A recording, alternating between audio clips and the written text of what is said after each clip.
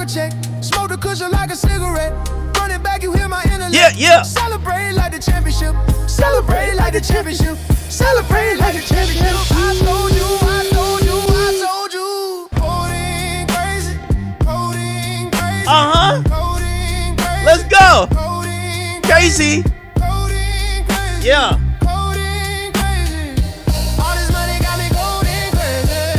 Drowning activist suicide. When I hit the scene, it's homicide. Diamond pinky ring, a lollipop. Forget the hate, I pull up in the drive. Diamonds colder than a glacier. Falling harder than a pacer. Let's go. I've been trying to have some patience. Told my mama she should pray on it. Told the street they gotta wait on it. She gon' put her brother name on it. I just dropped the whole thing on it. I'm making USDs overseas. That's US dollars that you can't achieve. My white girl said, boy, please. My white girl said, boy, please. Nah. Pour that bubbly. Pour that bubbly. Drink that muddy. Drink that muddy. Drink that muddy. Ooh, yes. When we're cuddling. Cuddling. Yeah, I'm covered in. Yeah.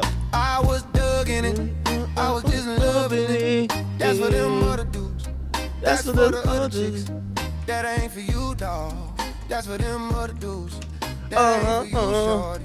That's for that other chick. I'm going crazy. Going crazy. Oh man, don't I love this song? Welcome, Big Ackers in the building, the biggest. I'm feeling good. How we sounding? How you guys doing? I want you guys getting on the check-in real quick. I know you guys are just here. I know you guys are just here or just got here. Wait.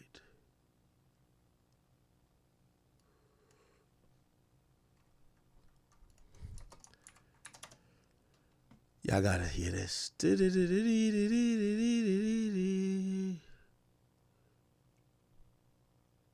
Hold on.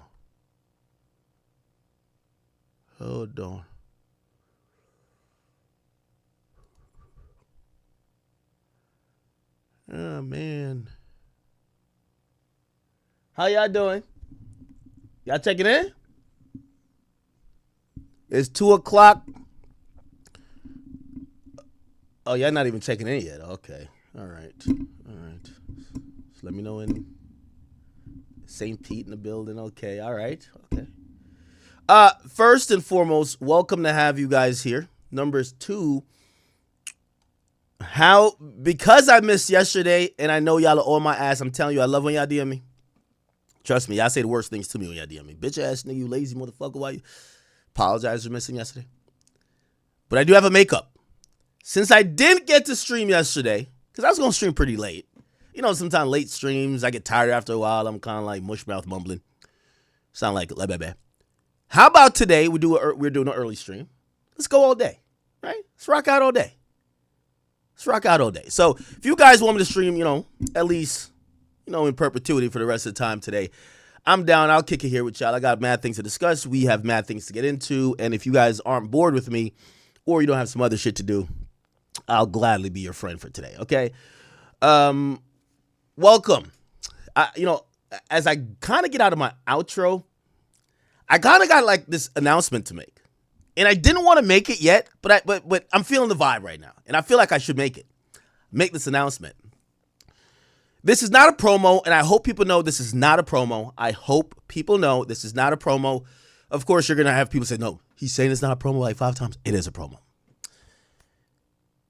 I kind of went down this rabbit hole. Look, you just seen what happened, right? Like, I played Codeine Crazy, or I played this song that everybody's using on TikTok, which is like this kid that basically remixed Codeine Crazy, but he sounds a little bit like Wayne.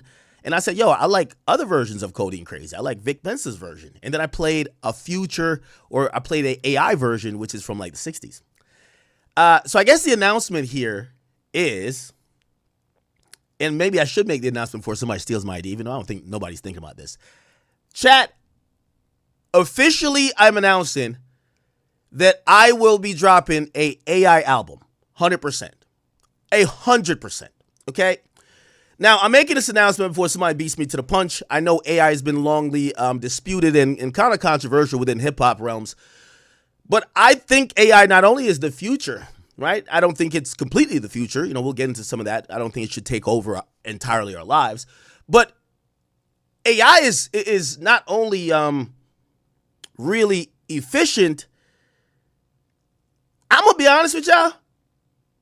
I think AI makes music better than 95% of rappers. Straight up. And I'm going to be just very blunt with that. So that's why this idea sparked my mind. I'm going to give you the origin of all of this shit. Because, I think you guys know what's up. I was supposed to fight Lebebe. All right? Now, I've suggested that me and him could, do triathlons. Well, we could do, I don't know, a septaculon. I don't know how to even say it. 7 events. Let's do it like the Olympics, okay? Boxing, I think I was going to knock him out flat 30 seconds, okay? I was going to have that boy drooling, knock them veneers out of him. Fuck 4 pockets full. I think we're going to have 4 toots on the fucking ground, okay? He ducked the fade. Cool, whatever. He clearly ducked the fade. He said, give me $40 million. Nigga, you're not worth 40. Well, he is worth $40 million, but nobody's giving $40 million to step in the ring, okay? We saw you at the basketball NBA celebrity game. Brother, you couldn't even stretch properly. Not that I'm an athletic phenom myself, but asking for that amount of money, you might as well say, I'm not doing it. So I had 7 events in mind that we could kind of determine on like this gladiator level of who's superior. Now, the boxing, I said I was going to knock him out in 30 seconds, so I was going to win that. So I had 3 events that I think I was going to win. Spelling bee, I think I got that too. He's pretty stupid. What else? I think it was a math test or something like that. Clearly, I got that too. But I had to make it fair for him. So I said rapping, right? Which he should, he's a pretty decent rapper, when he got a ghostwriter, when he, off the drugs, I guess. Yeah, I said he could use a rapper. He could beat me in rapping. What else? I think it was something about like popping pills, classic drug addict. So I think he would beat me there. I only drink liquor, so I don't know what would happen if I popped 15 perks. But anyway, it was 7 events. I forgot what all the events were, or the last event actually, because I tried to make it fair. But nevertheless, I really was going down this rabbit hole. So when I realized that Lebebe wants no parts of the fade, and after seeing that he's now brought the 4PF henchmen back around him and they're shooting NFL players, I'm like, you know what? Maybe I shouldn't continue this in the streets with him. If he's not going in the ring, I'll just let it go, okay? Nevertheless, I said, I think I'm gonna drop a diss song on this bitch ass nigga. Like, I ain't gonna lie. Once you show me signs of you pussy, I'm gonna press the line. Like, that's what I'm saying. He should have just acted tough. So now you show me you're scared of a fight. Okay, now I'm gonna I'm going full force. So I'm like, wait, who says this mushmouth retarded ass nigga could rap better than me? I'm gonna make a diss song. That's what I thought. Now, Lil Lack has been retired for a little while. He's a very legendary rapper. Only dropped a handful of tracks, but if you guys do know, Blues Clues, Triggers. We dropped Gata with 6ix9ine. We dropped Islands also with 6ix9ine. Actually, Lil Lack is a pretty decorated rapper. Oh, and I think, not Blues Clues, the first track I did was Islands. I think it's about to be gold. So, shit, I'm about to be a gold rapper, chat. Like, come on, man. Anyway, I'm like, I'm going to dust off Lil Ack, bring him out of retirement. Lebebe won't get in the ring. I'm about to go diss this nigga on a record. And then I was just like, do I even want to do that? Respect to Lil Ack. Lil Ack is a legend. He's like Eminem at this point. Do I want to bring him out? Does Lil Ack really got to come out to deal with Lebebe? So I sat back and said, well, I could probably, do what all these niggas do. Get a ghostwriter, just steal somebody's song and just make it my own. Or I could probably just get AI to do it for me. Honestly. So I downloaded, see, and this is how you know it's not a promo. I won't even tell you how I did it, but I actually did this myself. So I started messing with AI stuff. I wanted to see how good the technology was. Plus, I've been talking about AI on stream anyway. And to my surprise, chat, I was able, and no bullshit. See, now I gotta go find the files. But no bullshit, chat. I was able to cook up all type of songs, and I was experimenting with this AI program, and the shit was so fucking good.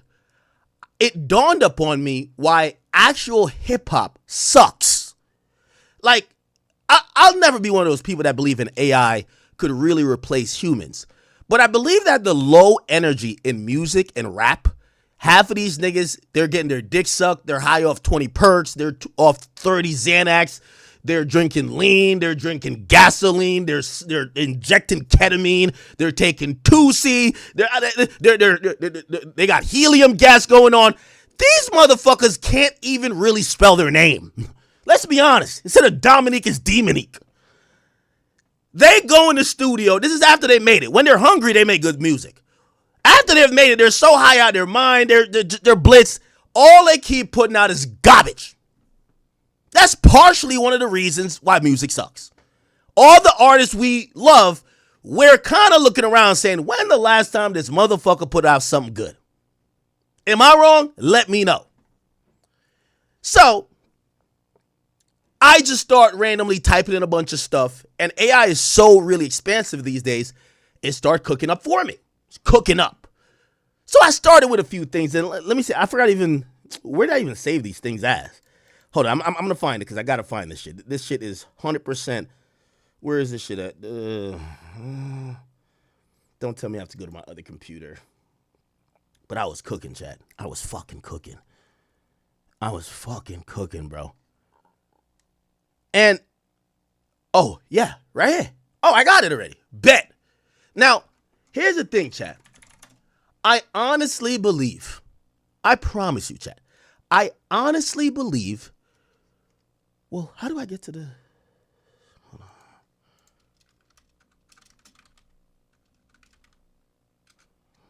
Fuck. I honestly believe, oh, here it is. I did find it. I forgot. Did I have a web? I had a login. Let me see. Again, I'm not going to show the product on screen because this is not an ad. This is something that I was fucking around with, and it made me realize music sucks. Like, literally, it just made me realize, like, yo, this motherfucking music sucks these days, bro. Okay, yeah, I did get to log in. Wow, look at this. All right, bitch. Chat, AI, I think, is capable of making music way more efficiently with less resources than an actual rapper. And this dawned on me as someone who, you know, remember when I was doing the little act thing? A lot of it, honestly, it was tedious. I had to drive to New York because I was working with 6ix9ine Engineer. I had to sit in a studio.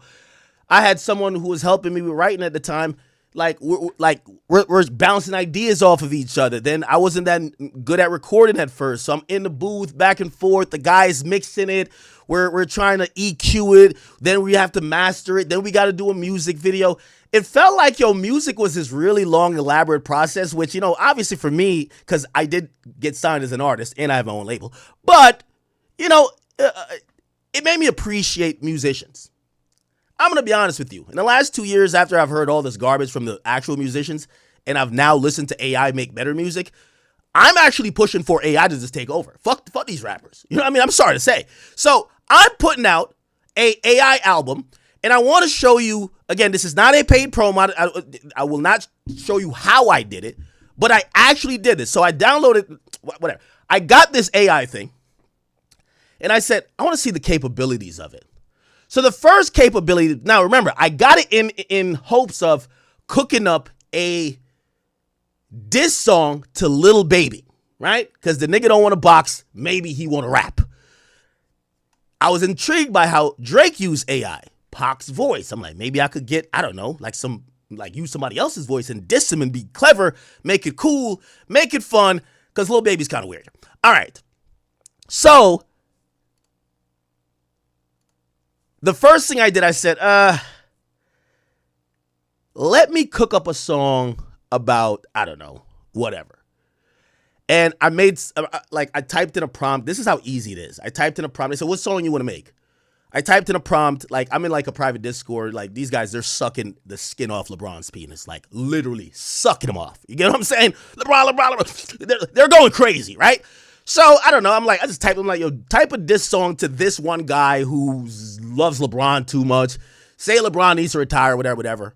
Surprisingly, within a minute or two, it cranks out an entire song to me, and it's in a unique song. And I'm like, what the fuck? Now, I don't know if you guys have played with these software, but I'm going to play some of this stuff that I actually cranked out. This is a complete AI song from me typing 4 lines. Hey, AI, make me a song about LeBron being too old to play. He needs to retire, but he's chasing Michael Jordan. And tell this other nigga stop sucking off LeBron. He ain't that good right now. Cut it. It makes me this whole fucking song. And so I do pick like what genre you want, what type of voice you want, what upbeat, whatever. But it makes a whole song. It makes the lyrics even for you. Look. Now, for whatever reason, I like when it does AI and older music. Okay, let me just download it. This is my email. Again, I'm just showing you the capability of this shit. Oh, is it this? 4 lines of text created me a whole song.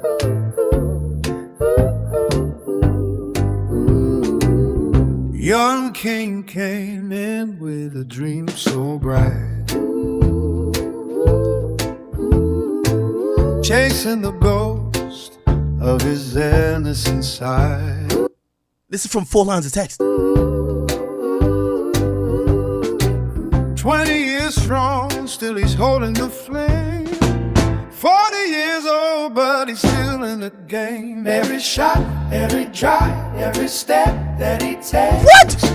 Legacy burning with all of the stakes. The crown on his head, but the doubts in his way. Gotta prove that he's great. Gotta do it today. 6 rings in the sky. He's reaching so high. Gotta catch him, Jake, Before he says goodbye. Gotta catch him, Jay. Okay, so without like boring you with too much, so it cranks out this song, and I'm like, what? No fucking way. So the next thing that I do, I'm like, all right, because I've seen these versions online, right? We just play like a Future, like they took Cody and Crazy and put it over some old shit. So I said, imagine if I just took like a current hot song, and because what it does, the AI you could just describe what you want, like, hey, I have fungus on my left toe. Could you create a song about this fungus is preventing me from walk and I can't fuck bitches? And every time I look down, it's an eyesore. It'll create a whole song. Like literally, it'll create an entire song. It'll get you the lyrics, the chorus, everything. So I said, all right. Obviously, you could get that better by the more you type. I don't want to make up a story. Let me just put in lyrics from an actual song. Let me see how AI would treat it. Let's see if I could create one of those other versions. So I said, what's a popular song right now? I don't know. Oh, y'all know the favorite song I play at the end. My favorite song at the time was always the song I played right before I start stream. What's the song? FDO. So I'm like, all right, let me just copy and paste. So I went to Genius, copied and pasted in this AI thing. And I say, don't just make a song with these lyrics and make it, I don't know, let's keep going with the oldies wave, right? Just because I want to hear it in a different tone. And it cooks it up. Check this out. Is it this? Let me see. Hopefully it is. Give me a second. I think this is it. So, no. It wasn't oldies. I said reggae. I said, I want to hear FDO first day out on a reggae beat. I pasted the lyrics in there. I select reggae.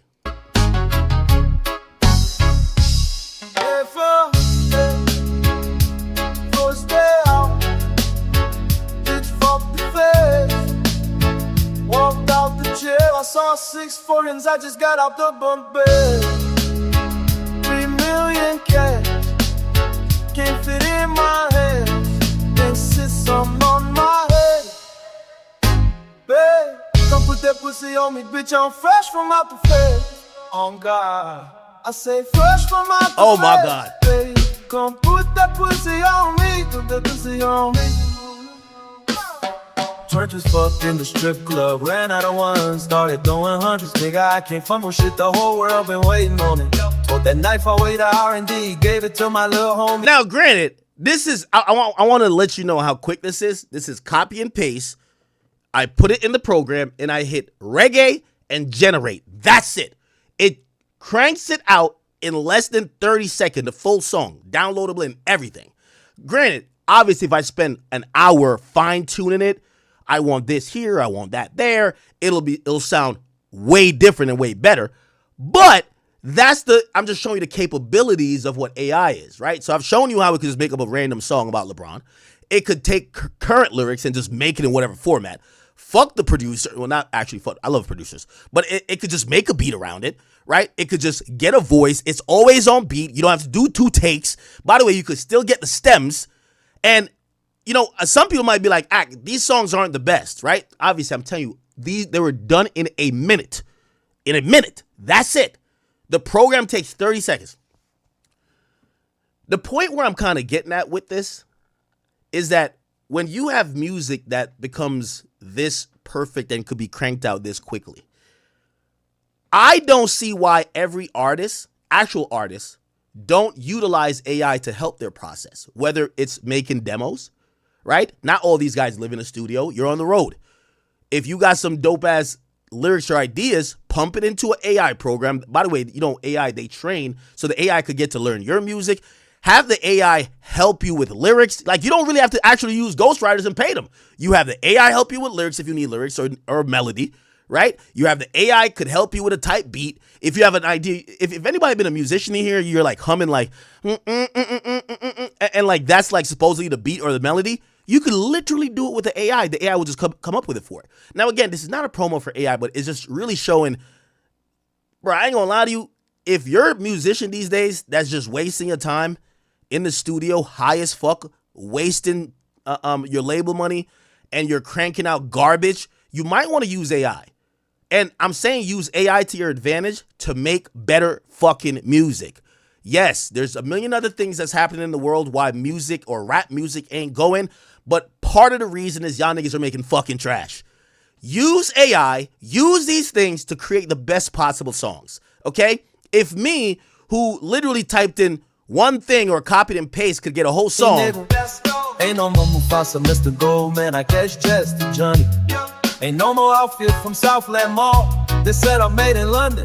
Couple hoes jumped off my bed, majority waited on me. She just acting faithful to you till I get home. Trust me, Anyway. A snake, I chain plate. I ain't choose the streets, they chose me. Stepping on shit in my lane. I'm choosing rap, it chose me, my name. Nailed too much weight. Okay. Same influence I got where I'm from. Got your Gotti and Andre. Oh God, when you meet me, you gon' get real motivated. Same day, oh God. Them teardrops played out, go get your favorite bullet on your face. Oh God, do not laugh when I am told. I rap when I got shit to say. SF90, I'm allergic to Corvette. Fuck a CA, you're a nigga, this an FA. Not a CA, nigga, man, so the edition. In the main, oh my God, what happened to virtual edition? That made bad. Okay, anyway, it's a full song. So then I say, all right, let me write 2 lines of code. Or not code, but just a description. And I think this is the third one I have downloaded here, where I say, I don't even tell the AI that it's me, Academics. I just say, write this song to Lil Baby, say he's ducking a boxing match, and he'd rather go shoot NFL players than really catch the squabbles with me, right? And I think this is it. Is this it? Ooh, no, this is drill. Oh, yeah. And I said, put in the drill thing. Now, obviously, I still got to work on this and tweak it because the voice is too light. We need a dark voice, like a deep voice, right? But I typed in 2 lines, diss Lil Baby, basically call him a bitch, say that he ducked the fight, and his pussy ass rather go shoot NFL players than catch the fade with me in the ring. And out of 2 lines, it created this whole diss song about Lil Baby. That's why I'm with AI.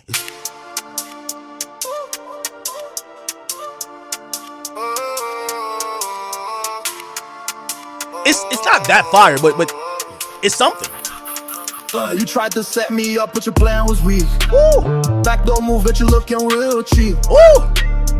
Thought you were slick, but the streets don't lie. Oh, shit. Now they left from all you sit there and cry. Here we go. All that talk, but you scared to fight. Oh, shit. That's the ring that you out of sight. Yeah. Rather shoot at an ML game. See, fuck the AI fucked up there. It's rather shoot at an NFL play. I should have changed the lyrics myself, but whatever. While the world calling you legs. Little baby, you a joke, man, we all see. Oh, shit. Try to play me, now it's Rico free. Oh, see, fucked up on that because I wrote in Rico in the description, and I don't think the AI picked up on what I was trying to say. But that's why, it's really good. You gotta just explain it to it. So I was just saying, yo, you ducking me because the Rico's up ahead. You feel me? But the AI ain't catch that part. Now it's Rico free. Fannie Willis got the case on lock. Yup. While you running from the cop non-stop. Boxing match was an easy win, but you tuck tail like a child again. Yup. NFL target, that's your flex. While the DA stacking up the checks. All that talk, but you scared to fight. Dodge the ring that you out of sight. Rather shoot at an ML game. I mean NFL player. While the world call you lame. Little baby, you a joke, man, we all see. Yo, I'm dropping the whole project. Fuck it. I'm sorry. I'm sorry. This better than the last 15 Little Baby songs anyway. I'm dropping it. Yo, y'all gonna be getting sturdy to me and AI, nigga. Yeah. Oh, yeah. Hey. Well, watch. First of all, the label I have a joint venture with, they're gonna call me like, hey, Ak, we just opened up the budget for you again. When do you want to drop? Hey, the announcement is here. Academics, all AI music. All right, all AI music. Original content. And by the way, y'all rappers, if y'all feel like y'all really good, y'all could come feature on the AI songs, and I think I'll have the AI out-rap you. That's the crazy thing. I would caution any rappers to feature on my album, which will be all AI, because my AI might eat you up. Pause. Literally. Okay? And after that, your career might be done. Just like Lil Baby don't get in the ring. Okay? But it's coming, chat. Tried to play me, now it's Rico free. Fannie Willis got the case on lock. Why you running from the cop non-stop? Little baby, you a joke, man, we all see. Not like this. Now, so AI is AI creates like a unique beat, unique melodies, unique like patterns, unique obvious BPM. And the power of AI is really significant. All jokes aside, well, I'm still dropping the album. But all jokes aside, I do encourage all rappers or all musicians, whether y'all admit it to the public or not, y'all all use help, right? Which is, you might use a reference track, you might use an idea that a producer created the beat and he hummed over the beat and you took that to make the hook. Why not use AI to some extent? If you're trying to, my boy Clav says looks max. If you're trying to music max, you're trying to make every song the best it could be, why not have AI give you a couple ideas or rework your ideas to kind of make the better music? At the end of the day, I think what people, this idea of like hip hop purism, that's out the window, right? Like, oh, you have a ghostwriter, you have a this, man, eat a dick, right? Like, we just want hot music. So if you got to use all the resources to make really amazing music. So I actually implore musicians to look into, and there's a bunch of these programs, so that's why I'm not going to mention one because it's not a promo, but I do think AI is transforming the music space, and I do think we're at also a teetering point when it comes to making, AI being accepted in music or rejected. Clearly the labels, their stance on AI music is twofold. They don't want their own artists' voices being AI'd up. So they don't want you to drop a track and use an AI voice of Drake to be a feature, right? That might confuse the consumers. It fucks up the market. They have actually made some amends to protect that. So if you do put up like, I don't know, AI Pop Smoke. Oh, by the way, that's another thing I did with the AI. So, I gotta, let me see. I gotta play it from within the joint because I didn't download this. This is another thing. This AI shit is crazy, right? I'm gonna show you this. So basically, I was like, I don't like these guys' voices. These guys' voices are too, it's too whatever. So it's too light. So basically, what I did was, I said, if I'm gonna make a song on a drill beat, I want like a deep voice. Pause. Right. So I want like a Pop Smoke voice. Actually, let me see if I could just do a Pop Smoke voice. This is how easy it was. It asks you to submit a sample of the voice you want to use. That it could analyze it, run whatever AI stuff it does, and it's going to create the vocabulary in that person's voice. I would think they'd be like, submit 50 songs or 50 interviews of this guy talking. It literally says, submit any 30 seconds of this person talking, and we're going to figure it out, which was to me like crazy. So I submitted the 30 seconds of Dior, the acapella by Pop Smoke, and I said, make a new song using Pop Smoke's voice. And let me see if I can figure out which one this is. I'm playing around with a lot of these joints because I was like, there's a guy like in our Discord that I was kind of dissing with like these songs. Is it this? No. This ain't it. Nope. Oh, and I was using Dior lyrics too. From the heaven. No. Wait. Oh. Hey.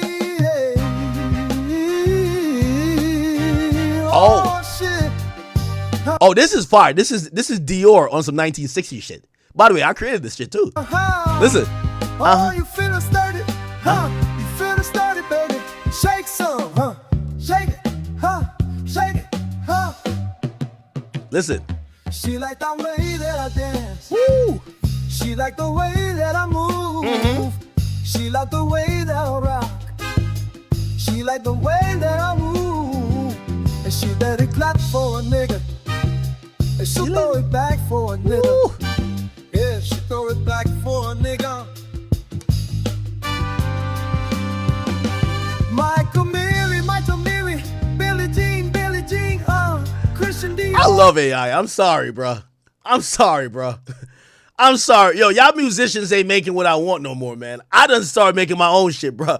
I'm sorry, bro. I got to check out from what y'all got going on, man. I just downloaded the AI program. I'm taking y'all lyrics. I'm plugging it over there. I'm sorry, bro. Dior, I'm up in all the stars when they rain it pours. She like the way I look like. Chat, I definitely didn't get paid. I'm paying $1,000. This costs a lot, by the way. I'm paying $1,000 for the year to create, I think it's like 1,500, 2,000 songs. Michael Mary, Billie Jean, Christian Dior, I'm up in all the stars and it rains it pours. Yep. Like the way I look. Now, when I copied the lyrics, I had the fucking, like on Genius, I had like an ad in there. So like it sang the ad. Look. You might also like the Glock. Where it says you might also like the Glock, that's from Genius. I left the text in there. Wu-Tang Clan. When I walk in the spot, 30 on me. Buy out the niggas, know that I'll pay. Bitch, I'm a thot, get me lit. I can't fuck with these niggas, cause niggas is gay. All on my page, sucking dick. All in my comments and screaming my name while I'm in the club, throwing them hundreds and fifties and ones and wild. Look. Pop Smoke, they know I'm wildin'. If I'm on the island, I'm snatching the cell. Brody got locked, denied his bail. Until he free, I'm raising hell. Tell my shooters, call me FaceTime. For all the times we had to FaceTime. Free D nice, he doing steak mine. Listen. If you need the glizzy, you could take Yup. mine. Please don't come out your mouth, you know I'm like that. I'll make a movie like TNT. Yo, the fact that AI went bow is crazy. I swear. Look. You know I'm like that. I'll make a movie like TNT. Drop 30 on me, ask who really want it. I bet I aired like B&B. Nappy Blue Island in my section, and I keep that 38 for the weapon. Remember when I came home from corrections? All the bad bitches in my direction.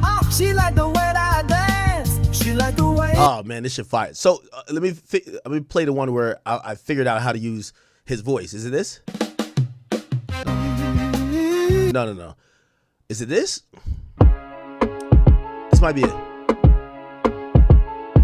Oh no. I was in the joint. I was showing AJ the joint, right? And I made a song for AJ too. My bad.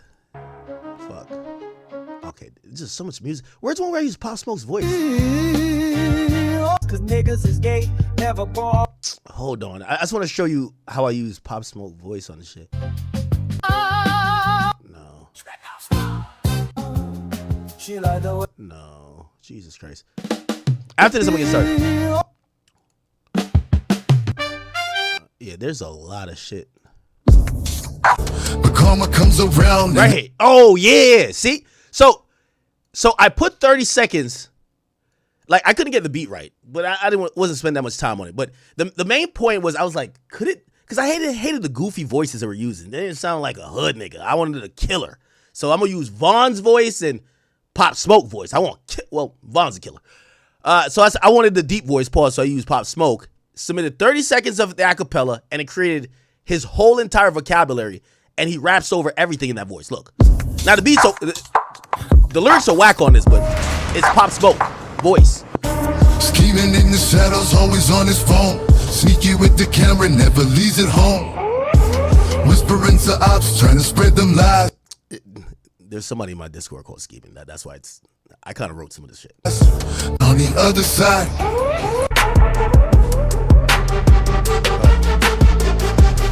The beat was fucked up too. Back when you step outside. Cause one wrong step and it's goodbye. Scheming, better run, better hide. We see you lurking on the other side. The day we catch you lacking, the day you die. Last breath taken. Okay. Anyway, all right. Just a little bit. Again, these are all like I took like a minute to kind of like create these things. I was really playing around with this program. Again, use whatever program you want, but I do want to just encourage AI in general when it comes to music, and it's going to be a little bit counterproductive because I am talking about AI a little bit today, and maybe not in the most conciliatory form, but I do want to say some parts and facets of AI are really powerful, and I kind of changed my opinion on AI included with music. Now, I do believe that artists' rights should be protected, but I do believe there's a place for AI. Not only AI music that stands alone, but I think artists themselves should take advantage of AI to tweak their music to make it better. That's my opinion. You know, you guys could be, wrong with it or not wrong. You could disagree with it, but this thing is really has a lot of capability. It could come up with a album art for you. It could come up with, bridges, hooks, lyrics. It could come up with song titles. It could literally make you melodies. It could make you beats. I'm not gonna lie, it's fucking phenomenal. All right, I'll digress and I'll kind of get into some of the more normal things that we're getting to. I know some of y'all gonna be like, what the fuck was that? Sorry, chat. I kind of spend a lot of my time outside of this kind of like going down rabbit holes. All right, well, welcome. We do have a few topics, and let me just make sure I didn't lose y'all. That wasn't the monologue. That was the pre-monologue. I didn't lose y'all, right? All right. You guys are in here. So essentially, welcome, guys. Today is, I believe, Friday. Isn't it Friday today? Today's Friday. Yep. Friday, February 20th. Welcome to today's stream. I decided to stream a little bit earlier for you guys today because I missed yesterday. We have a lot of topics definitely to get to. One of the most entertaining topics, I think, is going to be the Jim Jones and 50 saga and Maino and everybody else. And it's kind of interesting, man. It's kind of interesting how these guys are reacting to 50 clowning them. I'm not seeing nobody run to the car anymore. Not seeing a lot of captions. I see people embracing the jokes. It's kind of interesting. If only when I had given a joke, a clear joke. Hey, listen, why you got a headband? If you're trying to appeal to the younger kids, why you got a headband on a podcast? Headband is for like basketball for the younger kids. That's what they would think, not part of fashion. Instead of kind of rolling with the punches of the joke, they did diss songs, couple car responses, and a couple monologues. And I get it. 50 Cent is not only trolling, but 50 Cent has had a hand in literally making these guys go from squatters to being homeless. And all throughout that, they're chilling. They don't give a fuck. Why?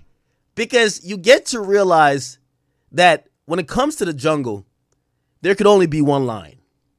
And there's a lot of people, when you see the cheetah, okay, when you see the tiger, when you see the elephant, when you see the hippopotamus, when you see all these creatures, they might think they're the lion when they run into the gazelle, when they run into, the zebra.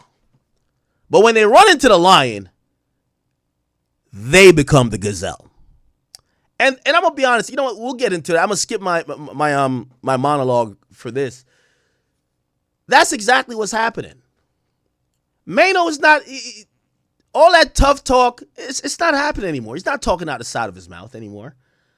Maino is on Angela Yee's show just gossiping, talking about Kai Cenat's relationship.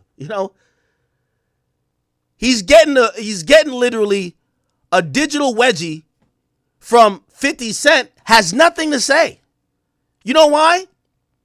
When the gazelle comes eye to eye with the lion, it plays its role. This hip hop culture is really, really like a food chain. And I've always, noticed that, but this is how you have to play the whole situation. Because the tough guys are only tough. No, not everywhere. Most tough guys are tough with the people who ain't tough. Until they meet a other tough guy, then they become the non-tough guy. So it's like this really interesting thing, but watching 50 Cent bully the likes of Fabulous, and by the way, I think Fabulous is smart for staying out of this, and I think Fabulous is probably having some decisions he has to make right now. Fab, first of all, I never had an issue with Fab. I really think he's entertaining. I even commented on his diss song, and I said it was good. He dissed me. It was really dope. I liked it. But I will say this. Fab is literally in a glass house. If we're getting to podcast fodder back and forth and beef, I think the most amateur person would rip Fab apart. There's just so many things publicly or otherwise that you could bring into focus that I just don't think that he would necessarily want. And also because I like him, it was a joke, so I wouldn't go that far. But you know who will go that far, right? 50 Cent. So I do think Fab is going to be thinking about. Jim Jones has been kind of like down bad for a bit. Maino doesn't really have a career. You're the only one who has something that kind of, could be tarnished by all of this spat with 50 Cent. And at some point, you might have to tell your boys, like, yo, I'm going to catch y'all later. If you with the niggas who in the car where everybody's trying to shoot them, you might be like, nah, y'all go ahead. I'm going to just follow you in my own car, okay? Because if the drive-by do happen, at least you be in your own car while you know what it is. So I do think Fab is about to hop out the whips at some point. But if you guys haven't heard the latest, 50 Cent popped online today with a new declaration. He's giving us new news. He posted a video, and it's very interesting. And we hold on, I got to make sure y'all see it. He posted a video, and I want you guys to take notice of the date. This is why people don't fuck with 50. Today is February 20th, 2026. If you're a little bit confused, the date here, it actually reads February 19th, 2026. Now, I'll read this time for you in case you're confused. It's 2:43 p.m. I want to keep this in mind and also tell you this. And this is why you don't fuck with 50 Cent.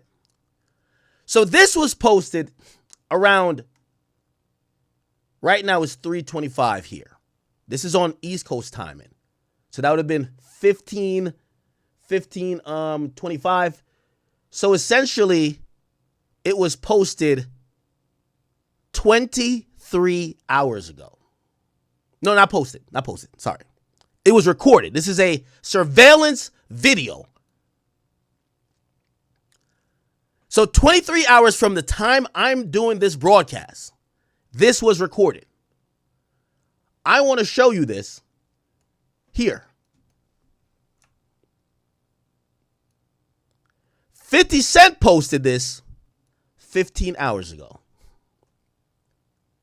Why is that significant? just a smidge over 7 hours after you're catching your L, nobody knows about, or you think nobody knows about, the worst nigga in the world has your L documented and is posting it on Instagram. You don't want to beef with that guy. You don't want to beef with that guy. 7 hours after this was recorded, 50 already was on the gram embarrassing these losers. So let's watch the video in question of what happened. Now, let's watch.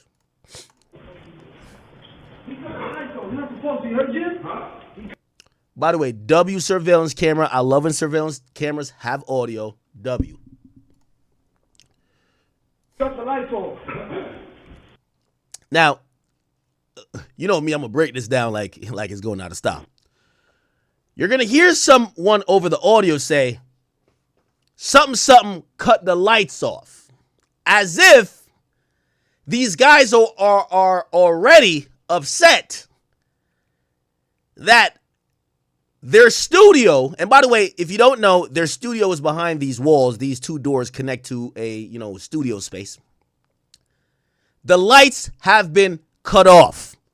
The heat have been cut off. And now they show up, the doors and the locks have been changed. This is the video of what happens when you play with 50 and 50 gets your landlord to evict you. You heard Jim? Because he don't like that. He said, fuck is you talking about?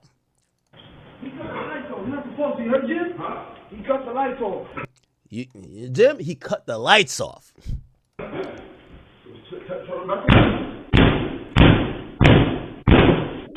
Oh, no. Oh, no. Oh, no. Oh, no. Jimmy. Jim, what is this? Jim. Oh, no. Yo, the memes about Jim missing leg day. Yo, Jim, bruh. The jokes write themselves. There was always, look, Jim Jones missed leg day. That's all you got to, look. Look. It's a running joke, literally. There's a running joke that Jim is built at the top. Like he's doing P90X, he's on some TRT and some steroids. But then he got them noodle legs, okay? He even did a video back in the day to respond to people who said, bro, how you so built up here, but you got noodle legs? So he did a video clapping back at people for saying he misses leg day. I haven't talking shit about my legs yet. If you don't know anything about genetics, you probably don't think about working out. So here's a little challenge for those who say I ain't got no legs. Then I urge everyone who's talking shit to do the same thing and post it. Simple. Let's do this, and I'll shut up. So Jim, shut up. Do this, and I'll. So Jim is 50 years old, or 53, or whatever age he is, and he's doing a leg day challenge because that's been a running thing. Okay, he's even posted other videos of him, getting the legs right. Okay, because people really mention that he skipped leg day. Now check this out. This is a video that came out, and this is why they said, "Yo, Jim, what's up?" Let me get it. Let me get it. Let me get it. Let me get it. Let me get it. Now, before Jim gets in his feelings and goes off on a Maino style rant against me, I want to point out that I don't think that Jim looks that ridiculous. Reminder. Jim Jones is 50 years old. The average human life goes to about like 70 something. He's almost there. Okay. The point is, I do think Jim looks phenomenal for his age. I don't want to that's not where the joke lies for me. So I'm not saying Jim looks crazy. Obviously, Jim is even in way better shape than me at 50, But you know the internet, and that's the problem with the senior citizens. They act like they still don't get the internet. And those are the funniest people to joke at their expense, because everything everybody gets is like, it's like an internet kind of like, we don't need to explain it. They're like super bothered about, right?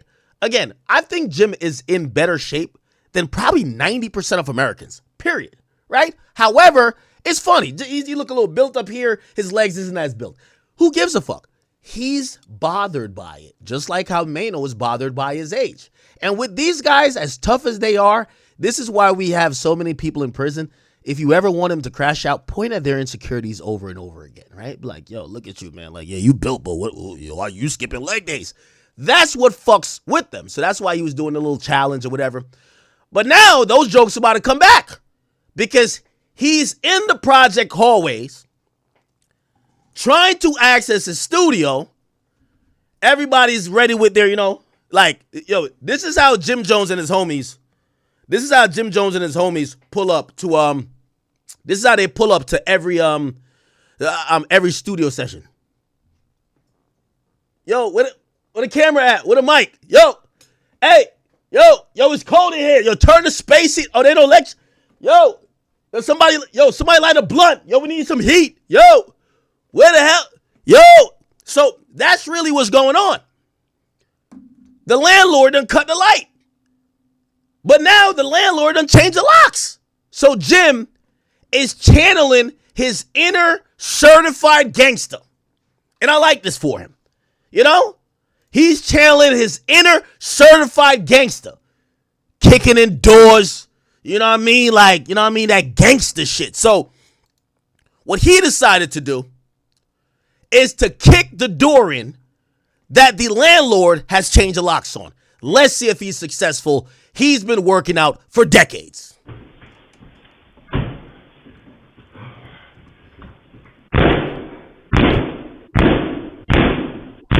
Whoa there. This is crazy. You know what my problem is with this? Jim, I got your back, brother. I fuck with Jim. Even though we had a little run-in and he was like, yo, the internet shit. I think he was talking about 6ix9ine. I'm not talking about your blood affiliations. I don't care about that. I'm just talking about you as a rapper. He's still going to be mad, though. It's okay. I have respect for Jim, though. Because, Jim, here's the thing. It's for y'all doing that podcast. Why are you the only nigga kicking the door in? Where is Geo, dude? Maino, stop being Angela Yee's bitch for 2 seconds and come help kick the door in, nigga. Yo, Maino. Hey, Chano, could you come help kick the door in? Chano. Yo, where is Chano? Yo, Fab, put the headband on now. Now we need you to headband on. Fabulous, put the headband on, the arm sleeve, and, yo, Tracy McGrady used to wear the leg sleeve. Put that on. Kick that door in. Where y'all at? I don't like that the senior citizens only let Jim do the dirty work. Why isn't Chano there kicking the door in too? Why not? Why is it only Jim? Huh? They told me, because I tried to do a little research on Maino. They were trying to say some stuff about his street reputation. But I didn't get into that. I said, that's whack 100 territory. I said, y'all got what work? I don't want to hear the work. Don't give me the work. But they were like, nah, you know what I mean? Yeah, he did. Yeah, he got some work, but now there's some other stuff too. I'm like, what you mean other stuff? It's not Maino. He's like a slapper and he's like a robber. I'm like, what? It said Maino. If you look at his history, he used to kick in doors. I'm like, yo, this is the perfect time to tap Maino. Chano, come on. Get off of Angela Yee's lip service podcast, nigga. It's time to do what you do best, nigga. You're in the Hall of Fame of kicking doors in Brooklyn, nigga. Come kick this door in. Chano, get over here.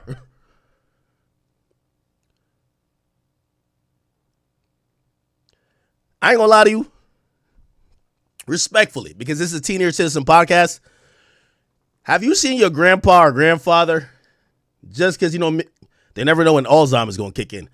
So they got their medication for the week in like this little thing. That's it, Monday, Tuesday, Wednesday, Thursday, Friday, Saturday. I'm pretty sure Jim Jones got like a little chart for his workout and his meds. Do y'all think Jim counted this as leg day? This is leg day right here. This is definitely leg day. What? This is leg day. Look at this.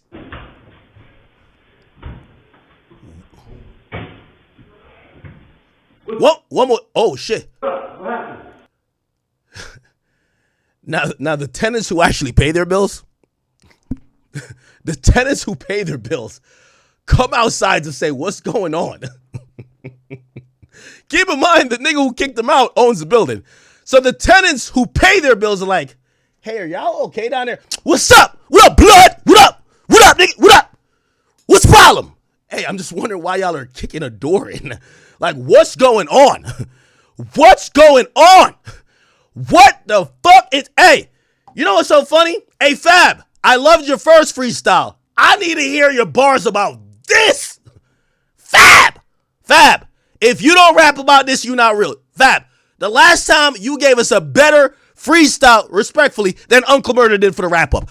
Give us some bars about this. This is how 2026 is started. Kicking in doors to the podcast spot. Holy. Yo, Fab, you got jokes for everything else, Fab. You know what the funny thing is? Fab probably in the group chat like, damn, these niggas broke. Like, oh shit. I thought they said all I had to do was show up. You know, Fab actually rich. Like, damn, these niggas broke. Oh shit. Yo, they're giving him updates like, yo, Fab, I think we kicked the door, but like, it only broke one hinge. This is a super door. It got 3 more. Yo, Fab is like, damn. You know what Fab is like? He looking at the group chat like, oh, word? Okay, all right. Holy shit, chat. Nah, we gotta break this shit down. Hold on, run it back. Said, fuck they talking about. He cut the lights off. You're not supposed to. You heard Jim? Huh? He cut the lights off. See, now, one thing I like about Jim, though, Jim spins everything. So Jim is going to spin this and say, hey, we all know their podcast is really called the Senior Citizen Podcast, right? They try to call it Let's Rap About It. Trust me, they won't want to rap about this one. Chano, you want to rap about this one? Chano don't want to rap about this one. Fab, you want to rap about this one? You want to rap about this one? It's okay. I think Jim could spin this into he's teaching the YNs on how to kick in doors. I think, look, this is a good tutorial. The worst part of this video is right here, Chad. He cut the lights off. You're not supposed to. You heard Jim? Huh? He cut the lights off. I'm going to show you the worst part of the video. The worst part of the video is the guy who's walking with the diplomats. By the way, this is a fire jacket. Please don't bring the diplomat brand into this level of brokenness and poverty. Okay? Please don't. But this jacket is fire. Okay? This jacket is fire. Man, this is bad, chat. Holy. Let me in. Now, I'm one of them type of niggas that if you got me in the crew, don't bring me to the kick the door in thing. I'll be the planner. I'll make sure everything goes good. You won't have to test if you skip leg day or not by doing some shit like that. I'll figure it out. So I was thinking about it like this. I'm like, wait. Gotta be easier ways. This is how you get people to call the cops on you. And even though it's your residence, if there's an order to evict you, you'll get arrested because it's technically breaking and entering. But then I thought about it. I said, gotta be many ways to skin a cat. The landlord's probably rich. He's not here all the time. They just want to get in. Like, Jim should just try to pick the lock or some shit like that. Right? But then I thought about it. I said, wait, Ak, do you know who we're dealing with here? And I'm talking to myself here. I'm like, what do you mean? So I said to myself, I said, did you forget what Kanye said to you? The nigga, yo, he scammed Kanye for $2 million and he couldn't make a fucking PDF. How the fuck you think he gonna pick a lock? It made sense now. It made sense. Which I was even thinking, I'm like, where the fuck did the $2 million go? How can't you pay rent? How can't you pay rent?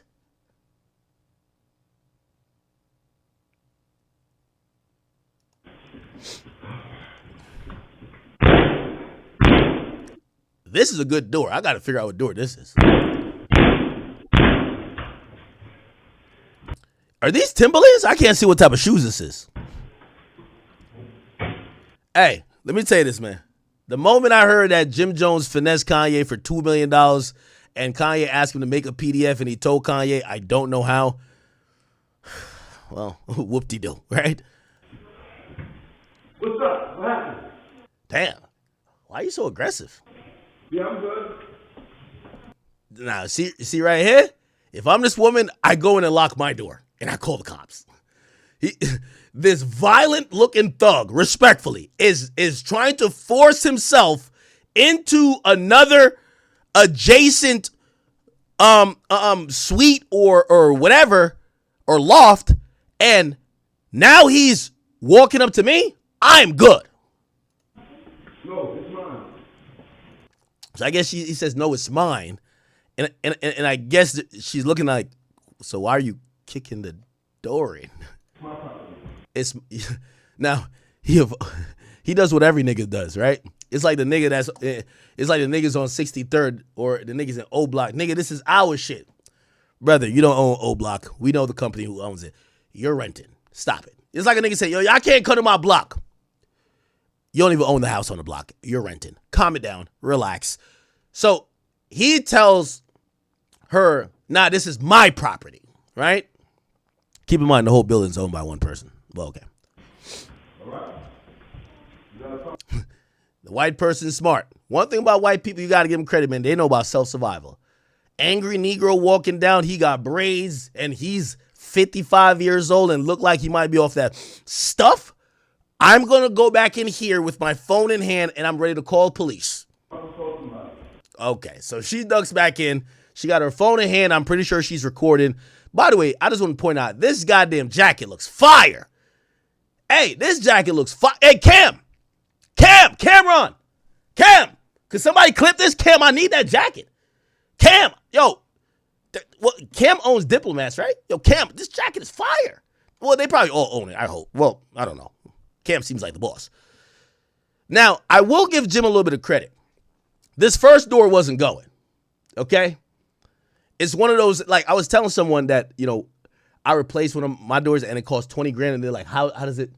Yo, they got the shit that's like, it's fiberglass, is this, is that, which means it's basically kick proof. Like, you got to literally knock a fucking, you got to really, you can't get through. That's basically what that usually means. Now, it looks like this door was whatever that is, or it's probably just solid metal. It's probably just metal, because this is like a, you know, industrial space. This is how industrial spaces look in New York City. Very narrow hallway. This reminds me of the place I used to record music in that 6ix9ine's producer was at. Like, it's narrow hallways, and you go in here, there's a whole studio. So now he goes to the second door, and he's going to try his kick in there.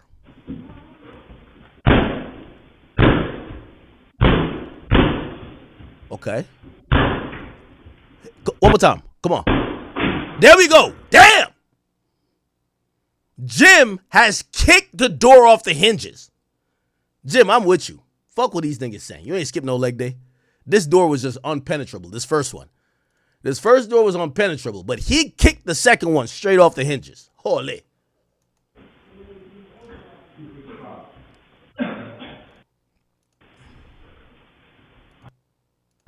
I ain't gonna lie, Jim gonna need some Bengay after that. Yo, Jim, I know a nice little spa you could go to. You know, all the yo, you're 50. You're definitely sore after that. You know what I mean? Like, yo, a nigga 50. Yo, the older you get, once you're in your 30s, shit you used to do. Like, I would go to the movie theaters when I was like 17, and like you see the little ropes, you just like fucking hop over it. Like, nigga, you're trying all this shit. You think you're Jackie Chan, my nigga. You jump off some shit, nigga, you feel no pain. Nigga, when you hit 30, my nigga, you go like this and you kind of grab your ankle a little bit, you kind of walk it off, but the next day you in pain, nigga. Straight up pain. And that's when you're in your 30s. Jim is 50. This type of shit right here, this nigga need an ice bath, he needs some massages, he needs some Bengay, this nigga needs some icy hot, and he needs at least he needs some Robitussin, at least.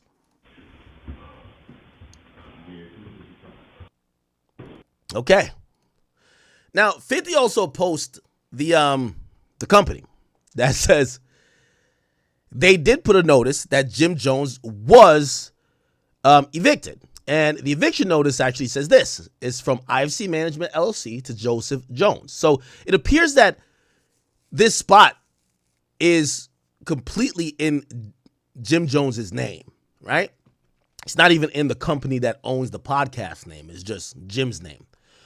So it says here he's evicted from two suites, which is suite 202 and 204. So that's kind of what it is. It's 202 and 204.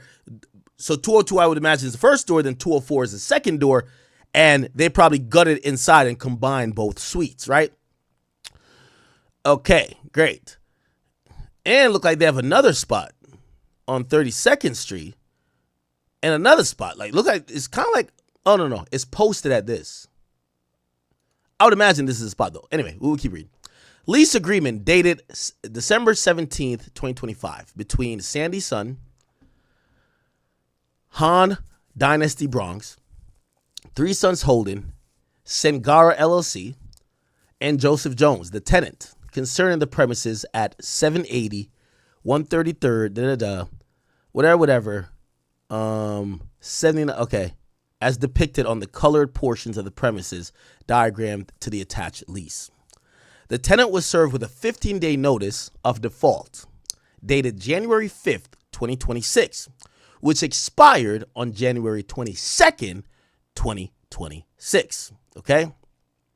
A 5-day notice of termination dated February 10th, which also expired on February 17th. The tenant's tenancy at the premise has been terminated. That pursuant to landlord's rights on the lease, blah, blah, blah. Whatever. The landlord has elected to re-enter and take possession of the premise and peaceably recover possessions of the premise. The tenant may make arrangements with the landlord to coordinate the retrieval of the tenant's property, so like cameras and shit like that, from the premise.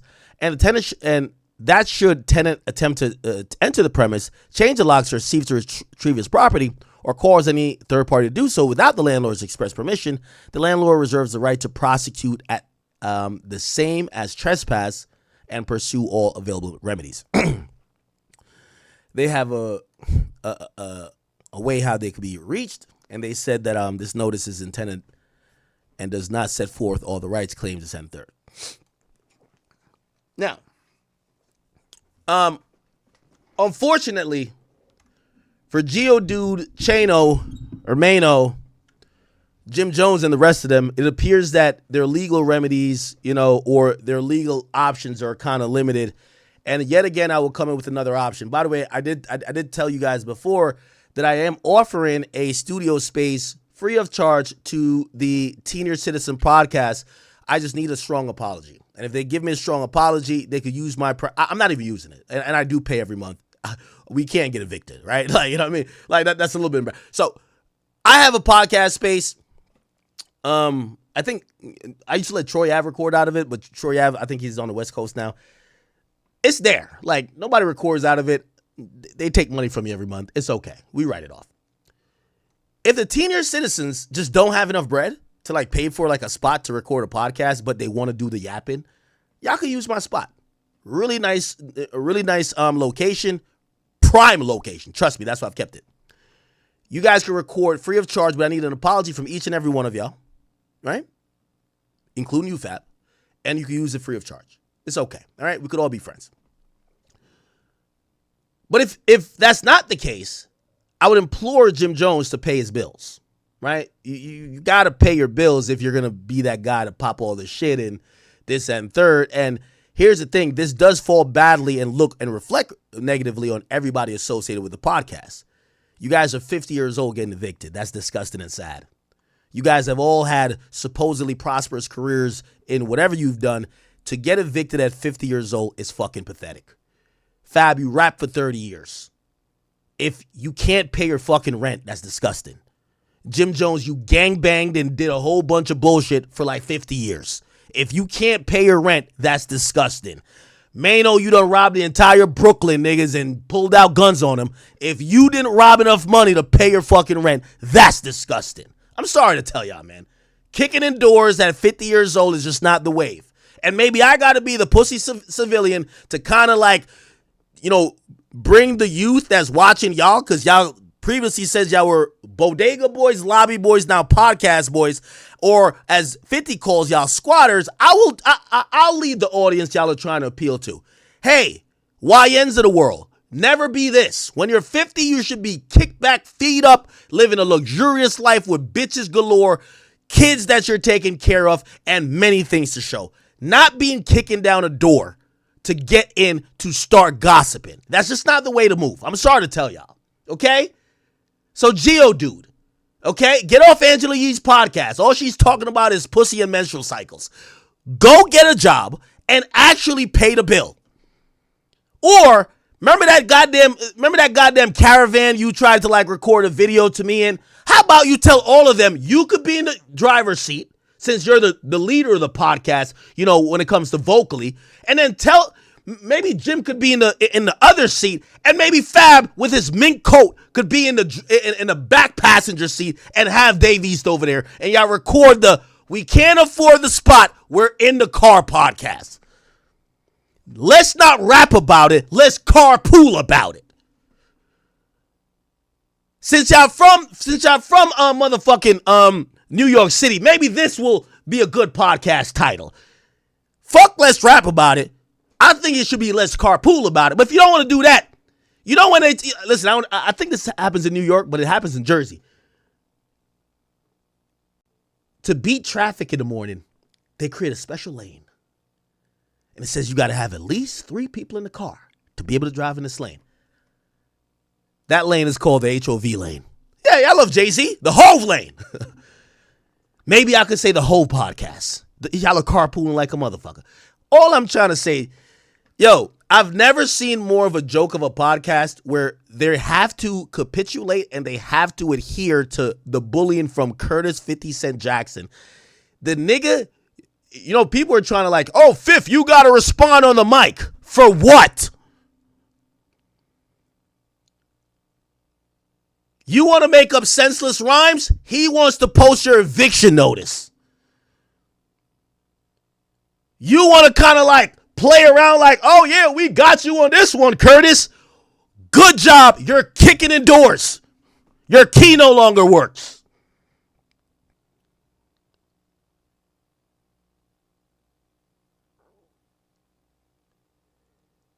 I think I like that, chat. The Hove Lane boys. So from the Bodega boys to the Lobby boys to the Pod boys to now the Hove Lane boys, because y'all can't afford a spot to record a podcast in.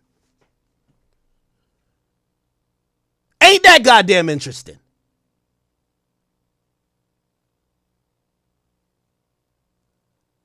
Maino,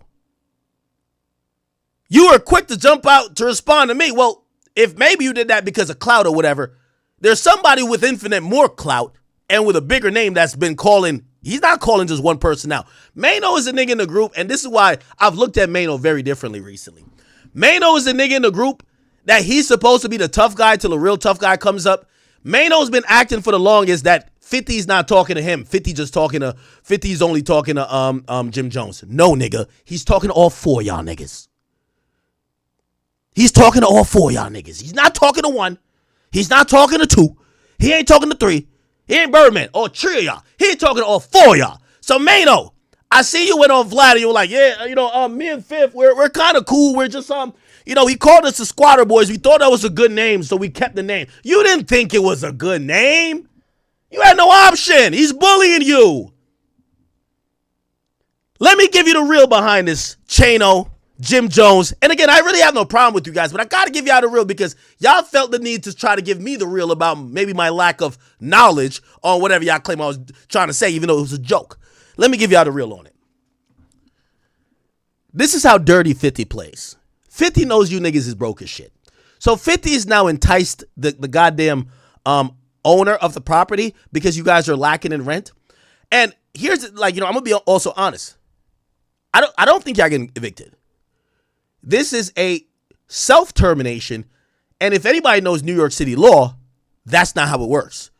New York City law, especially Mandami's in now, technically, this won't be trespass. You have a lease to be there, even if you haven't paid. Only a court could force them out. We have not seen a court order. This notice is sent by the landlord. So the way how it works, only a court could do it, and a court is always on the side of the tenant, especially in New York City. New York City has housing problems. They're not going to side with landlords. They'll figure out a way to keep the tenant there because they don't want to have a homelessness problem. So in reality, this notice is cool and cute. And yes, they probably will be able to bill Jim for kicking in the door. That is damages. But is Jim actually evicted? Actually, no. But let me get back to my point. My point is this, and this is how 50 is playing the game with y'all. And he's really bullying y'all because he knows y'all can't fuck with him. He's bullying y'all because he's enticing your landlord to do these things. If the landlord really, none of this said we went to court. The nigga just said he sent you notices, you're ignoring it, and he's kicking you out. You know why he's doing that? Because 50, I'm telling you this is a fact. This is how 50 moves. He's encouraging the landlord that he wants the spot, or maybe he's promised or paid the landlord some money to say, hey, I want that location. If they aren't up to speed, get them out of there. I'll be the new tenant.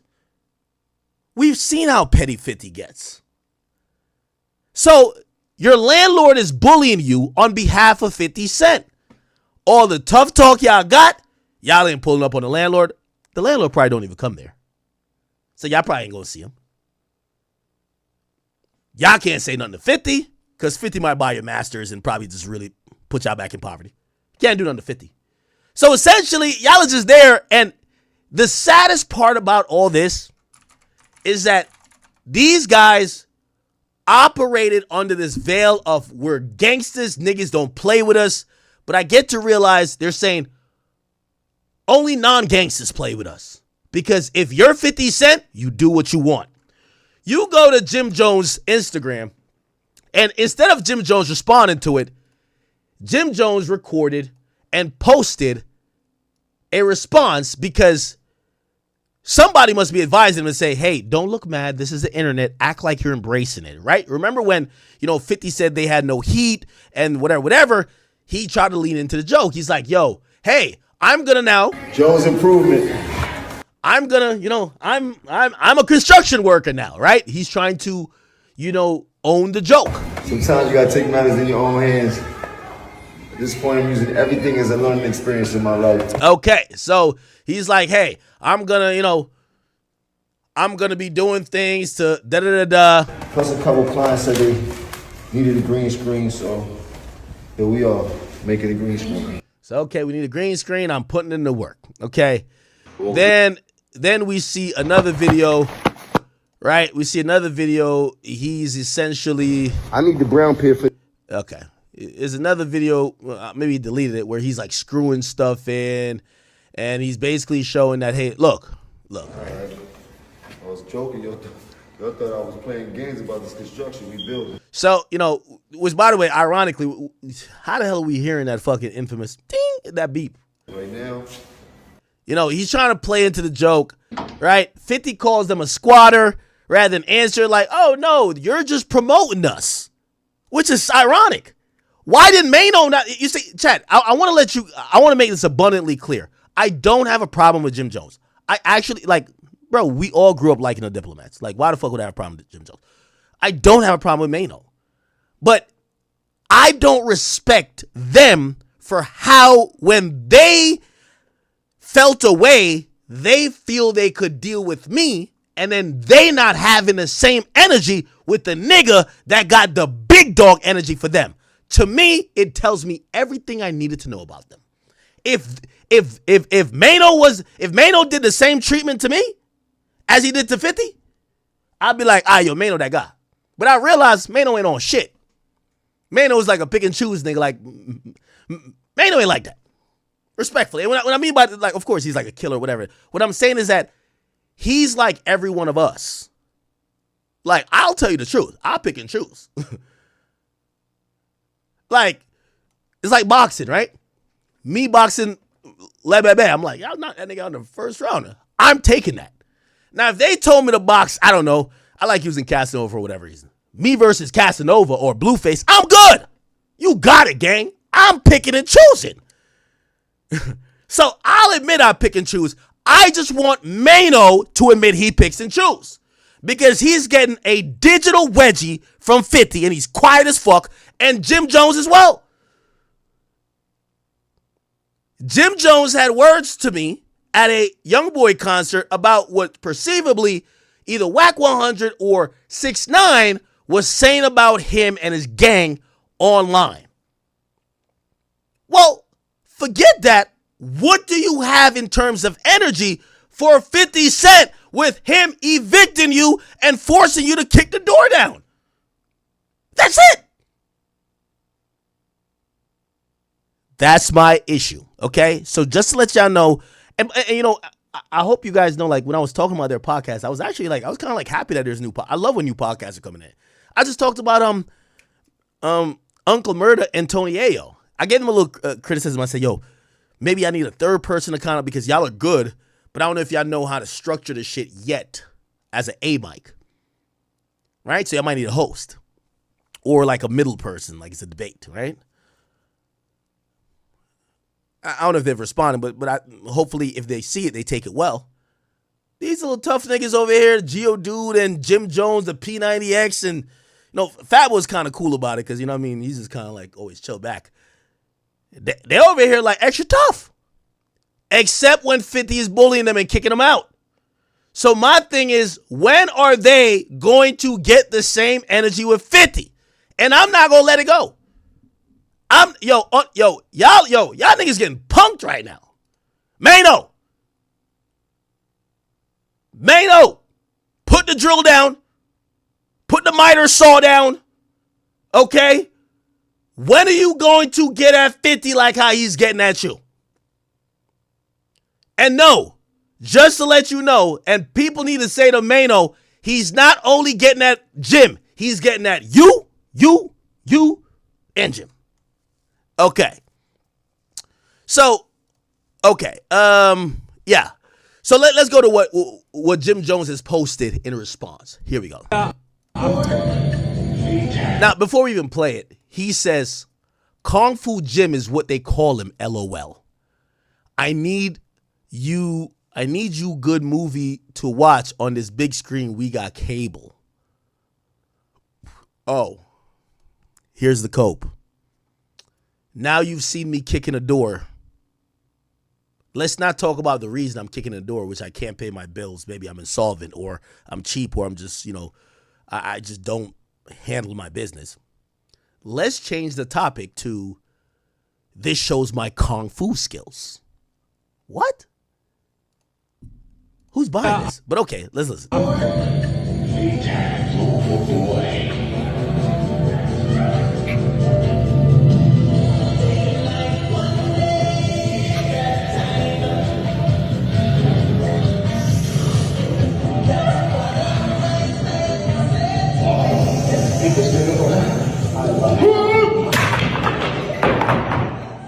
Oh, wow, I missed that.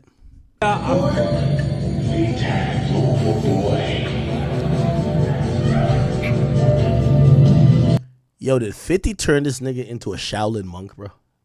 This nigga's doing like some Jet Li, like, yo, what type of, like, memoirs of a geisha? Like, what type of Bruce Leroy shit is this?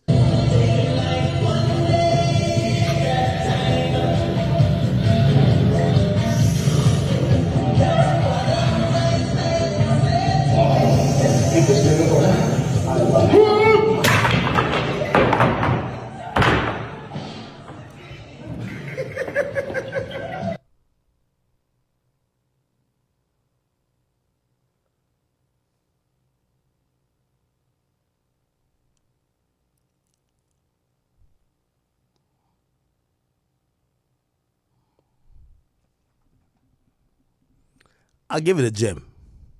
While he's getting bullied by 50 Cent, he's a good sport. Like, you can tell 50's not laughing with them. They're trying to laugh with him. They're trying to laugh with 50. 50's like stuffing them into lockers, and they're in the locker like,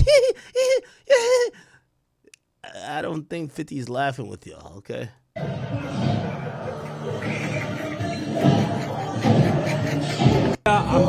Okay. Now, 50 Cent has posted again. Yeah. Yo, 50 on these niggas' ass like back pockets. 50 says, yo, Sam is my partner. I own the joint. Now you're going to fix every door you kick, and I'm going to kick your ass, Jimmy.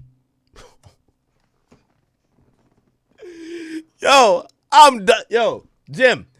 You got to stop laughing. Yo, Jim, let me tell you this. When Jim was mad at me for something 6ix9ine or somebody, like whoever I posted, Jim was talking like he was the big. Yo, Jim said to me, niggas get hurt fucking with me. Jim, this not the energy you giving right now, Jim. Jim, I'm disappointed. Jim, I don't got a problem with you, but I'm going to hold you to exactly what you said to me face to face. You said niggas get hurt when they play with you. This nigga is he's not joking with you no more, Jim. He says, fix the door, he's going to kick your ass. There's no joking about that. Jim, you said niggas get hurt playing with you. Jim Jones. Jimmy, you told me to my face, niggas get hurt playing with you. 50 Cent has given you an ultimatum. You need to head to Home Depot. You need to get a door frame, a door jamb. You need to change the locks. You need to get a new door. And matter of fact, you might want to put like some love into it. And you need to get a goddamn a laser level. Make sure you get a level, and also get a goddamn drill and get to work. Jimmy, he's saying he's gonna whip your ass. Geodude. Maino, Chano, hey, oh, he's talking to you too. I know your name ain't mentioned. You think you got out of his. No, you're gonna have to hold the door jamb up while he drills it in. Yes, that's how it works. Oh yeah. So 50 has told the senior citizen, if y'all don't get the door installed, you're getting beat up. This is classic bullying, and this is why 50 is greatest. Jim, hey, Jim, Chano, 50 has said he's going to beat y'all up. I ain't say it. It says it right here. He posted your landlord. Yo, 50's greatest. 50 is the fucking greatest, bro. Yo, let me tell you this. You know why we appreciate 50? You know why we appreciate 50? We appreciate 50 because sometimes niggas talk it, but he always delivers, right? So I want to give y'all like some realistic shit. And this is why I say, I know I'm petty, but 50 is a different level. Remember when me and Blueface was going into it? I really had somebody go look into his house thing, right? It was like 1 point, like, was it 2 million or whatever? And I was like, I really knew it was a dump. And it was about to be at auction. But I was really like, shit, that's just like, that's hip hop history, my nigga. Just like buying a nigga who's dissing you's house. Like, yo, that's crazy. And so there was a supposed auction, and then it was a weird thing with how the house was going through foreclosure, because they would submit something to the bank and the bank would put it, like, it was something weird. And honestly, like, bro, I didn't really dislike Blueface that much. The point what I'm trying to say is that, like, bro, if I'm impulsive, right? So I would have bought it right away. But after I realized it was going to drag on for months and maybe go to another year, Bruv, after that, I think me and Blueface, we ain't really squashed on it, but it was just kind of like, we're not beefing, right? Like, we're really not, we don't care that much, right? I just said, fuck it, right? I give you another instance. After I got popular from, I went to Rutgers University, I got popular. There was this one person who was at Rutgers University that used to be really friendly with me, came to all my parties. Like, I just remember throwing mad parties. She was always there. And shit, like, we give her free liquor. We're giving her free entertainment. She was kind of like known to us, so we would let her in for free, blah, blah. I used to be throwing parties. And, I just, I always thought I had a decent relationship with her. Obviously, after I graduated from Rutgers or whatever, things get a little bit, because I now start getting popular online. And one of the things that kind of like it, and I'll be honest, it did affect me, was that the people who I used to be at college with, and we all used to be at the same cafeterias where, my last couple of years, I used to be jacking for swipes. I used to be friends with like the sophomores because they had mad swipes. Like, hey, you swipe us in because I ain't had a meal plan. When they saw me like start succeeding online, some were like, oh, I know him. He's cool. Like, yo, that's act. Like, whatever. But some of them who I knew, they were like, wait, why y'all on his dick? Like, yo, what the fuck? And they would come, like, I started seeing, like, certain people who I was cool with, like, say really negative things about me, and I used to be really friends with them. It bothered me a bit. And there was one particular girl, I remembered her, and I said, yo, this bitch, she been going crazy. It was on Twitter, like, back then. And I remember I made sure, I forgot, like, one day I went down, like, a rabbit hole, and I figured out everything about her. And I said, yo, I'm starting to get money now, and I said, yo, this bitch she lives somewhere near Atlantic City, like in like a 2-family house. And I said, I'm gonna buy the fucking house and kick her out. I was so upset. I'm not gonna lie to you. Like, and yes, we're all human. So because I was always nice to this girl. She would just hated me on. She would tweet out, like, there's this, there's this like flyer that says like I was stealing a laptop. I've never sold a laptop. But that was really because a long story, but we went into some like apartment trying to sell tickets for a party we were doing, and we walked in on somebody having sex, and they said, how'd y'all get in there? So they said we were trespassing. Whatever, fuck it. The point is this. It was someone who I knew from before I got popular that was just hate, like they were the biggest hater of me, and we used to be friends. So I'm like, yo, I had it like saved in a browser thing. Yo, this is the milestone. You're going to buy the house her and her family lives in, and you got to evict her. Just to teach her a fucking lesson. As years passed and whatever, I'm going to be honest with you, I kind of like lost interest in even doing that. And, from time to time, I like try to Google her name. I just don't have like 3 hours. I mean, I do have it, but there's no motivation in me to put 3 hours into finding every new thing about where she lives at now to fucking torture this bitch, right? So I've kind of let it go. And that's what, I only say that to say that's the difference between me and Fifth. Because I've been the person where I'm petty and I'm about to do some shit, but if I can't do it in the moment, over time I kind of like, yo, all right, fuck it. It's like 2 years later, like, who gives a fuck? I'm not even that mad anymore. Fifth is the only nigga I know that when you cross him, if it takes 1 year, 10 years, 20 years, 2 months, 3 months, 5 months, 2.5 years, he still delivers. He doesn't give a fuck. That's why I say this guy's the GOAT. Because have you been mad at somebody before and you're like, you know what, man?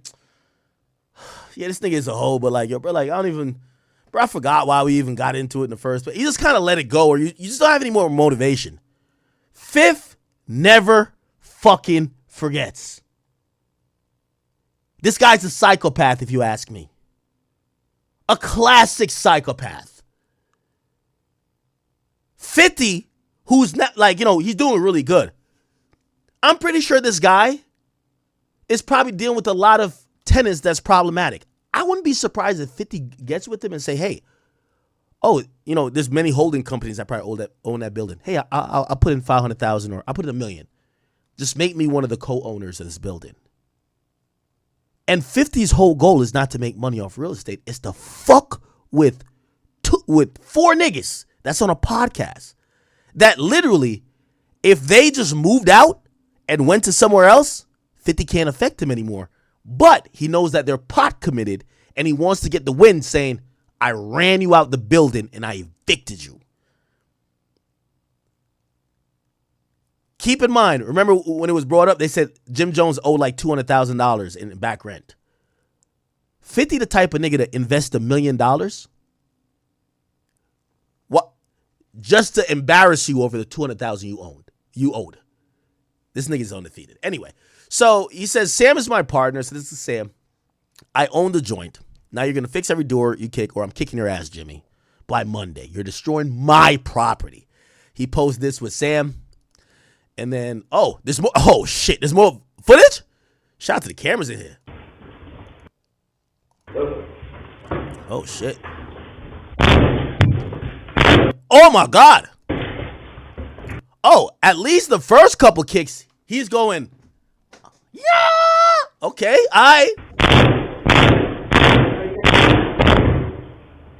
Oh, they kicked mad doors open. What the fuck? Nah, this is crazy. How many doors did he kick open?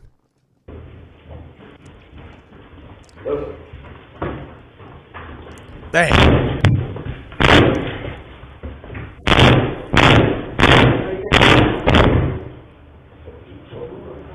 I said, fuck you talking about? Oh, so it's 3 doors. Because you hear the conversation that leads to the other camera. He said he cut the lights off. So I guess the guy who said they cut the lights off is after they kicked the first door open. And he said, he cuts the lights off. So there's no lights in there. And there's 2 more doors. I guess there's separate studios, I guess. I don't know. So he's trying to kick the other door. He cut the lights off. He cut the lights off. Oh, my God.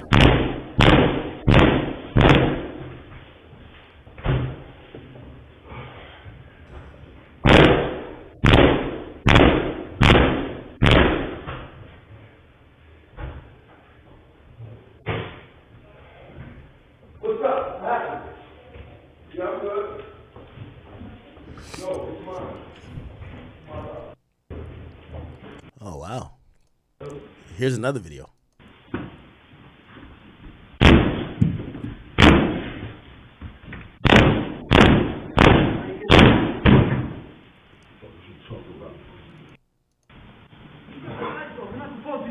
Huh?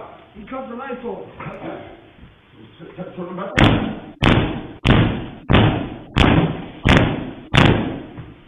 Oh, wow.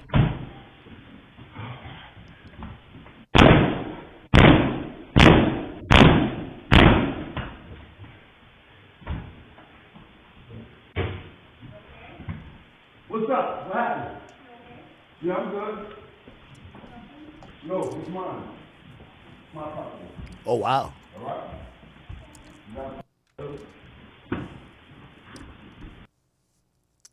Damn, they got every angle. Now, again, just being honest here, legally, this will not be considered breaking and entering. If there was a court order that barred him from the premise, that said he had no legal obligation or reason to be there, it would be considered trespassing, okay? It would be considered trespassing. Just to let you know, this is some legal rules here. If you've established residence, and this is in most states or cities, you don't even need a lease. So if you've been at a place, mostly in most places or in most states, for more than 30 days, you've established residence. I don't know if you guys know that. So, I used to, invite chicks over and you let them stay for a while. Then after they've stayed consecutively 30 days, when they start acting up, you call the cops. If they tell the cops, I've been here for 2 months, the cop could no longer remove them at your request. The cop will tell you, you need to go to the courts. Why? She's established residence. If you guys remember the Christian Rock situation. And again, this is like a really standard law across the land. Christian Rock, Whack 100, cops. Whack was trying to get the cops to evict Christian Rock. And what a lot of women know is that if you have been established as the, you've been living somewhere, the cop can't kick you out. So WAC 100 starts to say, hey, my name or my company's on this house, so I'm a owner of this house, so I have authority to tell you, the cops, to evict or get her out of here, right? Because that's how it works. You can get someone out of your property because, they'll get trespassed, right? You're trespassing. You have to leave. However, if they're residents too, they can't get trespassed. Pull it up. Was you not arrested? Here goes the address. I was not arrested. So they're arguing. How did I get in my house? I didn't break in, right? So, and trust me, I know all the way too well about this. The cops are caught in between a rock and a hard place because they deal with this a lot. We can't do anything to the girl if she didn't break in, which means she broke a lock and she's not on a lease.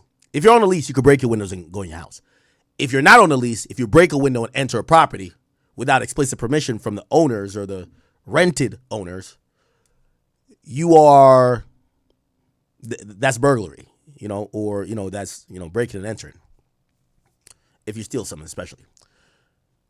So because she was let into the house, the cops are saying, hey, if she's a guest that's overstaying, we can't arrest her for being here. However, if you're the owner, we could force her to leave if you're telling us you want to trespass her. Now, her response is, hey, I live here. The cops are going to say, what do you mean you live here? Hey, I've been here for the last 4 months. I live here with my boyfriend, Blueface. They're then going to say, what? You've been here for 4 months. They could no longer trespass that person because that person is a established resident. So that's the conversation kind of happening. Go home. I paid $1.4 million for it. So WAC is trying to say I paid for it. It doesn't matter. Listen, trust me, and all the fellas here, or even the ladies, if got something going on, you never let nobody stay 30 days in a row consecutively at your house. Have them come for a week, then have them leave. Have them come for a few days. No more than 30 days. And also, here's the thing too. Never let them get mail at your house. These are things that cops will look at to say, hey, it looks like this person, if they're getting mail here, that this person lives here. And at any point they feel this person has stayed there for over 30 days, because that's what it would mean if you were getting a bill there, they could no longer operate as if you are an intruder or an unwanted guest. They have to act like you are a resident, and all evictions lie with the courts. His house. I'm not trying to argue with you. I'm not trying to argue with Didn't I you. just talk to you the other day and tell you not to come to my home? You did not know. I didn't talk to you the other day? No, you threatened. I threatened you? No, we're not doing You that. wasn't on the... No, she was They must have cleared the door. She was complice. So essentially, she tells the cops, this guy don't know what he's talking about. I live here. After you Brother, you know what I'm beat saying? you don't deal with me. What do you have? They can go, look, they must have cleared the shit out. My mail usually be in that door. No, they cleared. Now, WAC was smart because she tells the cops, I live here and I have clothes upstairs in drawers. And they eventually go upstairs and they can't find none of her clothes in any of the drawers, which that becomes a problem because her story is falling flat. Look, they're going to go upstairs. Look. No. Hey, can I talk to her? We don't deal with her no more. Like, this shit is crazy. After you Brother, you know what I'm beat saying? No, she was They must have cleared the door. She was complice. If you want to call, coming over here throughout the day. Here we go. Look at my... She lived in Hollywood. So she never lived. No, she don't live So he's arguing with the cops. She doesn't live here. By the way, this is the same for residential or commercial. In most places, when it comes to law about residency and property law, it's, or a property court or whatever, it's going to lie in the favor of a tenant or a resident. Why? Every city has an incentive not to put people out on the street. So if you're saying, I've been staying at Academics' house for two months, yes, he owns the house, but I've been staying here. They're going to say, well, academics, even though it's your house, she's established residence here. That's how squatters, that's literally why squatters exist. So in Detroit, what happens is people break into houses that are, vacant or whatever. They're on the market and they stay there. And once they could prove they're there for more than 30 days, okay? And there isn't sign of forced entry. And even if there is, as long as they've established residence, it now becomes a situation only the courts could kick them out. So that's why 50 keeps calling these guys squatters, because, they've been there for a while. And once you sign a lease, you got to go through the courts to kick somebody out. So, but let me just kind of show this Christian Rock situation real quick. So he's saying, Wack is saying, nah, she don't live here. She's saying, I've been living here. He's saying, yo, you have another residence. She says, no, I don't. And then she later says, yo, I got clothes upstairs. And the cop says, all right, show me where. She just got live here. She said, you come by every day. I got people that come by. Where are your stuff? Where is show all me. your Yeah, stuff? show me. You're not her man. Now, Wack is really smart. And this is why people think Wack is the feds, which I don't think so. But I see why they say that, because Wack knows the law and he's smart enough to be ahead of it. He knew that he probably discarded any of her letters, mail, any bills that came there, so she has no proof. If her license doesn't say that property, the only thing she has is my belongings are here, and I could show you that I've been here, right? Otherwise, it's a he said, she said thing, and Wack has some legal authority to the property. So she's like, oh, my clothes are upstairs. She's going upstairs. Wack's so smart. Wack moved the clothes. Look. Is that right? You're not her man. No, I manage who she's saying manages her. Which that's a lesson. So they're looking for her clothes I now. mean, that's a lesson. It's a lesson because I'm putting pressure on y'all, bro. For what I know it's right, bro. Which, by the way, Blueface is now selling this crib. Why have white carpet if the shit is like green? Because everybody's walking with their shoes. Feel sorry, my nigga. What are y'all talking about? This is where I stay, bro. So she's like, this is my room, right? Ironic, there was a bunk bed. Yo, Blueface really got him like that, huh? Yo, Blueface and Youngboy really, like, they be on some shit. So they're asking her, where are your stuff that shows that you've been here for 30 days? They cleaned it out. What are you talking about? Wack is smart as fuck. He fucking threw that shit out. They cleaned it out. They go in the closet, there's nothing there. This is my wings, bro. They cleaned my shit out. You want me to go show you fucking clothes in the fucking washer? Like, they probably didn't clean the washer out? What you mean? You have a drawer? The cops are asking, you got a drawer or something? When you live in a place, you have a drawer. I have So the cops is basically saying, hey, if you really lived here, you'd have a drawer, you'd have pictures on the wall. Like, you have nothing. What's up? everything, bro. I'm okay right now. So where's your makeup? Up right now, bro. I don't know what I look crazy. I don't care. I'm saying like it looks like I don't live here now. Whack undefeated, man. Yo, Whack is undefeated. Like what the fuck? Like what? That's what it is. When was the last time you were here? When was the last time you slept here? Last night. What time did So between last night and today, they got all their shit out. you get here last night? Jay, when did I sit here? 2 days ago. I'm gonna take your word for it. There's no forced entry. Where's the forced entry? How? So they eventually realized, because Whack wants her arrested, I think, or there's a possibility she could be arrested.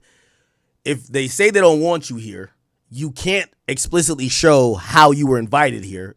Maybe you shouldn't be here, and that's an arrestable offense if you're in a property with no invite, right?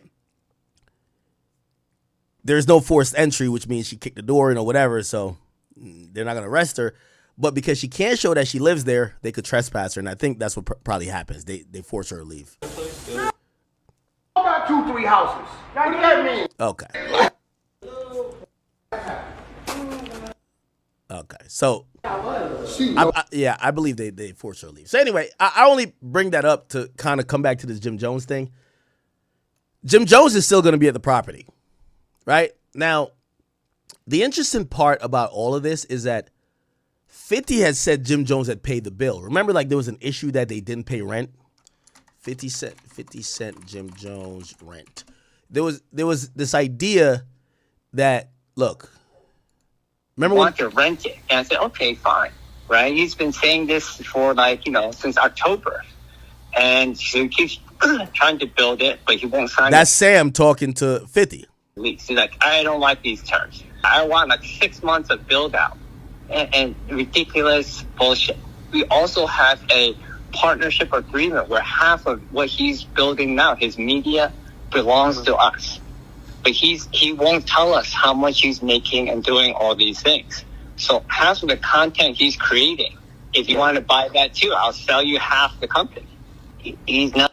Now, interesting. It says half the content he's created.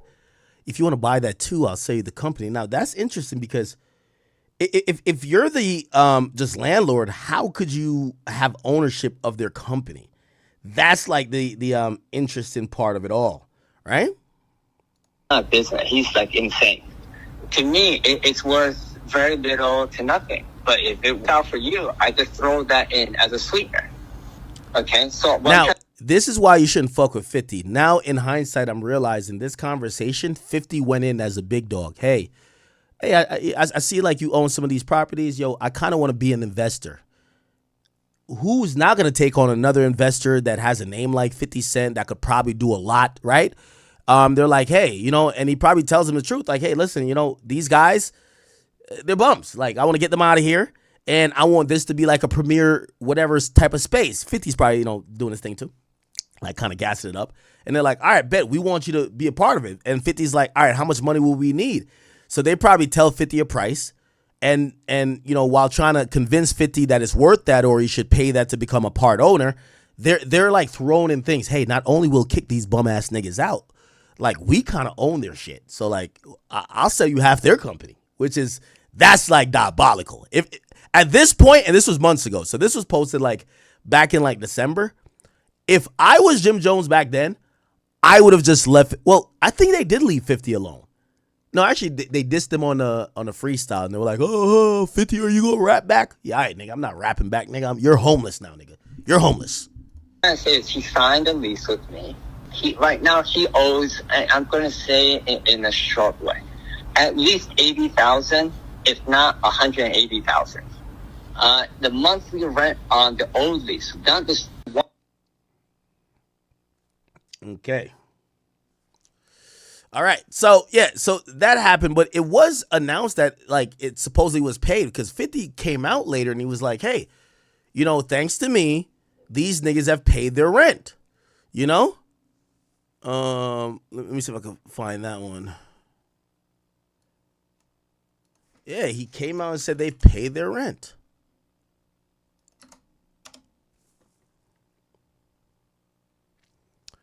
It was obviously like months ago. Okay, here we go. So 50 Cent claims Jim Jones sent in $200,000, which I'm impressed. I didn't know Jim Jones had $200K. After accusing the podcast crew of being squatters and owing $250,000 in back rent. So 50 posted, so Jim wired the $200K over. Okay, cool. He may turn out to be a good tenant after all.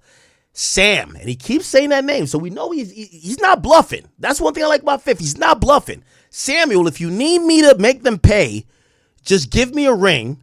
I'm right here. Okay? So 50 supposedly made them pay. Now, let me tell you this, and this is why, I keep saying you don't fuck with a mogul like 50. Y'all made a corny diss song. He forced you to pay damn near $250,000. Who's winning now? Y'all tell me, because there's a bunch of people who they're trying to oh, 50, you gotta rap. Who's winning? They make a corny diss song. 50 is forcing them to pay $250,000, and they still get their heat turn off, light turn off, and they got to kick the door in. Who won? Who won? Who won? That's the exact thing I'm talking about. So, we just posted, or I just posted right now as I was talking. Jim Jones has responded again on a story. He says, "Give me a second. I'm trying to figure out what I need to promo while I got the spotlight again. Got it. IFC news coming soon." Yo, salute to Jim. His, ability to act as if nothing's going on while the whole business is on fire is like really dope. Oh, let me figure out what to promo. No, let's figure out how to pay your bills. Okay? So I think Jim's strategy though is to kind of like piss 50 off, because again, 50, that's what I'm saying. 50 is still a mogul, bro. Like 50's not like some, sometimes we forget him in the conversation of the former P. Diddy's and the Jay-Z's and the Dr. Dre's in terms of wealth and opulence. But 50 been doing his thing in film. 50's always been financially savvy. He's had many business ventures. 50's not a nigga that's playing with $10 million. He's not playing with 20. 50 is playing with hundreds of millions of dollars, right? Now, I don't think he's a billionaire, no disrespect, but he's playing with hundreds of millions of dollars. So to fuck off one or two or three just to get a point across and keep that image and aura of I'm 50, I annihilate everyone, I think he'll do it. We've seen him do it for much more. Like, he literally went, into bankruptcy when he did the thing with Rick Ross where he bought a video and commentated her getting fucked on an ashy leather couch by some nigga in some Timberland boots and some jeans, right? And he got sued for it. There was a $7 million judgment, and he didn't want to pay that. And then he, there was a Tyson mansion and something like that, and he kind of reconsolidated and reconsolidated. I'm sorry, and through bankruptcy, I think he's back up. Like, I definitely think 50 is back to 100+ million. We've seen G-Unit Studios, G-Unit Film, Shreveport. They made a $124 million commitment to do a entertainment complex that's going to be primarily a lot about movies and stuff like that. So 50 is showing that, and by the way, we haven't heard of somebody who's financially backing him. So we think that this is mostly 50 leveraging his own assets, or this is coming from Fifth, right? So again, like we're talking about Maino, like it's Maino, my nigga. Like, Maino's never been successful in nothing. I don't even think he was a successful robber. He went to jail, right? Like, he's never been really successful in nothing. Fabulous, Fab is only but do you think it's reason why Fab only shows up and barely says nothing and just giggles here and there and like damn or whatever he says? He's not he doesn't need this to be his moneymaker, right? So it's really Jim and Chano. They need this to make some money for them. Like, they got nothing going on, right? Like, yeah, Jim is like freestyling left and right, but it's like, bro, is this shit really going anywhere? Like, remember when he was talking about all this shit, like, oh, Nas is irrelevant? Like, I think he dropped an album, 25 people bought it. Like, we don't know what happened, bro. Good evening and thanks for joining us. I'm Jackie Jovic. And I'm Dan Jovic. Yesterday, a deal was reached. Today, we're getting a full understanding of LAD's $50 million backing of G-Unit Film and Television in Shreveport.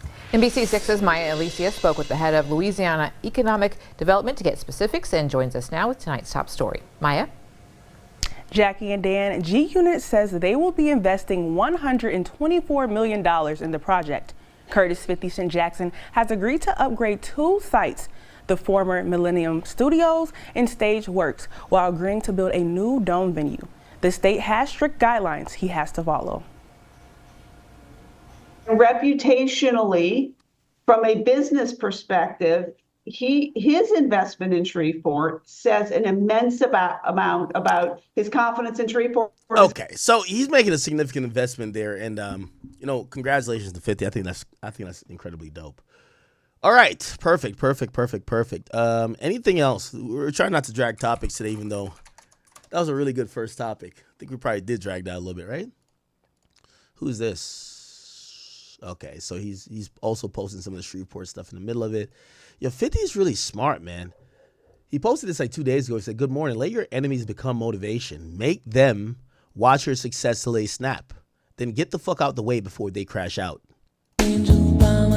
Is that the goal with Jim Jones in them? He's obviously, I think, 50's winning, right? He's absolutely winning. What's this? And he's winning. He's been posting about Shine recently, but that's getting that Diddy. The thing with 50, what I also like about him, he could beef with 10 people at the same time. He's multi-beefing. Like most people like sink their teeth into one thing and that's it, right? Okay. He's beefing with Ja Rule here. He was beefing with, you know, Diddy over there. He's beefing with T.I. and he's beefing with Maino. Yo, 50 really is like giving everybody the work. He gave T.I. the work. He gave Diddy the work. Shit, he's been giving who else? Ja Rule and them the work. Even though I still think Ja came out pretty good in that situation, but 50 wasn't on the plane, so 50 just gets to like really have a good time. And now he's back giving, you know, the 14-year citizens the work again. Like this is 50 is 1v4 and like in Fortnite, like he's solo squatting. Like real talk. Holy. All right. Let's go to Jim Jones' page to see if he has posted anything else. And then we'll kind of move on. We're going to check all their pages. What's this? And the people want to know who was that girl in the red. Okay.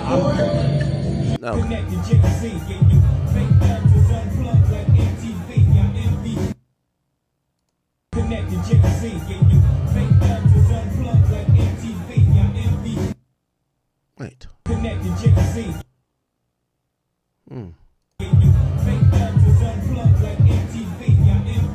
I can't tell if they got the lights back on. I mean, we see lights, but I can't tell if they imported lights or the lights are back on. And then he posted this. Okay, so that's all that Jim posted. What about Maino? Yo, Maino, one of them niggas, he come in a crew, but he act like, yo, they ain't talking to me. I haven't seen Maino put his glasses down like this when addressing Fifth yet. Let's hear what he's saying. Forgetting the value of a celebrity. Celebrities is not what they used to be. Yo, Maino, Chano, you need to pawn these chains, man.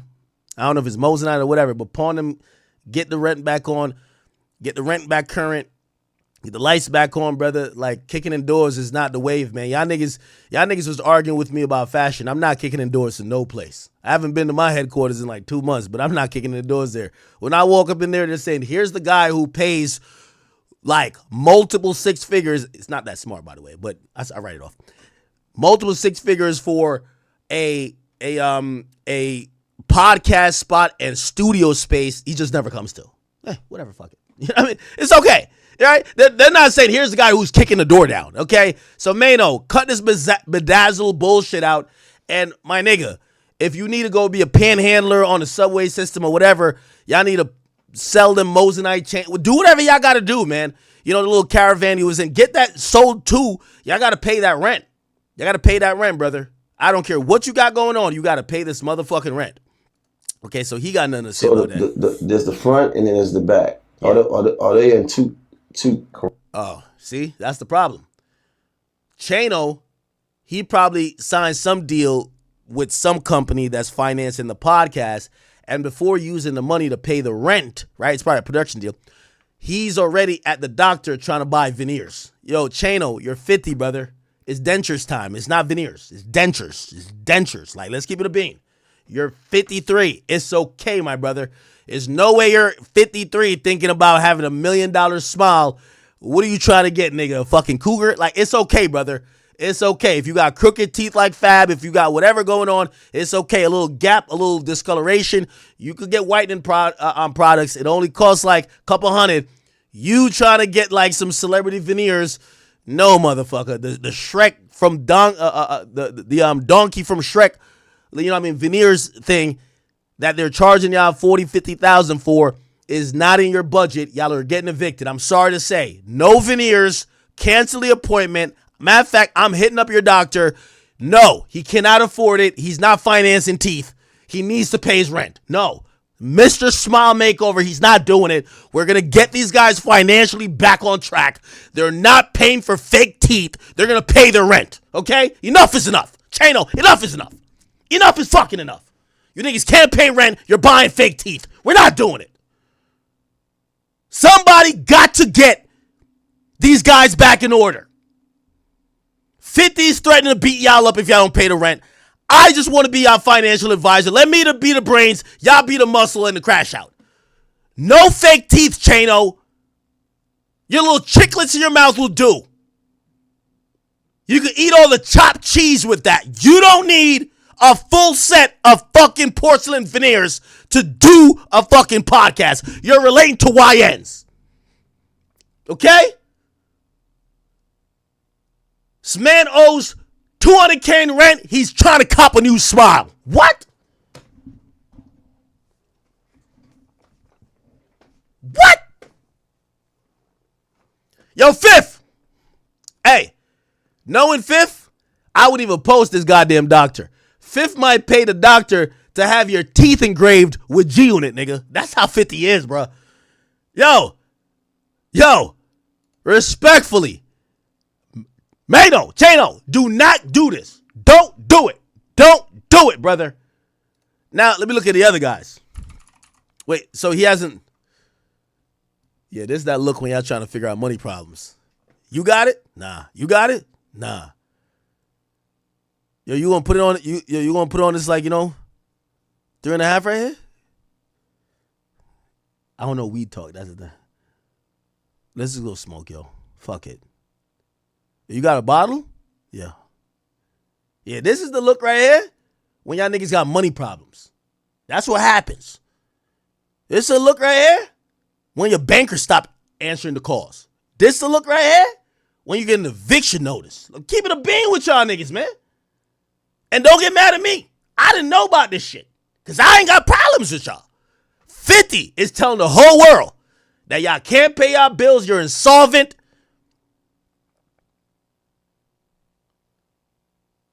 This is the fit of a couple niggas who need a job.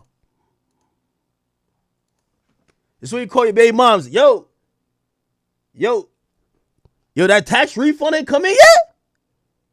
Yo, what they say you were supposed to get though?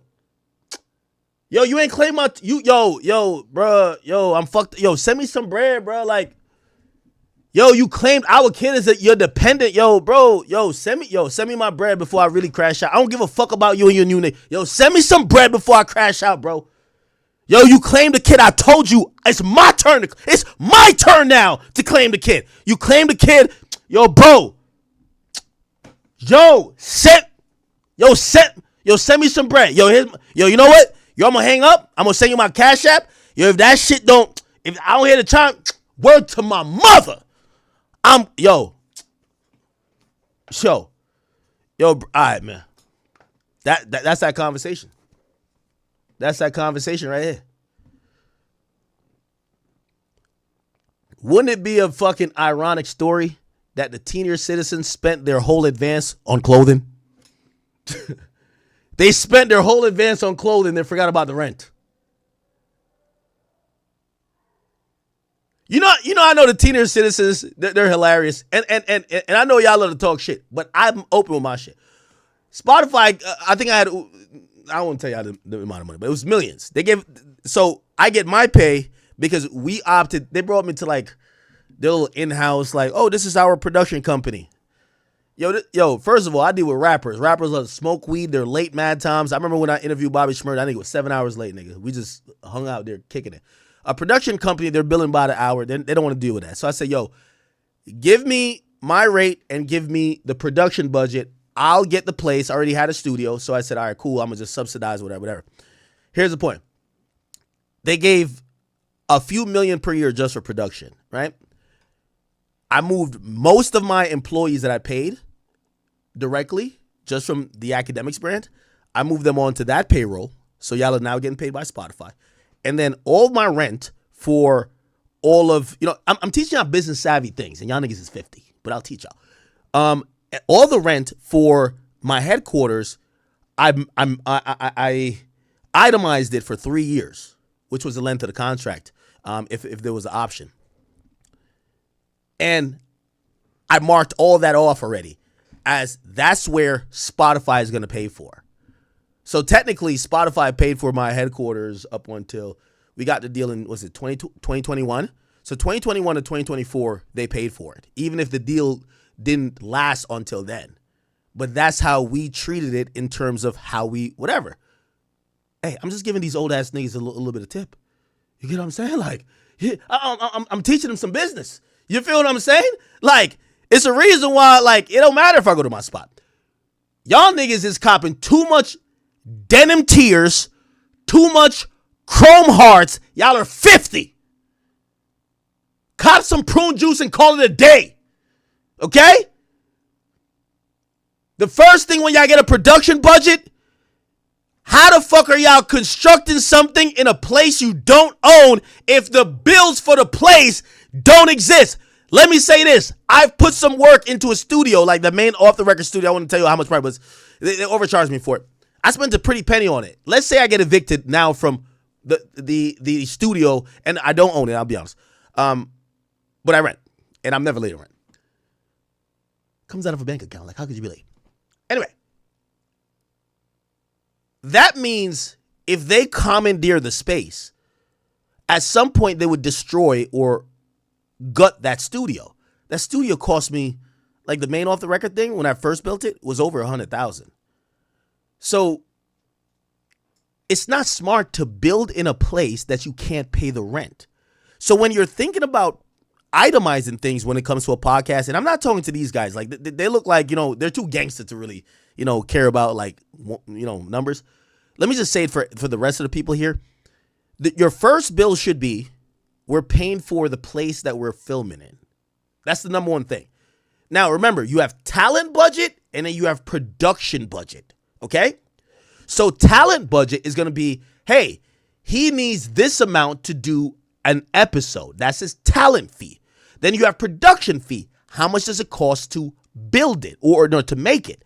Now, some people might hire a production company. Now, the production company, whatever they get hired for, they're going to put in a fee for where they're going to shoot at, this and third. But most people these days, they love being independent. I love podcasting because I'm independent with everything, okay? Everything comes through me. I'm the bank.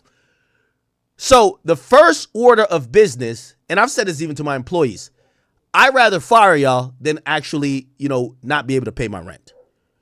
It's a non-negotiable cost. It's a non-negotiable cost for me to pay for the place that I could do things at. Because if I hire you and there's not a place for us to do shit, what's the point? So that's the first cost. The first order of business is, where are we filming? Rent needs to be paid. It's the first order of a production budget. Whether you're renting, whether it's money that you're going to, maybe it's a different location or y'all got to travel and it's going to be a spot location. Hey, we're going to Airbnb this house and we're going to do a cooking show here. That is non-negotiable. If you don't have a place, you can't work. Second of all, it's going to be equipment. Are you going to lease it every time? Will you own it? If you lease it, you don't have to worry about maintenance. And third, if you own it, equipment goes bad, equipment breaks, equipment malfunctions, equipment gets old, whatever, you have to deal with that. So you first go where the place is. Way how I look at it, and by the way, I'm just giving business advice for free at this point. Way how I look at it is that you'll save more by owning it. Adam paid $5 million for his warehouse. Smart. Number one is real estate, so he's going to own it by the time he's done paying the mortgage. But he doesn't have to, you save time and resources and even, employment costs in having people having to move to location or, worrying about, other people use the space, so I got to put this stuff away or take it out. It's just yours. You could leave it there. So you first think about the place. You then think about the equipment. We know what type of business we're in. Security should also be in it, right? Is it secure? Do you need if you're going to put a couple $100,000 into building something, you don't want to just leave it there. Like, I'm always surprised when I hear these producers say, yeah, they broke into our shit and robbed all of our equipment. Why the fuck would you just get a place with $500,000 of equipment and just leave it there? And then go on Instagram Live every time you're there saying, hey, I'm using the $500,000 of equipment. And then you leave and don't come back for like 3 weekends and then be like, oh, y'all broke in? So you need a little bit of security, whether it's a doorman, whether it's, just people kind of watching out, maybe in a building where there's whatever it is. Okay. You need a budget for shit breaking. One of our computers at my studio broke. Okay. Actually, the computer's here. I used to work on computers. So I said, yo, I built my studio. Like, I build everything by hand, or I could. I don't have the amount of time. So I said, now that it's a money thing, They were going to bring it to some place. I said, no, bring it here. I worked on computers for a living before. Let me see if I could figure it out, because also I like my equipment and everything a certain way. So you got to have some money for some maintenance, whatever. Lights might go bad. This stopped working, whatever the case is. I'm just thinking production budget wise, right? Okay. You need computers. You need cameras, memory cards, mics. You need hard drives. You need obvious internet networking. You might need some, cloud storage. All that's going to still fall under production. It's all about how you make the content. Make sure bandwidth's up to speed. If you're going to be streaming, make sure this is going to happen. That's going to happen. Hey, do you need to have faxes, printers, whatever? Like, you got to make sure all that's happening. Then you even get into, okay, this is still part of production now. See, talent fee is easy. How much do you need? Well, I'm the only talent when I'm doing my shit.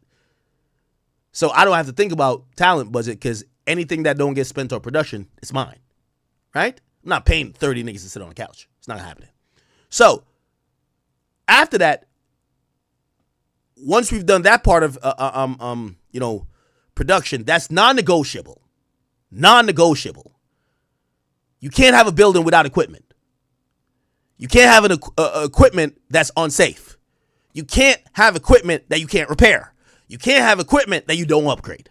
Those are non-negotiable. Then you have these other things. Okay, so say, I don't know, back in the day, Finesse 2 times, before me and him got cool, he was like, hey, I'll do an interview with y'all, but I want y'all to pay for my flight. Maybe you have that's part of the production budget. Hey, we could fly people in. We could get them a hotel. We could do this. Oh, yeah, I flew Brittany Renner in. I flew Brittany Renner in, had her with the hotel. Yeah, I had her with a hotel. Who else that flying? That's production.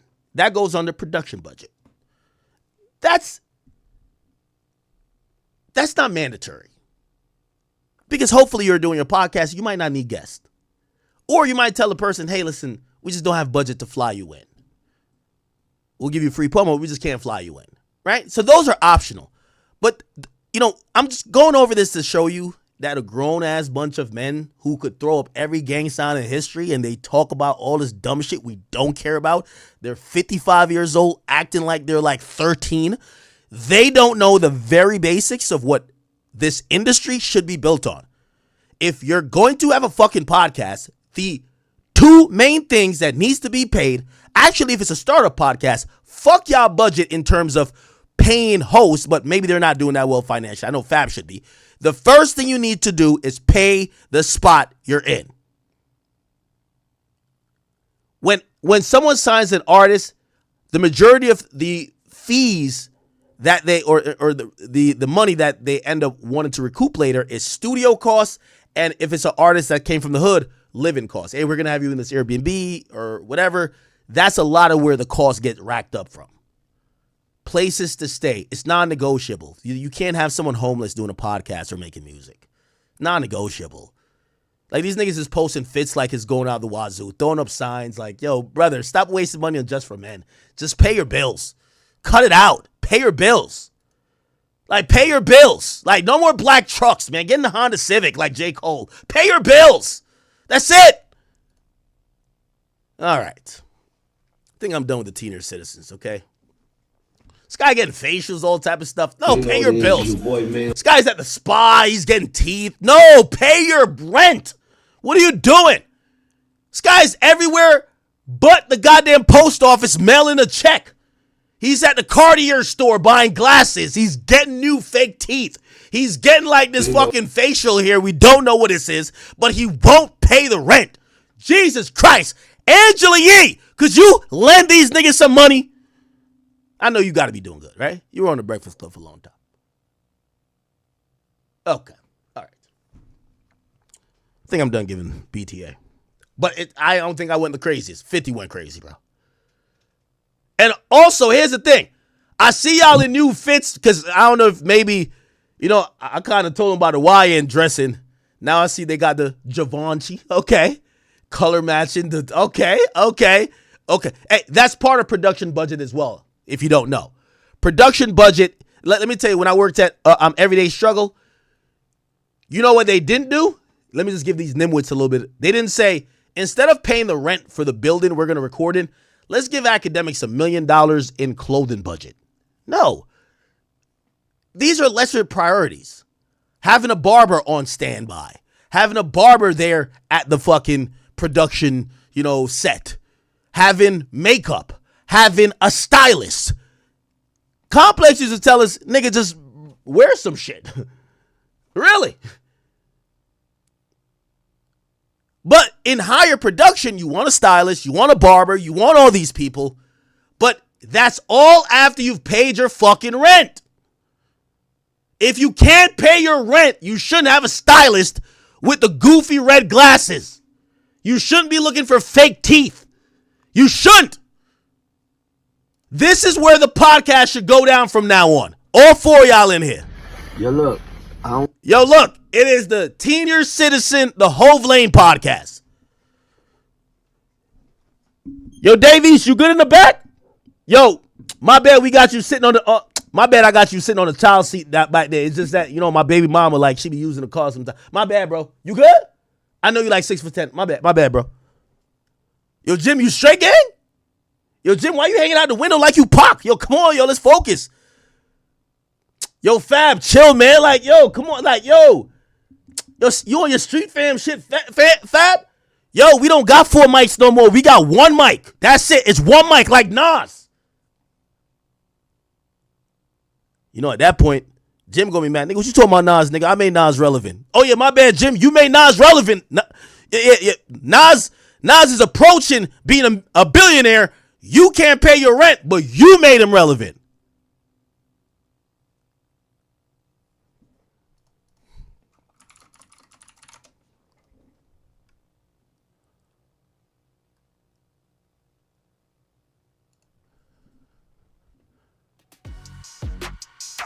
Spending barbecue on is called 12 a.m. Run. Nas, Hennessy, Nas, face of casino bids. Nas, all smart shit, great investment, one of the best rappers ever. You look at it, it says, Nas, I want to make sure y'all can see it. This is why hip-hop is a joke. Y'all told my Senior Citizen, I guarantee all them niggas, they don't teach people a motherfucking thing more than I do. Look, $250 million empire. Nasir Jones. Jim Jones. Kicking indoors, and Jim Jones says this. I thought Jim was talking about as far as right now in the clubs and everything is out here. Hold on. Let's get to it.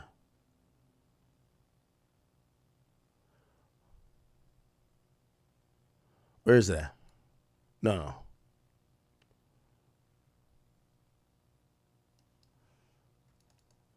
I gotta find the right clip.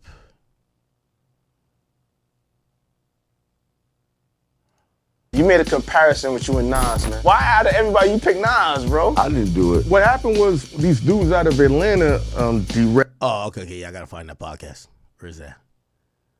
That podcast must not be that relevant. I can't find it.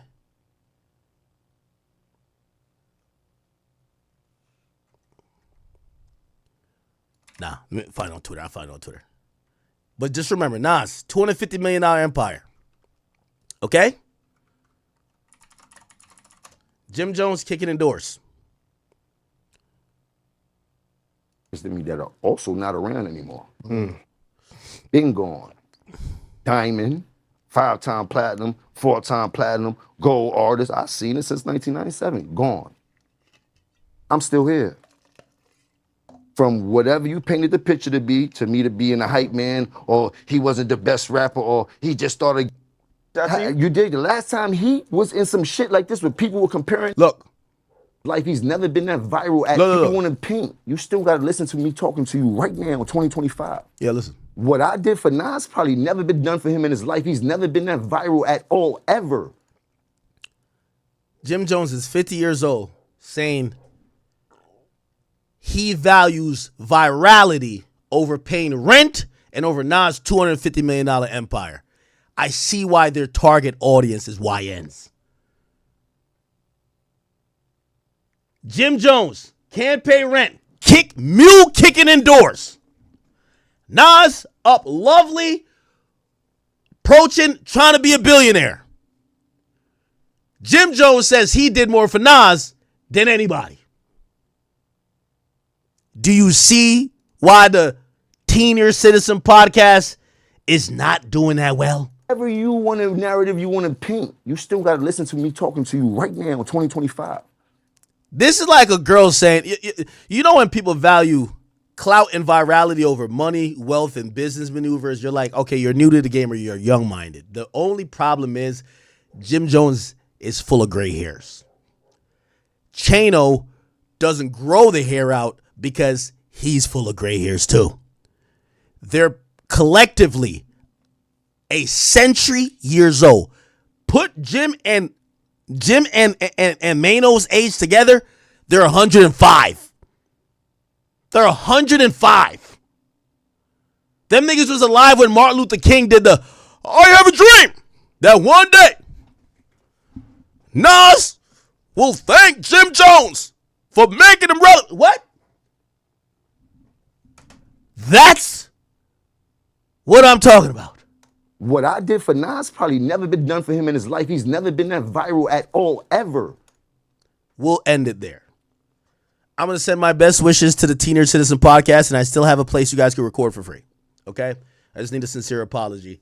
And I don't like the fact that 50's bullying y'all. That's not cool. I don't like that. Let's move on, chat. Chano, you're 60. Nobody cares about Supreme or whatever you're wearing. We care about if Chano posts a rent check of like $300,000 saying, I paid that shit. I'd be like, oh shit. Yo, that's that big dog. Yo, that's that grown man shit. We don't want to see you. We don't want to see you in none of these little designer shit, my nigga. Like, we get it, bro. That's for niggas who just got some bread. It's okay, brother. We want to see you pay rent. Okay? All right. W Saute or not? W Saute? W or not? Welcome, people. Got a packed crowd up in here. You know, I'm trying to figure out how long you guys want me to stream for today. You know, I'm feeling in the mood. Spam, how many hours should we go for? Pause. Well, on YouTube, we're about like 2 hours and 30 minutes. We're 3 hours overall if you've been on Kick. Everybody should get on Kick. If you're on Rumble, we're at 3 hours. I really only threw one topic right now. Should we go for another 3 hours or should I make it 5? 5 hours, 5 extra hours? That'd be an 8 hour stream. Let me see. If I get off at 10 o'clock tonight, it's an 8 hour stream. Okay, you guys are going to pick. You guys are the boss. A strong 6 hour stream today. And I come back tomorrow and do a 5 hour stream. Or maybe 4. 5. 5. Or bang out. I'm on a roll right now. Bang out an 8 hour stream. Go crazy on everybody. And tomorrow, it's okay if it's a little shorter. Maybe 5, 4.5 type shit. What y'all want? Let me know in the chat. Okay. We are moving on, people. We are moving on. A lot of things to get to. I hope you guys are tapped in. We're going to have intermissions shortly. If you guys are new to the stream, I told you guys that I'm going to start treating this in terms of segments. I'm going to give you guys a chance to go get some coffee, go get some liquor, go get some, fucking backwoods from the store. You know what I mean? If you need to go outside and go cop an eighth from your dealer, have your girl suck it for 5 minutes, whatever. You know what I mean? It is what it is. Like, yo, we're here for a while. Okay? If you need to go get some lunch, whatever. So at moments I will be reading donations, and that's our that's our Lebebe break hour, where, remember Lil Baby performed that he performed that Rolling Loud in between Ken Carson and Cardi, and that was the bathroom break. So if you're looking for the bathroom break moment, that's when I read donations and kind of interact with you guys, because again, this stream belongs and you guys control it. Okay, here we go. Let me read a couple donations real quick. That topic did go a little bit long, but if 50 is going to be petty, I could only join a minute. Rodney, thank you from King Academics. He says, I'm sending my verse in. I got some bars for Baby Keem. We're going to talk about Baby Keem today. We will. Lil says, Act, don't rent them spaces. They going to F it up. Oh. You think they're like that? I mean, if they're kicking in the door, that's kind of extreme, bro. A for real, thank you for the 5. It says, Act, shout out to K Gotti up next from Florida. K Gotti. Or K-Go to Gotti, my bad. Speaker of music, thank you for the 5. It said, Act so petty got on live early as fuck to get to this. Well, I was trying to get to it yesterday, but today it'll work. Somebody said, Act, you got to stop dragging topics. It's bad. No. Hey, listen, this one's a little bit, you know me. When I start up the fire and I start sauteing, call me Chef Gordon Ramsay, nigga, because I'm going to make sure I fucking cook. Okay? We're not no stones unturned. Okay? It's not like if I do drag it, chat, I'm not getting off stream early. So don't worry. Just stay here. Enjoy the entertainment. Are you not entertained? Okay, we're over here by the Academy. Quick, thank you for the 5. Says, Act, what's the longest you've streamed, man? And could you break that record today? 12-hour stream? I have streamed 12 hours, but I played video games for like the majority of it. So it wasn't that like, talking the entire time. Mr. Chronicles TV, thank you for the 2. Says, Act, I want to help you A&R the AI album. Yeah, I'm putting it, and by the way, just to let you guys know about that, I'm putting it into the ecosphere. I'm pretty sure labels are going to start hitting me up. And it's going to tell me where they are with AI, because I know it's a very interesting point with AI. They might be like, no, we can't put out an AI album because we're diametrically opposed to that, and we're pursuing, contractual verbiage that bans AI. The labels already told Spotify and them that they need to explicitly label AI music apart from regular music. Fans have also said the same, but they don't really like AI that much. So maybe the labels are like, yo, we're not going to fund or team up with you to do that. Okay. What else? Jair Johnson, thank you for the 5. It says, pay your bills. But also, thank you for being a member. Jay Raganite, thank you for being a member as well. Jair Johnson says, yo, Act, thank you for the pure comedy, man. Yeah, most of it's comedy. Like, listen, chat, I know we're going to get through topics. On certain stuff, I'm like serious and stuff, but like a lot of times when I get in the bag, I'm giving comedy. It's really just, I'm riffing, right? Obviously, people are going to get mad, but fuck them, right? Ruger Red, thank you for the gifted membership. Fresh Kid J1, thank you for the 2. And Val Quan Rush was telling me that 50 made a new post. We did look at that. I got to post it to the Instagram. By the way, memes, could you send that to me that I could post it? Thank you. Kill Switch, thank you for the 5. It says, Act, this is my first live. I want to say you official for making Lil Baby duck the fade. I mean, you guys will be surprised. The thing is, usually rappers don't get into it with non-rappers, right? So, like, if it's 2 rappers, they got something to lose. But, like, even look at and we'll get into it, look at the NLE Choppa and Blueface thing. Like, NLE Choppa kind of ducked the fade, but because that was reflecting bad on him, because he was talking so much shit, he kind of came back around. I don't know if you guys seen it. His new cope was, and I hate to call it cope, but it was like, yo, let's MMA. I was like, bro, why didn't you say that from the get-go? So at first he was like, man, remember from way back when he was challenged, he was like, yo, I got to train, I got to this, I got to that. Then Blueface was like, they got back into it again. He's like, yo, let's box. Like, yo, we could do it anywhere. And then he's like, fuck boxing. Let's let our sons do some shit. And people are like, what? And people are like, yo, bro, you're just ducking a fight. And that didn't look too good for him because he's been talking pretty gangster. So now he came with like a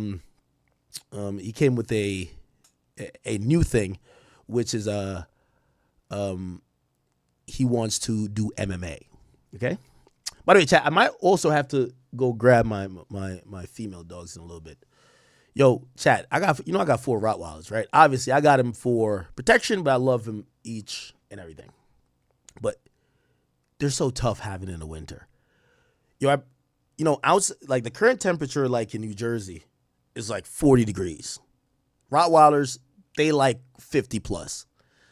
I've bought a bunch of heat lamps. They're propane, whatever, fueled, to make sure they're comfortable because, I love my dogs, okay? I'm not Aspen Cartier, right?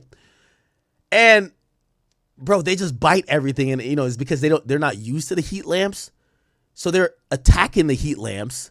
And the heat lamps are metal, But one of the dogs got their little snout into the fucking, there's a little thing in, and they bit the they bit the gas line because it's filled by propane thing. So when my mom was here, my mom was like, oh, it smells like gas, and I realized my dogs bit it. So trust me, I can't wait till the summer only for my dogs. Not even gonna lie to you. Okay. Cuzzo, thank you for the 5. He says, yo, I canceled my Vlad TV membership and I subbed to the Academy. Trying to be a chat nigga. Come on, you're welcome. Again, salute to Vlad as well. I'm not saying you should cancel anything you have going on with Vlad TV, but I appreciate you joining the Academy. Raw Rap Now, thank you for the 2. It says, Act must be getting a check. No, I wasn't getting for AI. I was really just thinking about something new, man. And I know that they tried to roll out AI before, but they made like a goofy AI thing that people knew white people were behind, and the AI was saying nigga. And people were like, yo, this is not cool. And then the labels, when they got into a little bit of, hailstorm or hellfire in PR, they just canceled it. But honestly, really, like, I was just playing around with the app, and I was like, this is kind of cool. And I was like, you know what? I would do that. Again, I'm not committed to it, but I think it would be cool. West Scott America, thank you for the 9-month membership. And Raw Rap Now says, yo, you said Spotify is free $99? So I said AI is not original. They use already made blueprints. Well, the way how AI works is that it uses samples. So AI trains off already existing thing. And by the way, maybe I go into my monologue real quick before we get to the rest of the topics. I've been talking about AI a lot because it's the inevitable reality for our lives, what we like, for our algorithms, and for potentially even our jobs. And to ignore it would be really, we wouldn't be responsible if we did. TR Taylor, thank you for the 2. Hitmaker Media, thank you for the 10. Raw Rap Now, he says, AI a full Drake album. No, see, that's what I can't do, right? So I can't do an AI album of a lit artist. Like, that would not be, trust me, they would sue me. Like, Universal would take me to court, honestly. So it would have to be, maybe either we create an AI personality or we just have these random AI individuals and we kind of go with that if we want to have a consistent theme. Or maybe just say, maybe music has gotten past the part of the individual and it's all about the song. And at that point, it's more expansive because we don't have to focus on an individual. Don Dutchy, thank you for the 10. Okay. Alrighty then. All right. Somebody said, build you a kennel. You got the money. I do have a kennel, but it's too cold. So, you mean a indoor kennel? So they have to go outdoors. They're Rottweilers. They need exercise. They need to be able to run around. They need to be able to jump. They can't just be like fucking, they live in the house. They live in the house. But they have to be able to do what they want. You know what I mean? Like, my mom is so pissed off. Like, my mom, we're Jamaican, so, like, dogs usually live outside. So my mom would be like, she'll come to me and be like, your dogs ate this thing. Like, they ate a little bit of the siding off my house. And my mom is like, she really doesn't like it because she loves my house. And I'm like, Mom, I got to tell you, when you have a dog, it's like having a child. They're going to fuck some things up. Well, obviously, I don't say the F word about my mom. But I'm like, Mom, they're going to do what they're going to do. Don't get a dog if you think they're going to be perfect. They might eat a shoe. They might poop here, pee here, do that. If you love them, you kind of deal with it. You try to train them to do better, but whatever. Anyway, okay. But letting you guys know, I read the donations. I might have to go grab my dogs soon, but we're here. By the way, also, real quick before we get into the topics, or actually, I'm about to do the monologue. Thank you guys. Really thank you guys. You guys are copping the ticket for our live show, the first one of the year. It's at the Black Archives, the historic Lyric Theater in Miami, Florida. It's on Friday, May 27th. I'm seeing, I'm looking at my email. I'm seeing a bunch of sales come in here. And not sure if you guys are watching, but I appreciate you guys. I think we might be again out. Are we out of... Okay, we're again out of meet and greets. I've extended meet and greets like 3 times. I don't think I could do it again. You guys should just cop the general admission tickets. No matter what, be in the building. I'm going to be with you, and I'm trying to spend, I want to know my audience. We're going to have a lot more people coming, performers, this and third. It'll get announced soon.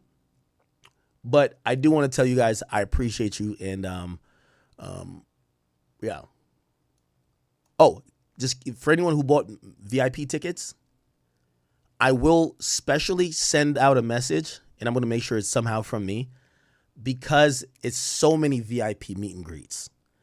It's going to require me to be at the venue a little bit earlier, and we're going to have a way to deal with every single person, because I made the executive decision. The amount of VIPs they told me to sell, I doubled it, and that's not good. So, because we have to do a show. So, but we'll get through it. We'll get through it. I don't care. I don't got nothing to do. I'm going to Florida just for y'all. All right. I can hear my dog. I don't know if you can hear my dogs. They're barking at the geese around here. Okay. All right. Let me get to, as we're speaking about AI, I'll get into a slight monologue, then I'm going to get to my first particular topic. The monologue is not going to be that different, that long today, but I do want to tell you the obvious but most intuitive thing to think about when it comes to AI is, okay, I'm going to have to get my dogs. Like, they're just barking like it's nonstop. Jesus Christ. Okay. Let me play a video. I got to put them in.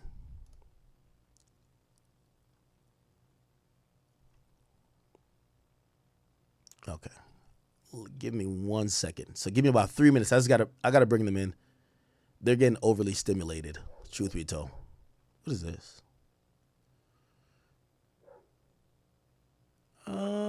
Is there anything we could watch? No. By the way, a quick update. Katie did not respond to me about the burner page. And I kind of feel bad asking him for it. Ask him about it, because number one, I don't think he would lie to me, but in him not lying to me,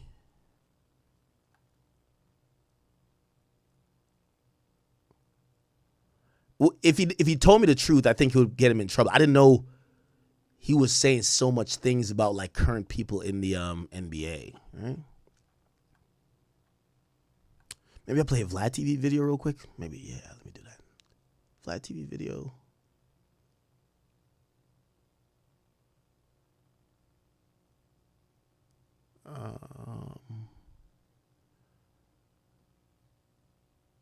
Y'all want to watch Vlad for a second, or no? Or maybe Tony Yayo? Okay. No. I need literally 2 minutes. So I'm running and getting them, and I'm coming right back down.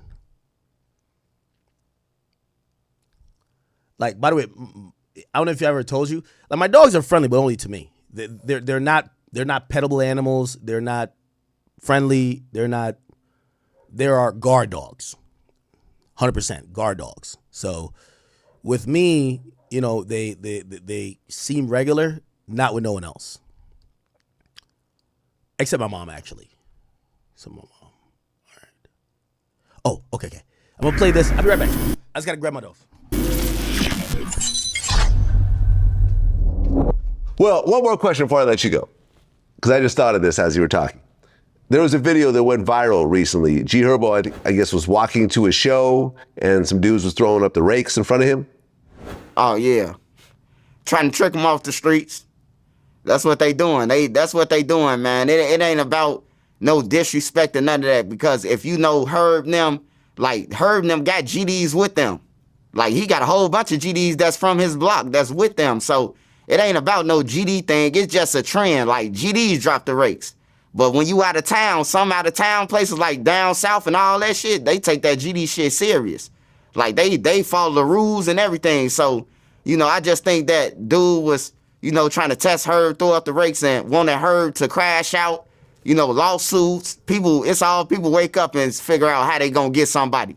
How they gonna destroy somebody's life, man. And I know a couple of people who do that shit. I'm gonna sleep with him and then say he touched me or something like that. Like, I know people who actually did this shit. I lied on them, Like, and they think that shit cool, man. It ain't. Yeah, I think Herbo's response was, I bet I get 100 million before you get a house. Yeah. But I'm glad Herb didn't do nothing, man, because he sure would have been whatever happened to dude, it would have been put on him. They would have made him pay for it. Yeah, I just feel like some of these terms, especially once you get on any level, like I remember when I interviewed Lil Zay Osama recently, and we talked about him saying GDK, and I was like, why is that even necessary at this point? You're calling yourself a gangster disciple killer. Like, same thing with Polo G, tweeting GDK and so forth. Like, yeah, I guess you don't really mean that, but some people are going to take it that way. All right, perfect. But to be fair. All right. I don't know how long that was, but they were pretty cooperative. All right, chat, I'm back. Perfect.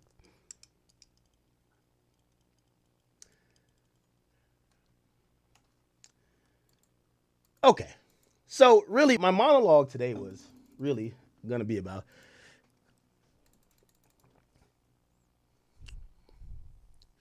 and I know some people might think I'm hyper-focused on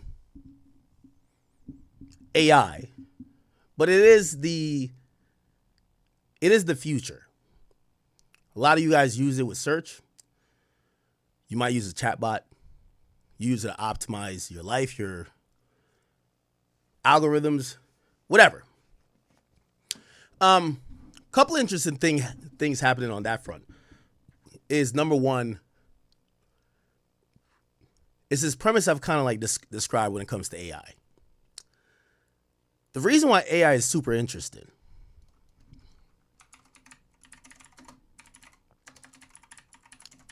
is that even though there's trillions of dollars being invested into it, the only way it will be profitable enough to sustain, like, for example, we have OpenAI, which has ChatGPT, Sora, and a couple of these other facets of AI. But OpenAI is a company. They've promised over $1.5 trillion in potential investment, not potential, in actual investments in data centers and buying chips and other things to fuel what they believe is going to be the future where AI controls everything. Now, the harsh reality is that AI, if it doesn't control everything, it'll never be profitable. If you're only using AI to fucking solve homework, find, the city with the baddest bitches or whatever the fuck you're using, like a chat bot or like an AI search, mechanism for. If you're only using it for like simple things, AI is intuitively going to lose billions of dollars, right? The thing behind AI is that, the most of the money is spent on these huge data centers and computational power. Also a lot of resources, water to cool these places, power to power these, data centers with all these chips that are running at lightning speed. They train on all this information that's already available, and they give you, they inference, or they infer what a really logical, sound answer would be. It's not going to get it's not going to get these companies to be whole. It's not going to be profitable.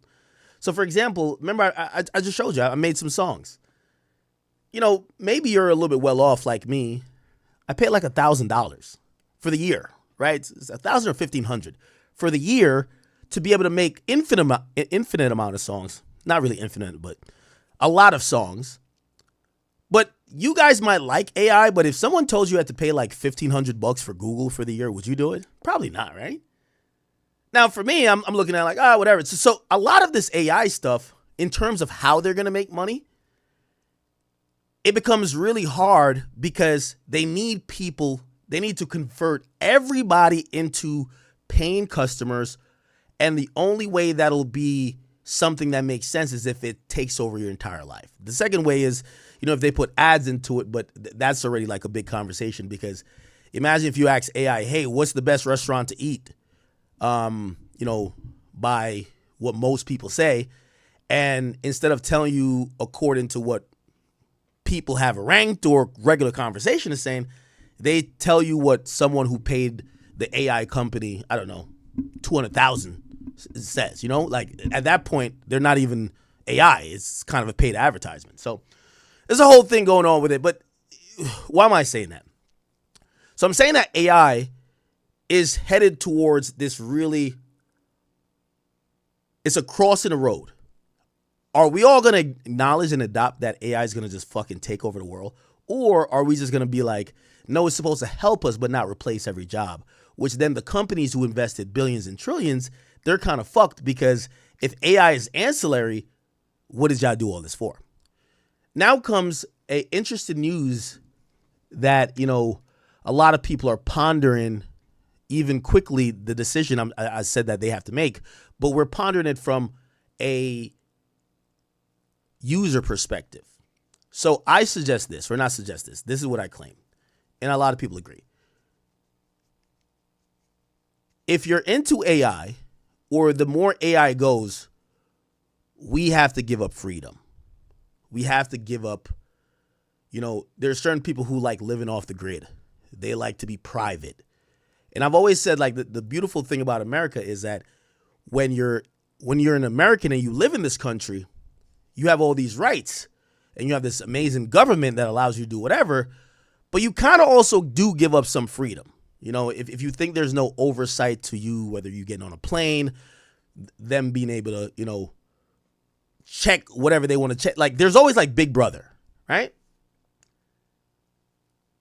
And there's like this popular saying, I can't think of it at the top of my head.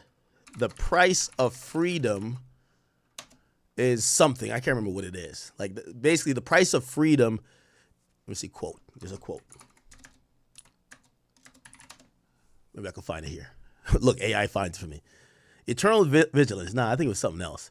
But it was basically like the price of freedom is like these other things. Like, you know, for all the freedom we have, like after you see something like 9/11, we get Homeland Security, and Homeland Security basically could violate and break all rules, right? Like they get to say, hey, okay, you have freedom of this and freedom of that. But if we think that you are a terrorist, you have no freedoms. Fuck it. So it's an interesting thing. Now, again, I'm not trying to drag it. I'm trying to get to the point. Remember, AI can't be profitable for these companies unless it rules everything. And people are starting to see steps towards that. So I don't know if you guys know about Ring. I have 3 security systems at my house. I have a hardwired one, I have a Ring, and I have another one that's monitored somewhere else. Don't ask me why I have 3. If one fails, somebody cut the power. Trust me, niggas try to run up at my house before. I got to make sure I have 3 eyes, my nigga. You get what I'm saying? It is what it is. But Ring camera just got exposed recently, okay? And they got exposed because a lot of people use Ring cameras because it's like a really easy way to connect a camera system that is stored in the cloud through your Wi-Fi that could monitor what's going on, rather than pay for these, you know, elaborate security systems. Ring is supposed to do that.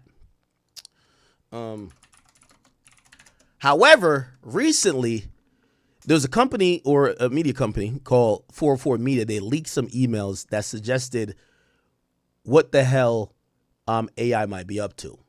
So initially, and this one I'm trying to say, this is the scary part of AI, right? Remember, I'm telling you, AI cannot be profitable if it doesn't control every aspect of our life, right? If it's just a chatbot you ask for where the bitch is at, it's not going to be profitable. It got to be the thing that is so automated that you need it for everything. So Ring basically wanted to add something to a feature called Neighborhoods. I don't know if you guys have Ring on your phone or you have a Ring camera. There's something called Neighborhood, which is a really good feature, right? Like it kind of like geo maps you in your neighborhood. And obviously, since a lot of people have Ring camera to try to like prevent crime, prevent break-in, or whatever the case is, or it will tell you, hey, listen, there was a car. Yo, I heard a loud bang last night at 8 o'clock. Maybe you never know. You might look at your camera and be like, oh shit, that's where the loud bang is on your camera, right? That's how people find out a lot of stuff. So it's like a neighborhood watch thing that it's a chat. Now, a lot of times, and I'm going to lie, I've used this in a Ring app because one time, I think my dog, Princess, she right when after she gave birth, she kind of ran away from my property. And I'm like driving up and down trying to look for her. But I couldn't find her for like 2 hours, and I wrote on the Ring app. I said, yo, if anyone's seen a Rottweiler, just let me know. So this is a real thing. So, when people have this Ring app that's supposed to be for community, this and third, they use the neighborhood watch thing to kind of communicate, right? To be like, hey, did y'all see that sketchy car? Like, that was kind of weird. Did y'all see that? Hey, have you seen my dog? Have you seen this? Hey, there's a package thief over here. That's what happens. So Ring noticed that behavior on this community aspect of their app, and they wanted to put something to supposedly help the people who subscribe to Ring. When you have Ring, for them to keep the videos and shit like that, you have to pay a membership fee, okay? So they put something, and it's called Search Party. Now, the Search Party is for people who might lose their dog, right? So, like, say you lost your dog. The idea behind it is that all the Ring cameras could figure out, oh, your dog went here to here. He was last spotted here. It would help people find their dogs quicker. We all know, listen, my dogs is part of my life. I love my dogs. I know if you guys have dogs, you love them. That was the initial idea behind it. Now they rolled it out, and the people who have Ring had no problem with it. Because, it seems like it's like an additive to your life, right? Like, oh, okay, if I lost my dog, my dog could get matched on all these neighborhood Ring cameras, and I could find my dog. Okay? Now, here's the irony behind it, is that some leaked emails from Ring have people now in a tailspin. By the way, Ring, if you guys don't know, is actually, I believe, bought by Amazon. Amazon owns Ring. Okay? They own the Ring camera company. Recently, everybody's like, whoa, this is going too crazy. Now it says Ring AI's powered search party won't stop at finding lost dogs, according to the leaked emails from the company. So remember, it sounds like a great thing. If I lose Pluto and you have Pluto walking past your door on your Ring camera like 5 minutes before, I could know what areas and I could shoot over to the air, whatever. That sounds good. But some leaked emails suggested that this, and by the way, that's AI doing it. Leaked emails actually suggested that the AI that's doing this, because I guess you would say to Ring, hey, I lost my dog. Could you track all the dogs that are like, wandering around, and it will kind of like figure it out for you. But a leaked email said that the search party for dogs was only going to be a first step.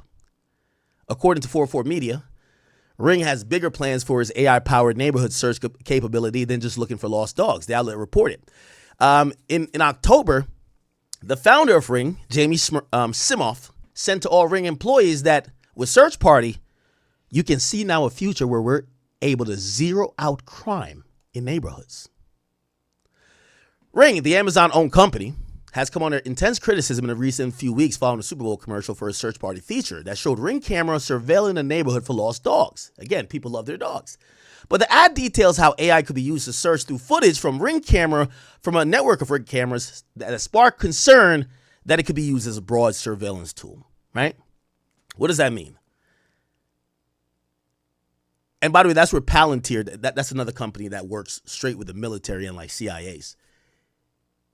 They pitched themselves and got billion-dollar contracts basically saying we could find the terrorists when they're hiding.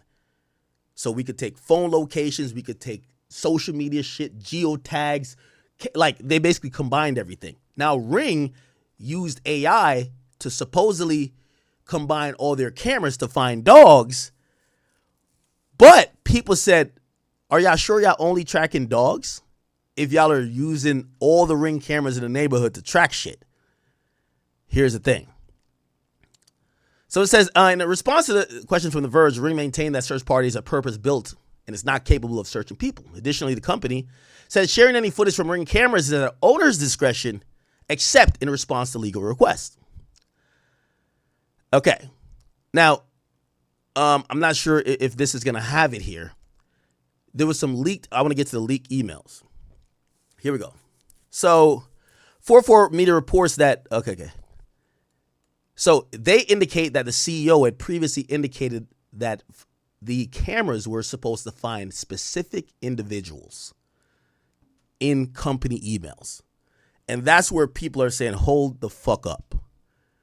Now, I'm not sure if you're a person who's in your house and, you know, there's been this long conversation. Like, for example, I have Alexa all around my house. So Alexa, I believe, Alexa's owned by Amazon. But Alexa and Ring, they're tied together. So, for example, in my house, like, all my alerts come through Alexa, Ring, this and third. I have a hardwired system. But there are some people who are like, if at any time, like if I shout it out now, you'll hear it. Like, hey, I'm not going to say it because it'll turn on. But you're wondering, are they listening to my conversations? If you're talking about some stuff, it could not be illegal or not. But are they tracking everything I say? And I'm pretty sure you guys have had the experience if you have Alexa or somebody or one of those apps, one of those like, you know, smart whatever in your house, Google Home. You notice you say something, and then when you go online or you're on an app, somehow it gives you the advertisement for the same thing, and you never search for it. You're like, what the fuck? How the hell they know? There's been long-term and long-standing, you know, speculation that Alexa or whoever else is sitting, or even Siri, is sitting there listening to you, compiling data about what you're into. Why? Data it could potentially sell to retailers if they want to find people to market to. But even more cynical, maybe figuring out all your private conversations to know what you're into, your financial capability, know if you've done crime, know if you're cheating on your bitch, that type of stuff. If later queried by the government, if they could know what you're saying in your house because you basically have a listening device, you're fucked. So people, I know certain people, they don't like that function of Alexa, or they'll be like, you know, you ever seen somebody like that has a work computer? They'll put a tape over the fucking camera because they're like, I don't know if they could access the camera and just see what the fuck I'm doing. Yo, people be working from home fucking, like, you know what I mean? They just got their laptop right there. They fucking, like, they drinking, like, they smoking. Like, niggas is doing whatever. So, they're always this, like, thought, like, yo, maybe my employer just looks at the camera to see if I'm actually in work or I'm getting my dick sucked. So, people are scared of Big Brother, whether it's not even the government, but the entire idea is that when you're in your home, it should be sacred and private. If you're ever getting surveilled, it's because the police is doing it, not some random app. That's where we're at with Ring. So people, after seeing the leak emails, and yes, they were kind of itching it to crime, but here's the thing. If they're saying we might use Ring to figure out the people doing crime, wait, you think it's only the people trying to come steal cars? Maybe, I don't know. Shit, maybe you finesse the DoorDash driver. Maybe you fucking, I don't know, like maybe you dog shitted on the street and you ain't clean it up. How much will Ring help somebody figure out if somebody's doing crime? And at what point basically Ring is just surveillance for the feds? That's the problem. So this idea of how AI is expansive is now come into question really quickly again, because people are starting to say, this is odd. We don't want AI to completely be so autonomous that it is watching us. And remember, AI just operates as whatever the code or whatever, you know, there's no AI just that has its own brain at this point. So it could be a Big Brother system. So that's one of the big hiccups that's happening right now with AI. People are wondering if AI, is it working for us, or is AI going to be something that the government just controls and we're going to live in a society where we're just kind of being all surveillance? Think about iRobot, right? iRobot is the best example, right? Like the idea of having this robot you could tell to do whatever is great until the robot becomes kind of sentient or they kind of deal with the government in a network type way where they're basically watching you to make sure you don't do shit, right? So if now they could be like, yo, hey, we told you stop having your dog shit on the lawn. Hey, we told you to stop jaywalking. Hey, we seen your car roll through the stoplight even though there wasn't a cop. People are worried that AI will be something that is essentially controlling our world. Keep that in mind. One more particular, and it's a slightly business thing as we go into our regular topics, and I think we're gonna get into. I think we might get into Dirk as the topic afterwards. And by the way, wrapping up that last thing I was saying, the love we have with AI is gonna always have to be measured with how much of our privacy we want to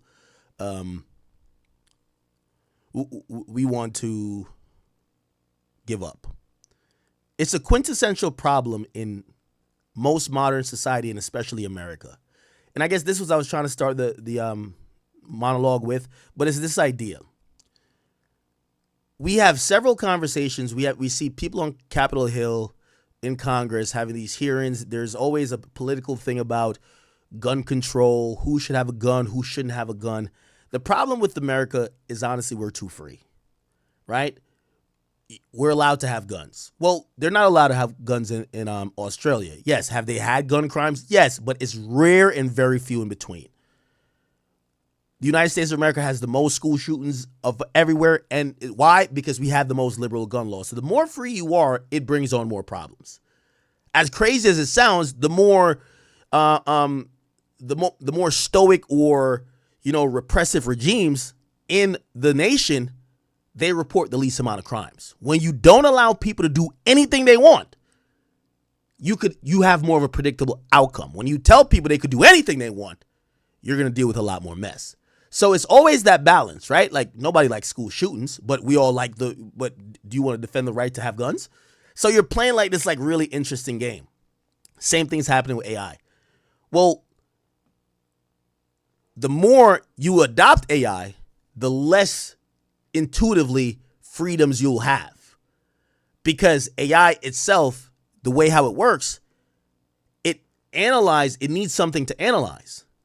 And at some point, like for example, like if you say, how do I, Jim Jones has probably said, how do I change a door frame, right? AI is going to analyze how thousands, if not millions of people have changed a door frame in the best way. And, they're going to go over feedback in that quick and tell you. But when AI is so prolific in a society, you become what they study. So it's not studying door frames, it's studying your behavior. So when AI is on Ring cameras and it starts to learn, because AI learns, but it learns from what's already there. So when AI now finds out, well, basically the last 3 people who reported a break-in, it was when we saw on 3 to 4 cameras, 5 houses down or 2 blocks away, it was dudes with hoodies and face masking. Now the AI, because it learns and then it infers, is going to then basically profile. It's going to say, well, there's a person that is walking down the street with the hoodie, or they're in a car, whatever, and some black facial covering. The chances are that they do a crime is going to be whatever. And if you guys have never seen a movie called Minority Report, that is very important to kind of be juxtaposed to. Again, I think for the people who are really into that stuff, you'll know what I'm saying.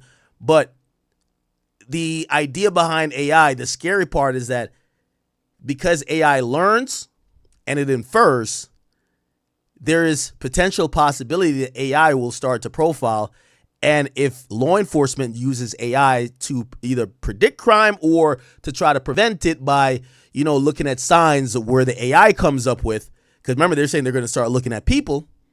Yeah, you never know. The AI might be like, well, when we see black people with a hoodie in this area that we know black people ain't at, that's a robber. So many more problems to come with AI.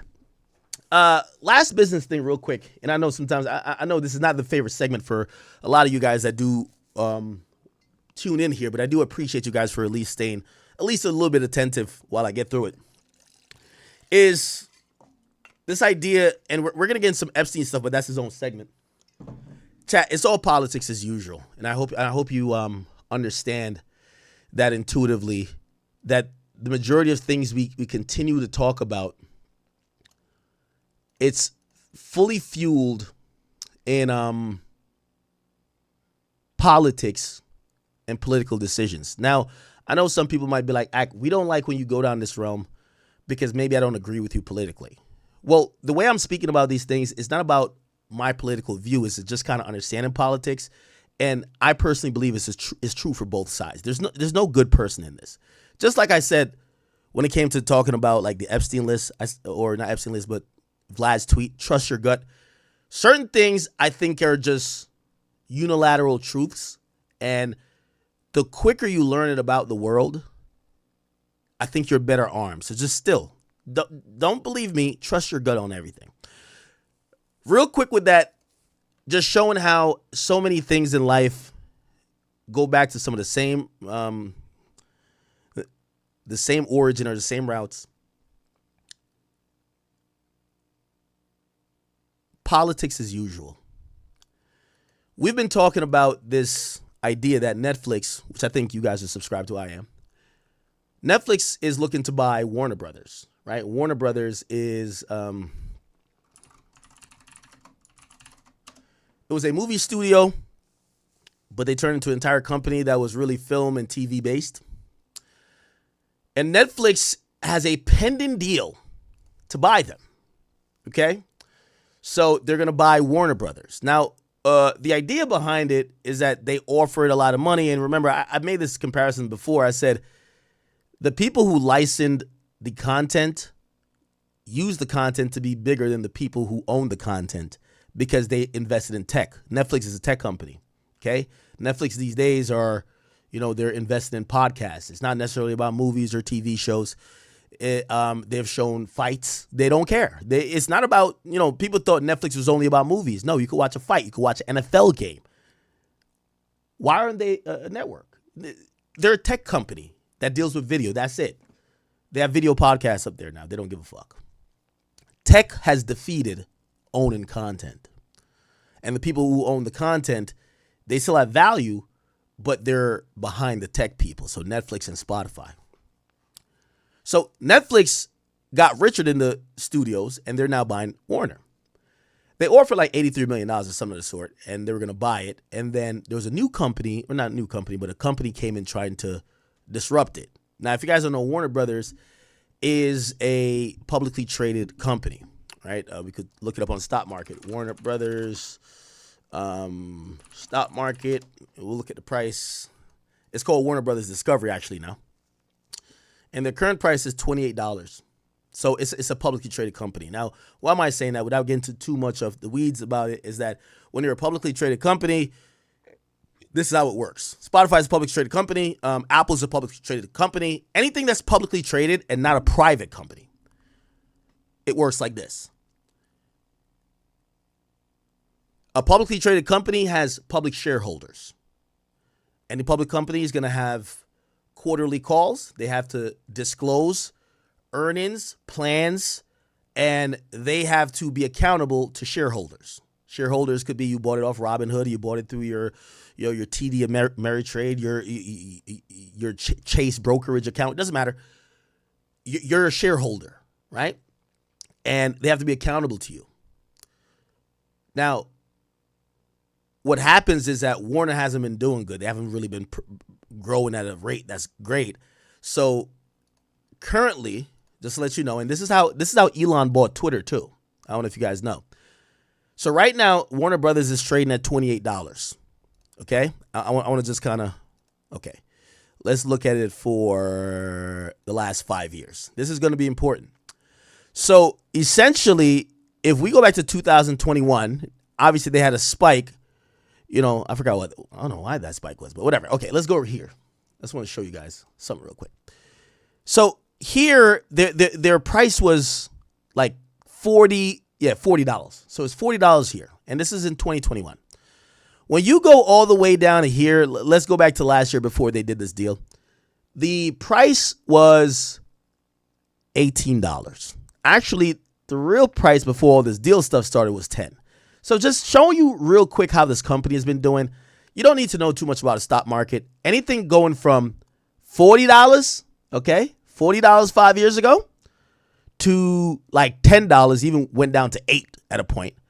$10, and I'm gonna tell you why I'm not using this part where it's going up, is because there's a deal on the table. So when the deal goes on the table and people are valuing it, the stock price goes up, but it's inflated. It doesn't matter. So I'm going from here to here. So it goes, if you own, I don't know, a Pokemon card, you bought it for $40, and niggas only willing to pay $10, you've lost $30. It's not going good. They're in an antiquated business. Nobody's really fucking with like movies as much as they used to. So it's looking bleak for the movie industry. They got catalog, but how much? I think Warner Brothers own like. Do they own like? No, they don't. They don't own. What's the name of that bunny? Oh, let me see. Warner Brothers character. WB characters. Cartoons. Oh, yeah, they own these motherfuckers. Yeah, Bugs Bunny. Oh, yeah, they own Bugs Bunny. Yeah. So they own Bugs Bunny. I think, still. They might have sold it off. Who knows? So Looney Tunes, they own. Okay, bet. So that's the point. Like, I don't even know what little kids watch these days. It's probably just TikTok. So the company ain't been going good. So they've been going down for the last 5 years. They lost pretty much 75% of their value. They went from $40 to $10. And essentially, because they have not had anything positive to tell the people who have invested in them, when Netflix comes and says, hey, we're down to buy the company, and just to let you know how it is going to go, Netflix offered around $28 per share, right? So Netflix says, we'll buy the company, and for everybody who spent, everybody who has a current share of $8, we'll give them $20 extra, right? Anyway, it was a good deal. Warner was down to take the deal. So Warner was going to get bought by Netflix. Netflix got all the money in the world because we subscribe to them, and we're getting to realize that subscription is king. Right when the deal, obviously is a long way to get approved. But when the deal kind of get announced pending, there's another company that comes in, and it's Paramount Skydance. I've kind of went down this before, so we don't have to go through all the things. The interesting thing that you guys should know is that Paramount Skydance, Paramount is a company that essentially got bought out by Skydance. What's Skydance? Skydance is owned by Larry Ellison, the guy who owns Oracle, that, doing all the AI stuff. The second, or actually fourth richest man in the world. His son owns Skydance, and Skydance bought Paramount, okay? So they buy it, and I know I might be confusing you guys a little bit, but I think you guys are smart enough to keep up. By the way, they're cool. The Ellisons, they're cool with Trump. So that's Trump's people, really, right? The son buys Paramount, so now it turns Paramount Skydance. That's the name of it. They come in when Netflix is trying to buy. So they come in when Netflix is trying to buy Warner, and they said, hey, listen. We want to make a competing offer to buy Warner Brothers, okay? So remember Paramount Pictures, there's Paramount Films, and then, underneath Paramount, there's a bunch of TV stations, okay? So they said, we want to buy Warner Brothers, but Netflix already kind of had a deal. So they did something really interesting. It's called, it's a hostile, it's not a hostile takeover. It's not like a coup. It's a hostile, I think it's called a hostile tender bid or something like that, which means every public company, there's a CEO. Like, so think about Google, right? Obviously, there's not like one main guy of Google anyway, but like Google, there's a CEO of Google, and then there's a board of Google. The board are the people who own all the power, really. They could fire and hire the CEO, and their duty is to represent the public. And I think that makes sense, right? I'm always thinking like y'all, if y'all not into this, so I'm thinking if what I'm saying makes sense. So there's a CEO and there's a board. Now, a lot of times, if it's like, say one of Elon's publicly traded companies, right? Like say Tesla. Elon is probably the CEO of Tesla, but he's definitely the chairman of the board. The chairman of the board is really the guy, okay? So owning the company, owning the majority of percentages is the best, and then being a chairman is the second best. And down the ranks is CEO. So let's look. Tesla, because that's a publicly traded company. Tesla chairman, board chairman. Oh, it's actually not even Elon. Oh, wow. Interesting. Oh, yeah, Elon gave it up. Yeah, Elon gave it up. But Elon owns the majority of the company. She only replaced Elon after SEC ruling. Oh, shit. I didn't know that.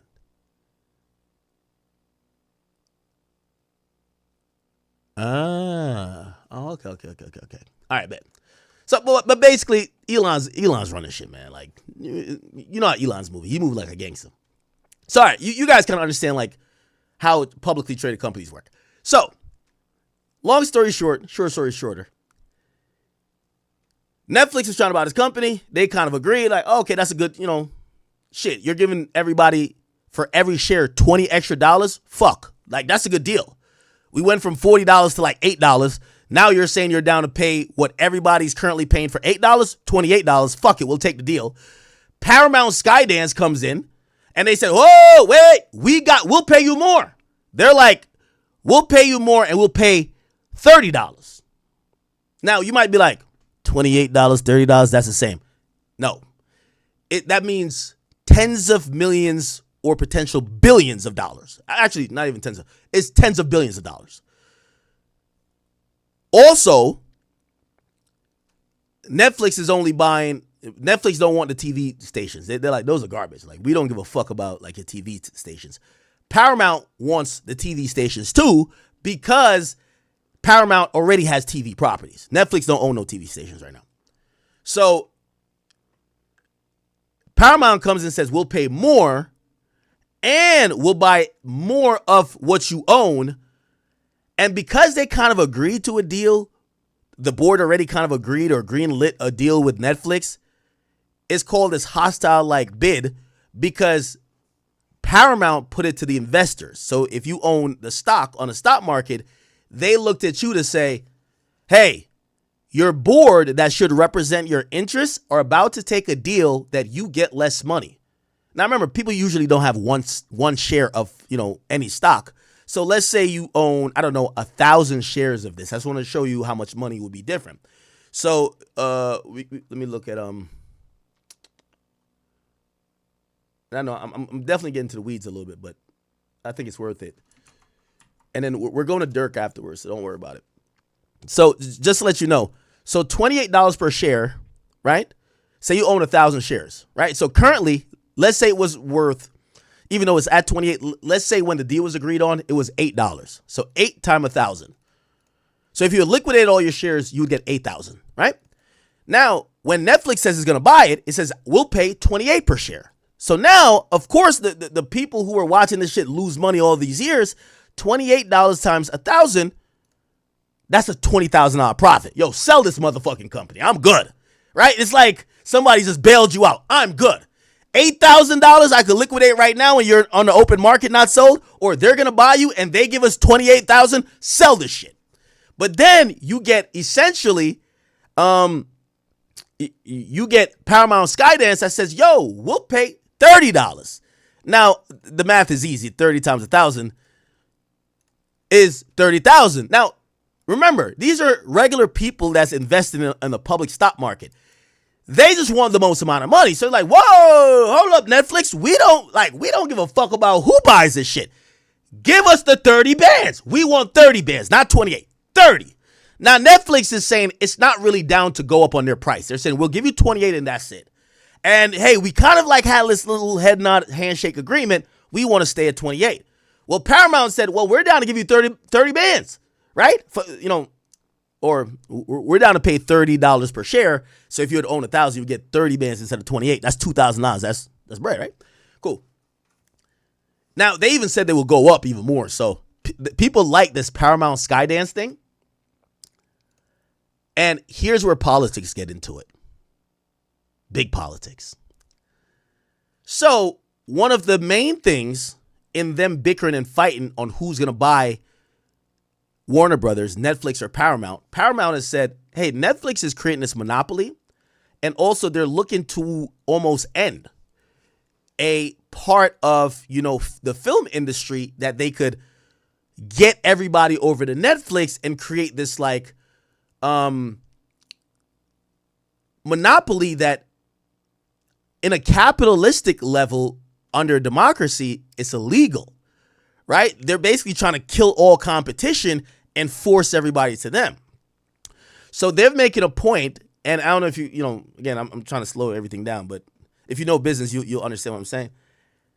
When you're going to make these type of deals that's worth billions of dollars and these industries that matter, the government has to approve it, right? The government has this duty to make sure people don't buy out all their competition to be the only person. Like if Amazon right now said we'll buy out every store in the world, that we're the only store, at least in the United States, because other countries have different rules, the government has to turn it down, has to say you can't do that. It's kind of like, anybody watch the NBA? Remember when they were about to send motherfucking Chris Paul to the Lakers, and we all knew that was going to be a ring for Kobe? It's like, oh, word? This is prime Chris Paul. Like, yo, Chris Paul to the Lakers? I bet. Like, it's over. And the NBA stopped it, right? It was like, all right, stop it now, nigga. Y'all are wildin', right? Like, yo, you can do a super team, but not that super, right?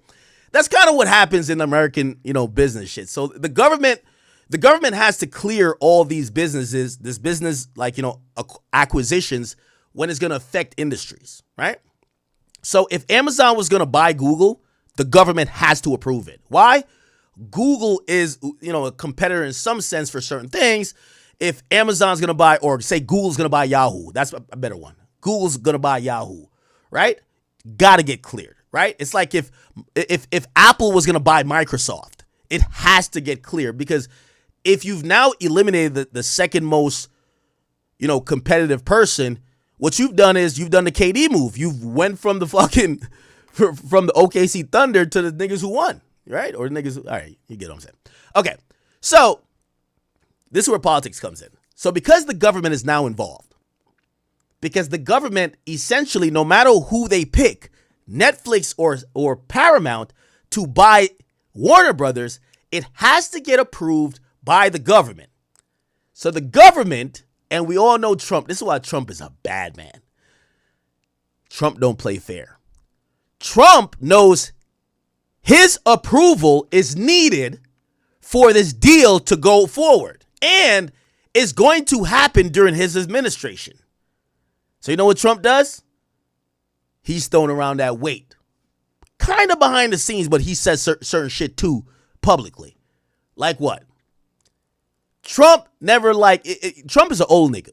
He's an old white dude, bro. Like, if you ever seen when he's responding to media, even when he says fake media, Trump is like an old white grandpa that watches, you know, he used to watch Bill O'Reilly. He watched, you know, Larry, what's the guy named? Larry, He watches all these late night shows. So anytime when people would diss him, this is why you hear him say like, oh, that failing TV show, blah, blah. That's the media he cares about. He's from that era. So Paramount is hoping to get the bid for Warner. Netflix is hoping to get the bid for Warner. And Paramount just went, okay? Paramount just went forth with what's called an antitrust review. And the Department of Justice, remember I told you who controls the Department of Justice? Trump, Pam Bondi, DOJ. The DOJ cleared the review for Paramount saying, hey, if they did buy it, we approve. Which, by the way, leaves it open to say the government wouldn't block this deal. Now, remember, when you get into these $1 million deals or $1 billion deals, they actually put in a contract to say if the deal don't get finished, you have to pay like a separation fee, which the investors would have to eat. So like the investors and the board who's represented them has to make sure these deals, whoever's going to buy this company is going to go through, has to make sure. So the government already saying, hey, we clear them. Now keep in mind about clearing them. The Ellisons, remember, it's the son of Larry Ellison with Oracle. His name is David Ellison that owns Paramount, Skydance. That's Trump's man. So it's like, Wink, wink, head nod. You know what I mean? So he gets cleared, right? However, you know, they always say don't look a gift horse in its mouth. Recently, Paramount Skydance did something that people think it's because they were needing Trump support to Trump support, which means the DOJ would pass their antitrust review to potentially get to a sale. They think that the company has done some shit to appease Trump, and it came out like this. So late night show, Stephen Colbert, if you don't know, Paramount Skydance owns CBS. They own it.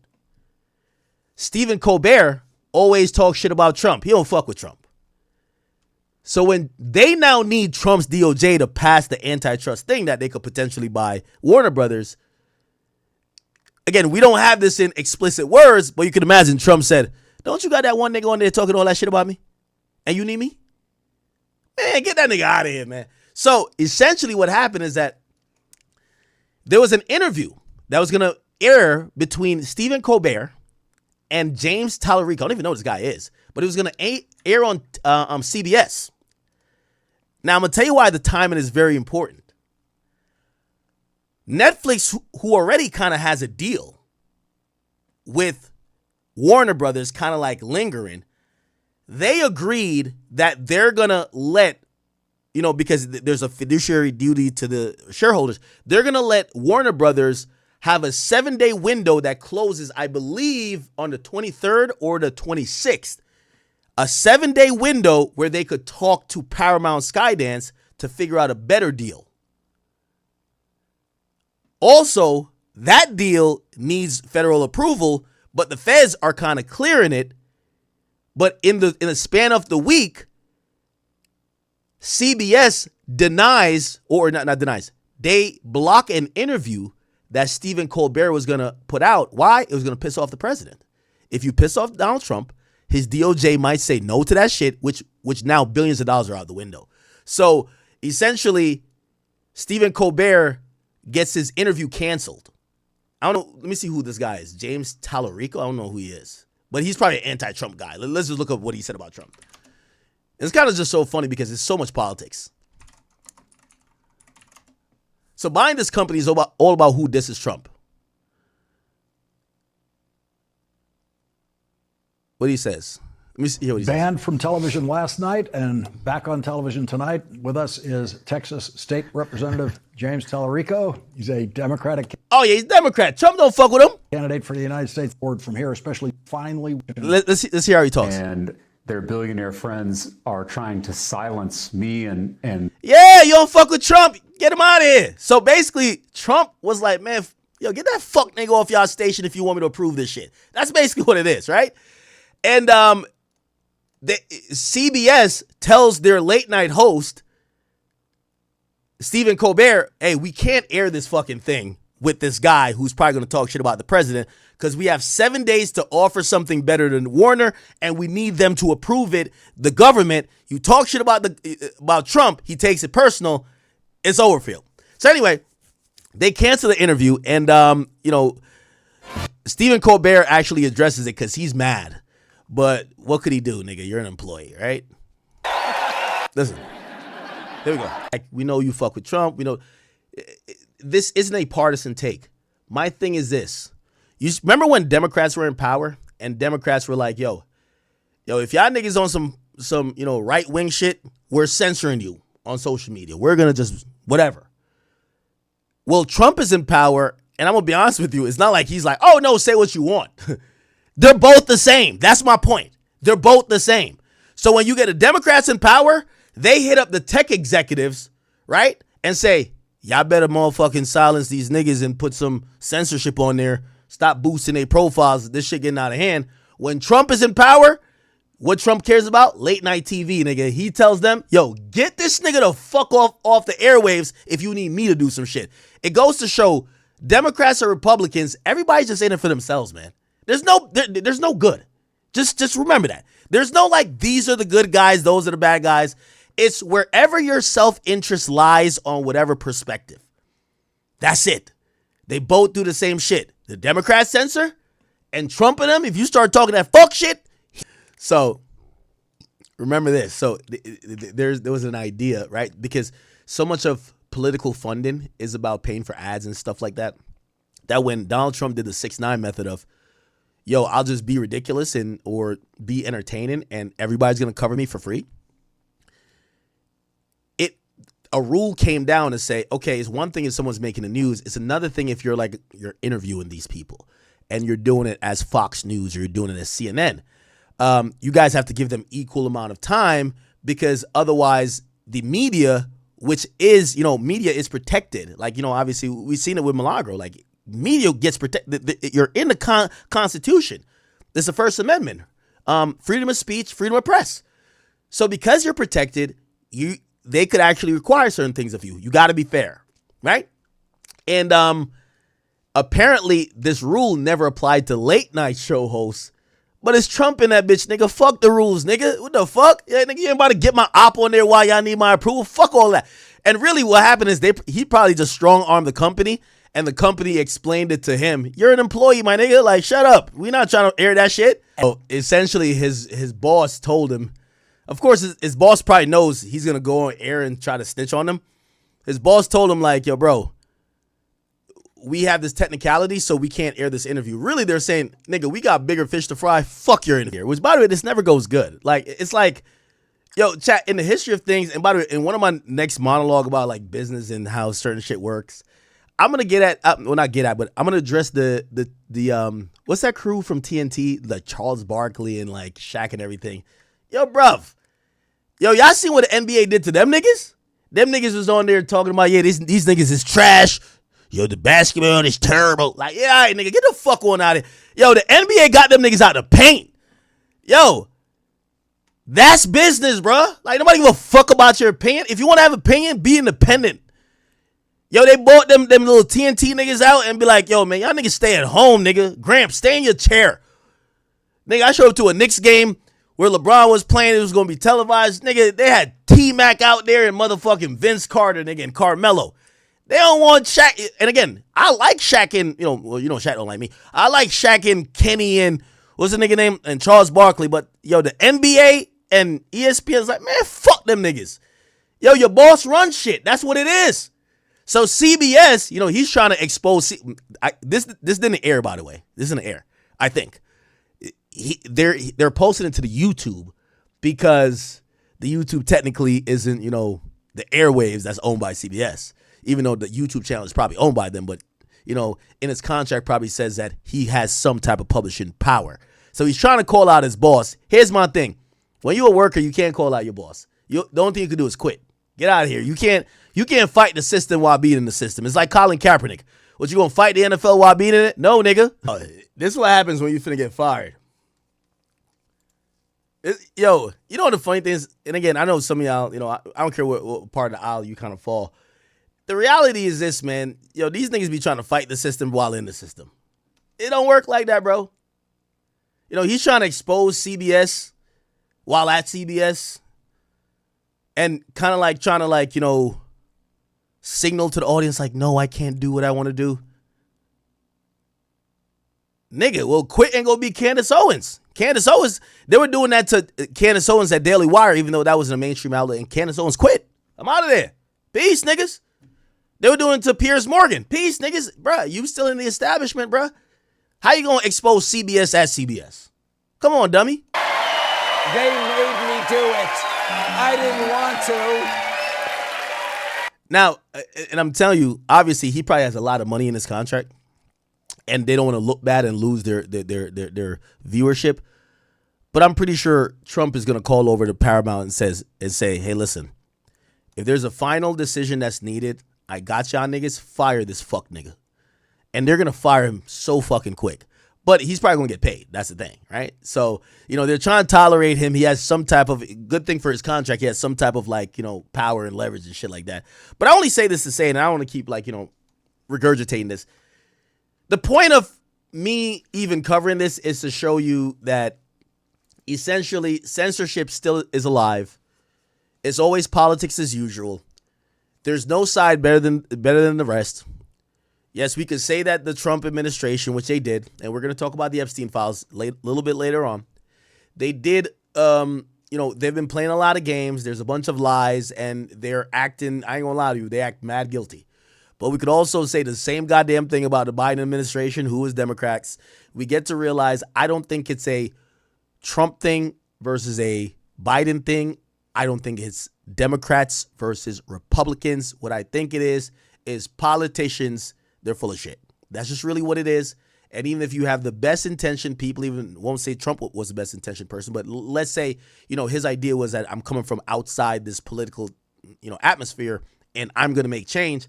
Once they get into the mess, they're all the same. It's politics as usual. They both censor. They both, have their own agendas, and if it's a cover up, they both will cover it up. Okay. We heard about Biden covering up for his son, Hunter Biden, the crack smoker.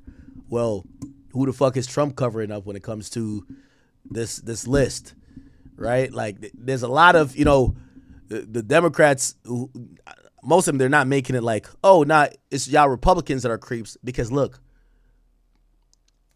Bill Clinton's on it. And it's the first time I've heard Trump say anything positive about Bill Clinton or a Democrat in a long time. When it came to them saying Bill Clinton should get on the Hill and answer some Capitol Hill, that is, and answer some questions about this Epstein list, Trump was like, man, why they messing with Bill Clinton? What? Nigga, what? Nigga, you're a Republican. You should say, fuck that nigga. Or maybe he knows some shit that fucks everybody up. This shit is politics as usual, chat. But just keep all that in mind. Thank you guys for even sitting through that. Hopefully you guys did understand a good amount of things I tried to explain with that. Politics as usual. That's the tagline for the second half of my monologue. The first tagline for the first half of my monologue is, the price of freedom is, literally some of the problems we complain about. If you want to have freedom, you're gonna have those conversations about school shootings. The more repressive we are, the little problems we have. When you allow somebody to do anything, you're going to have to deal with them being able to do anything. And as people say they love freedom, but they love AI is going to take away some of those freedoms, and we'll see what happens. Okay. Let's go to Lil Durk real quick. We have a interesting update. It's not that new, but it's an update that I do think is rather not only interesting, it's pertinent. So, I don't know if you guys have been to theakademy.blog. I'll promo it here. But if you guys do care about, some of these cases we cover, and I know, we've kind of like chilled out off the cases a little bit, but it's about to ramp up in the next couple of months. There's a lot of interesting cases. And, not saying I'm going to be in court, but I am in the process of recruiting people that will be in court, that we can have some court reporters and people to kind of tell us what's actually happening there. There is an exclusive. And by the way, you guys could go to theakademy.blog, okay? But we do have some exclusive documents to kind of review. And in this exclusive document review that you guys can find on theakademy.blog, we're going to take notice of what's happening with Durk. The idea of, or the question of, is Durk cooked? That I keep hearing people ask me, you think he's cooked? And I've long said, like I said, hey, listen, man. I'm gonna be honest. I think Durk thought he was smarter than the average bear, right? Without y'all calling me a snitch or something like that. There's many crimes and murders in hip hop, and you guys can name some people who you think that Of course, we're not gonna sit here and just speculate or try to incriminate people, but the death of certain people, you know who behind it, you know who sent the hit, you know who gave the bag, you know who set it in motion. For the majority of those situations, those people remain uncharged. I can name you a shit ton of situations, but again, out of not trying to be seeming like I'm trying to get people indicted, I won't mention names, but the death behind so-and-so who really probably sent that hit. And most, if quick names are coming to your mind, without us even have to vet them, or I won't even look in the chat to see what you're saying, you're right. They're behind it. That's 100%. The thing is, a lot of these people, they don't have a pattern of doing this. A lot of these people haven't done a lot of these. A lot of these people have given, honestly, the government, and especially the feds, no real incentive to try to catch them. Now, a lot of times people think that crime, a lot of people think they're smarter than not only smarter than the average bear, they're smarter than the cops. It's not that. It's like the resources needed to really bust you is just not worth it. And they don't think that you're that much of a menace. Like, if you did a crime back in 2015, but you don't consistently do crime, the government, if they have to spend $1 million or $2 million to really investigate you, to arrest you for that, and it's not that big of a deal, it's not repetitive, there's not many victims, or especially if it's not violent, they might say, fuck it. Even if it is violent, they might not want to spend $3 million to surveil you, this and third, and send, undercover agents or snitches or whatever and try to get, they might just say, fuck it. If it comes back up, it comes back up. It's a cold case. Such is the case with certain people, though. They feel like they have been so brazen, they've done it so much that they feel like, hey, listen, we have to get you out of here. I hate to have to tell you guys and be the bearer of bad news. That is the Fed's demeanor towards Lil Durk. The Fed's demeanor towards Lil Durk is that, it's not that Durk supposedly had one person touched, allegedly. And when I mean touched, the obvious implication, the kilt. They believe that Lil Durk has been paying for a lot of murders. Again, this is what they believe. I think Durk's a great musician. He's been a good guy to me. I'm just going to keep my comments there. But the feds believe otherwise. A lot of this stuff bubbled up from multiple organizations. Chicago Police Department, Atlanta Police Department, Cook County District Attorney's Office, Fulton County District Attorney's Office, LAPD. When you have multiple cases where your name is constantly mentioned, at some point, if you guys ever seen The Wire, remember they were like, yo, who the fuck is Marlo? You ever watch, anybody ever watch The Wire? Anybody ever watch The Wire, chat? There's a part where they said Marlo, when they start first hearing about him, say he's not one of those guys. Like, who's Marlo? Who is he? And some of the narcotics detectives who are on the ground are like, nah, Marlo's the guy now. Remember even when they were talking about Avon at first. Yo, who's Avon? And you get to realize how, I love The Wire because it's a real good depiction of how crime works and how society works. Not only the police department, not only the press, not only the lawyers, not only the politics, not only the educators or the system of administrators of educators, not only the junkies, the people, the crime, the hitters, the fucking drug dealers, regular humans, the squares. It shows everything. That's why I think it's one of the best encapsulating TV shows of all time. So for the feds to really put some real resources into solving a crime, they at first usually figure out there's a pattern going on. This person didn't only pay for one hit. This nigga is paying for everybody to get killed. That's how they look at things. For them to indict someone on racketeering, and this is why they usually carry charges like that. They like conspiracy charges, and yes, murder for hire is a conspiracy, because part of conspiracy is a pattern of activity.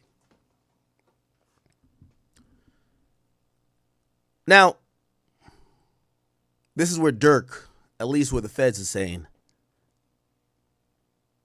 they severely, he severely fucked up on.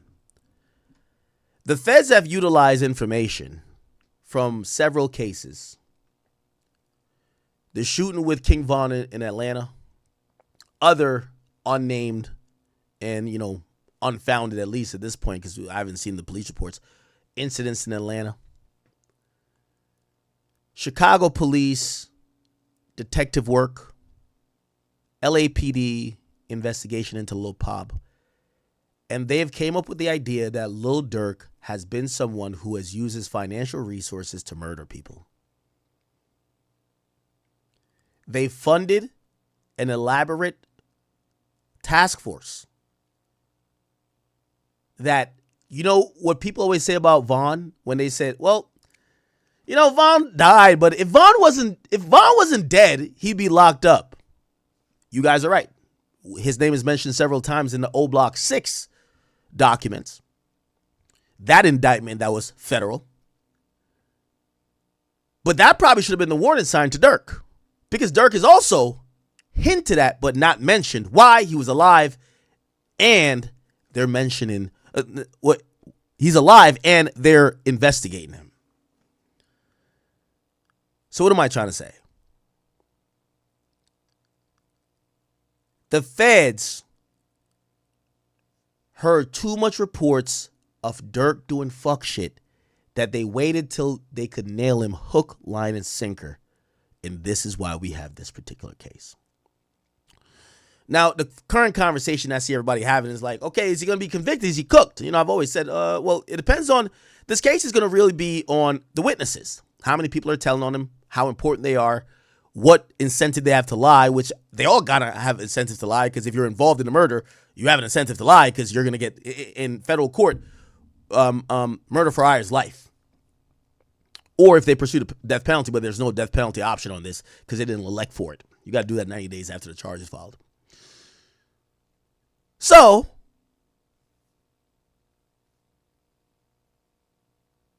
is he cooked? Well, again, my opinion is depending on how many people tell on him. We're hearing wild amount of things. Well, there's mad people telling. A lot of people have flipped. I don't want to spook Durk fans here, but I do want to give you some more details that kind of showcases how much the feds have been warning Durk. I often tell you guys back in, right after Young Thug got indicted, I got a call from someone who knows a lot of these. Well, really, they knew a lot of people in Atlanta and the Atlanta DA's office. And I remember that was the time that Lil Baby was trying to play hide and go seek with all the killers he commissioned out in Atlanta. But he was trying to play hide and go seek. He's like, nah, I'm not F4PF no more. I'm like A, B, C, D, E, F, G, C, B, F. Yeah, he didn't want no more parts. And I get it. It's time to act like you're a choir boy. I get it. But I got a call, and the person said, the people who are, by the way, YFN already was indicted. But the call I got, it says, I'm going to just let you know, Durk is up next. And I was a little bit flabbergasted. I said, what the fuck has Durk been doing in Atlanta? Now, we knew a few things, but it was like, indictment? Gang indictment? He's not even from Atlanta. What that actually turned out to be was that this was mounting concerns and conversations that law enforcement was having about Durk. I always told you guys, when we go to his bond hearing, Durk Vaughn hearing, there was a Chicago detective who actually testified. Case against... Okay?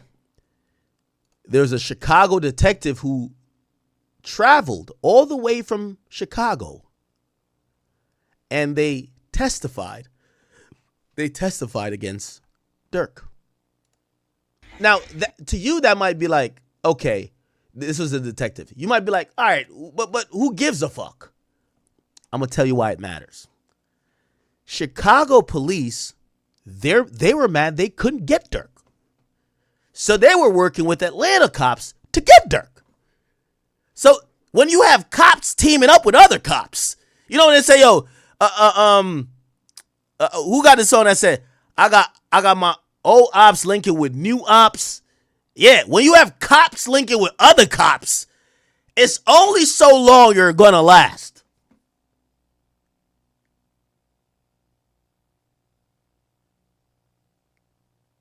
Okay? The fuck did y'all say in the chat? Hold on. So that was a problem. But then when usually there's joint investigations and detectives from different cities are talking, that's the perfect cases for the feds who got more resources. I see y'all spamming some really crazy stuff. So I'm going to try to get through this a little bit quicker. The old ops linked with my new ops. Wait, is that in Yeah, I think that's it. Yeah, I think. Yeah. They don't be outside when you think they has to be on the gram. Old ops fucking with my new ops. Oh, man. Yeah. You have your ops as in the cops in Chicago, right here, going to Fulton County, trying to make sure you stay in jail for that crime. And then Fulton County going to the feds and also going over to LAPD. And the feds says, y'all don't got to link up. All y'all link up with me. Now let me tell you where this is a culmination and this is the effect of everything. So as we wait for the April trial of Lil Durk, and we're wondering who's telling, is Vonnie telling, is OTF Jam telling, Didi seems like he's solid. Who's gonna flip on Durk? We are hearing that there's maybe half a dozen cooperants. How close are they to Durk? Did they hear him say something? What could they really pin him to? That won't be revealed until trial comes. They have put a order of protection on that information. They have vaguely talked about it in documents. But we do have some new information, but it's coming out from a different case. Now, Durk isn't indicted in this case. And I want to use a name here, but I don't want to throw him under the fire. But go back, let me just go back and look at Dolph case. When you look at that Dolph case, it's really two people that they keep referring to, but they never name. We kind of figure out one of them because he dies, Big Jug. But there's somebody else they keep referring to. They never name. Remember, I told you. The feds have now showed a little bit of their hand in this other separate case that Durk isn't charged in. This is not snitching or nothing, because anyone with a brain could figure out they're talking about Durk. Now, Durk isn't charged in this. And I would imagine they're not going to charge him because they already got him charged for some other shit in LA. But the fact that they're not lumping this in, I think they got Durk hook, line, and sinker. Now, remember back in Chicago, Durk's brother, D-Thing, got killed at Club O. It's a club named Club O. His brother went there, and the story goes that he was shot in the head near the entrance. Okay? Apparently, it's been abandoned. It's been abandoned. Police have not really responded or even, they've not treated that club well after they realized violence have always been there.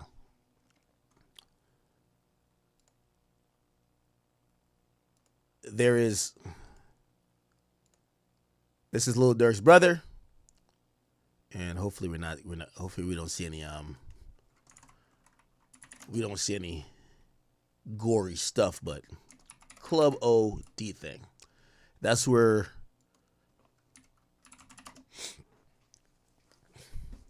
Lil Durk's brother lost his life at. Okay. There was a viral video of somebody walking up to it the day after, which was, I think this is a little bit spooky. The club was closed, but you saw blood on the ground. We won't show that, but this is a club. Apparently, somewhere in between this entrance and a little bit in there, some people feel like he was around here. He got shot in the head. He died. In the following days, There was numerous shootings reported, but there was several people who died. Notoriously, one person whose name is Stephon Mack. We later saw the feds charge 2 people with his murder. One, and Anthony Montgomery, okay, who is AJ, supposedly that's his hood name, AJ from Mike City or something like that, and then Preston Powell. They both got charged. The idea that the feds, and by the way, this is not local police. Usually we know Chicago police, they can't solve nothing. They can't prove a fucking thing. And this is what I'm saying. I think Dirk had to realize, bro, these cops wanted you for a long time. I think these guys get caught because the cops wanted Dirk, but they still haven't charged Dirk. So they charged these guys.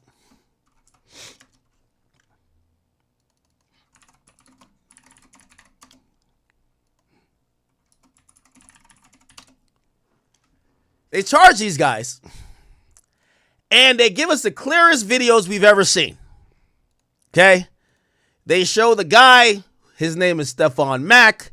He's supposedly rumored to be the guy who killed or is involved with the killing of Lil Durk.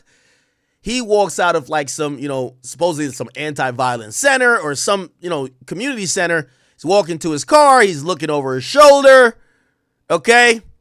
He got his hand in his thing. He's looking. He's keep walking. And all of a sudden, shit goes left. They hop out the car, blasting. He starts running, ba ba ba ba ba. And this guy right here, he's like Usain Bolt. He takes off. They murder him in the snow. Cold-blooded murder. Just to let you know, this happened. I want to show you the time on it. The timestamp is 14:59. It goes to 15, which means officially it's 3 p.m. broad daylight, Chicago. This is not O-Block, but we all know in Chirac, it's liable to go down anywhere. If you catch an op at the gas station, the church, the funeral, you catch him anywhere. The porta potty, you catch him picking up his WIC check. You catch him with his at the daycare. It gotta go down in Chirac. Anywhere. On camera, off camera, don't matter. Rest in peace to Stephon Mack. He lost his life on his fateful day.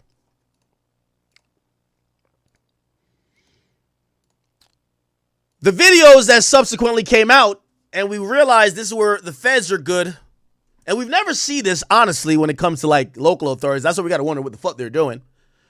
They not only had the clear 4K footage where he's coming out and people start shooting at him, they have other footages of people running from the scene. There's a guy who ran from the scene because what happens, if you guys don't know, remember the guy, right? Remember, he's running from the bullets. We have the Chirac Noah Lyles. He's chasing him with a fucking, like, what is that, Drake? Oh, he's chasing him with some fucking, cut off rifle or some shit. Or mini whatever. And, his 40 time is immaculate.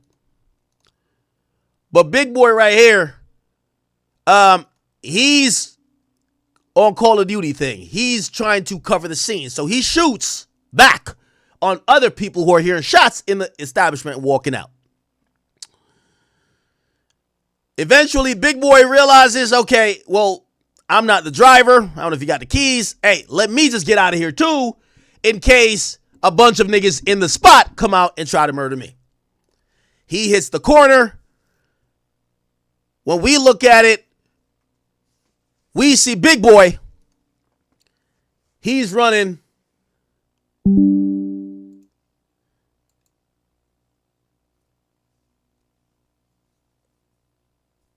Did my internet go out? Wait, what the fuck just happened?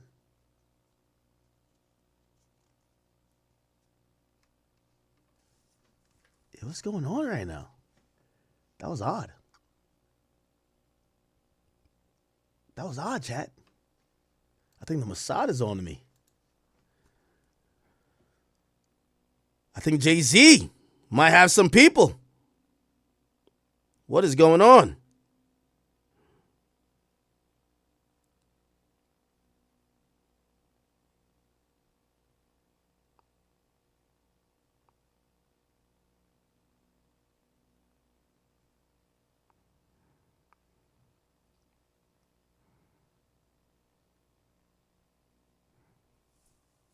Are we back?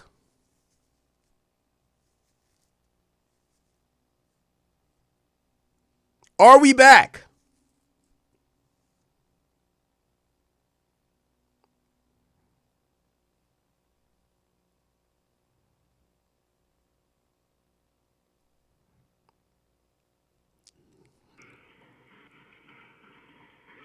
One in the chat if we're back. Please let me know. This is important. I was in the middle of telling a story. It's an elaborate story. I know for some of y'all be like, Ack, why can't you get to the point? Well, I kind of try to treat every video as if you didn't watch the last part. Okay? Kind of, yeah, that's the best way for me to, do a lot of these topics. Because I hate clicking on a YouTube channel.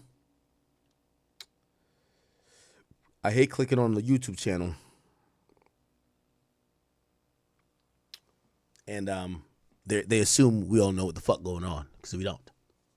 Okay. So yeah, homeboy, but he actually looks like Big Ack cutting that corner with a Drake OVO McDonald's meal down the road. Let's get to it, brother. Let's get to it. Yes. Oh yeah. Oh yeah. Let's get to it. Let's get to it, man. Let's get to it. Now, there's a reason I'm playing all this. I promise you. Now, everybody know the fat man's plight. After about 20 seconds of running, your ass is gassed. Okay? So the sprint turns into a light jog, which turns into a walk, and probably a... We all know. Okay? Before he clears the frame, he's like, all right, man. Okay. Now, the other guy, little Noah Lyles over here, who's chasing Stephon Mack. Okay? We're going to see him chase him. This is him right here. He's going to chase him over here. And I'm not going to lie. Probably not the best route he's ran in his life. Rest in peace. Not going to lie. Why? If someone's shooting at you, I think you want to run between cars. You want to stop. No, again, I'm no expert. But running into open space that it could shoot you like a duck or like a deer. I get it. Chirac niggas don't got the best aim, but shit. Don't just run in open space. Kind of run behind a house, do something. Drop behind. Okay, I'm not saying it is what it is. It is what it is. Rest in peace. He eventually collapses. You're going to see here. And at that point, this guy, he's just standing up. He's, you'll realize he doesn't get past this tree line. And he walks up, he runs up. And if it was on clear, oh, never mind. The guy's still going. Never mind. Oh, he's doing the Noah Lyles right here. If you don't realize, he eventually kills him. He's down there. Okay. Now, there's more information and more details that I must show you.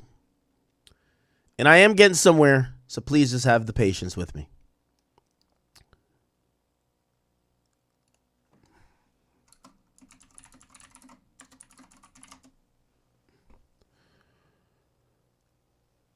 Let me see, where can I find the other video?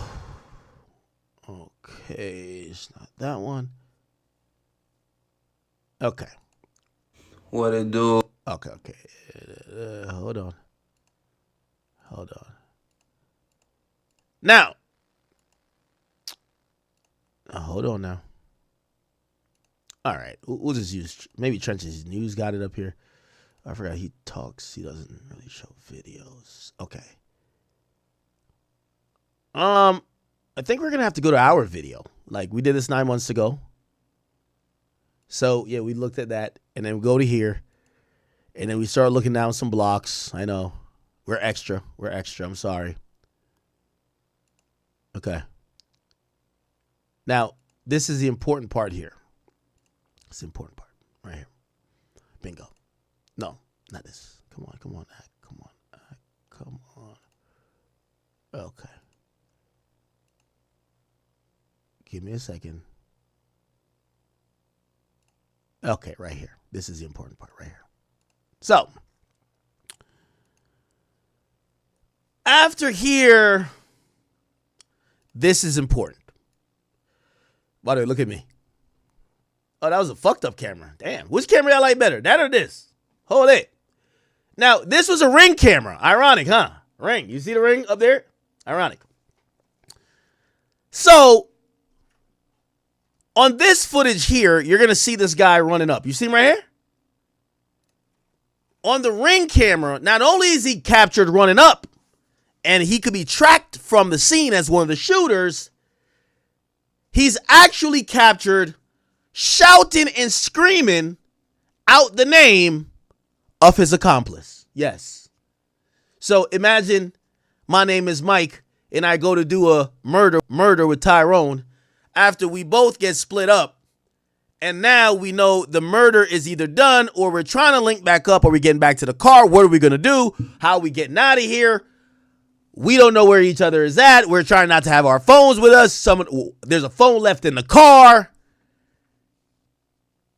They start shouting each other's names. Yes. The guy is captured on video shouting his co-defendant's name. Yeah, that's the guy with the long gun. Someone wants to read the transcript? Okay. So he's caught on camera shouting the person's name. There's in the transcript.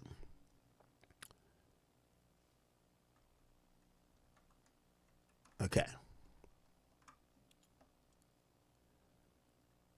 We don't got to really get to the transcript. Okay. But here's the interesting part. And this right here, which we talked about 9 months ago, is now coming to life. But let me help explain it to you in what it means. So these guys do the murder. There's incriminating evidence already, but, it's Negroes. So they're like, I had my hoodie up. I had a face mask on. I had the shiesty on.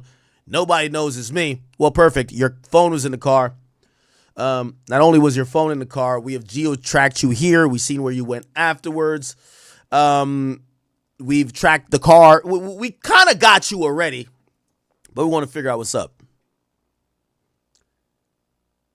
So the guy named Montgomery Wilson, and let me put up his, Anthony Montgomery Wilson.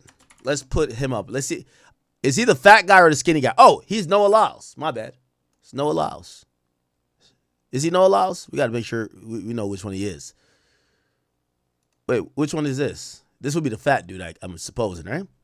No, okay, so the fat dude is Preston Powell.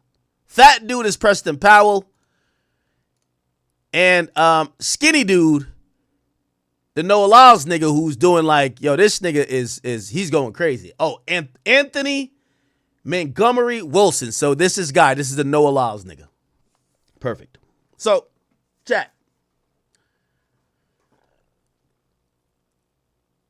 Part of the evidence why the feds, just chose to indict these guys rather than leave them indicted, kind of, the murder is already done, kind of leave them out there to see if maybe Dirk, because in their mind, they believe Dirk did this, right? Leave them out there to make Dirk feel like they got away with murder, that maybe Dirk sent him on another drill to really get Dirk. They picked these guys up, Because they're like, these guys are too fucking stupid. They're giving us all the evidence. What evidence? So this guy, right, after he gets picked up, right, he gets locked up in a cell and they give him a cellmate. He tells his cellmate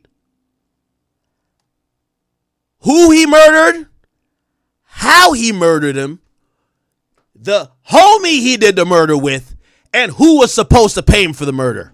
Thank you. Come again. Perfect. Got him. So he confessed, essentially. So what I was showing you on my screen here, he's talking to a cellmate. Listen to how he's talking to his cellmate, chat. Look, this is how he was talking to his cellmate. Listen to this. Yeah, I had the standard, folk, with a 60 round in that bitch on Mike. I let 3 shots out when he first came out. Marty said, yo, wait till he get to the car. I said, yo ass tweaking, boy. By the time he get to the car, that's enough time for him to get his pipe. Yo, so now the cellmate, who's a confidential source, is saying, tell me more. He said, scratch off anything. So he said, yo, bro, man, yo, I won't. As soon as he makes it halfway between our car and his car, yo, bro, I just pop out like John Wick. Pop out. He was already on the car when he first came out the door. What does that mean? He was looking at the car. Matches with the video. The nigga did look at the car a couple times. So the cellmate said, what? He was on your car? How? Yeah, he was on our car when he first came out the door. Yo, he looked like we behind the tents, though. We behind the tents.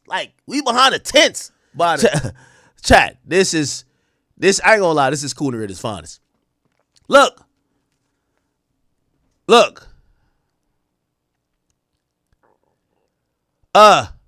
They tells man there's armed security. An armed security guard. I'm cool. On Mike. I tell Marley, nigga, you ain't got my. It said what? It said you ain't got to do shit, my nigga. Just keep that security guard off us, nigga. On my dead niece, yo, you don't got to do shit, nigga. Just make sure that security guard stay in its place. So the guy who ran after him, he told the other guy the job. Your job is to keep the security guard that we know is in there off of me while I'm murdering him. Keep an eye on the security, nigga. Yo, we pulled up on Mike, man. We waited right there like 20 minutes.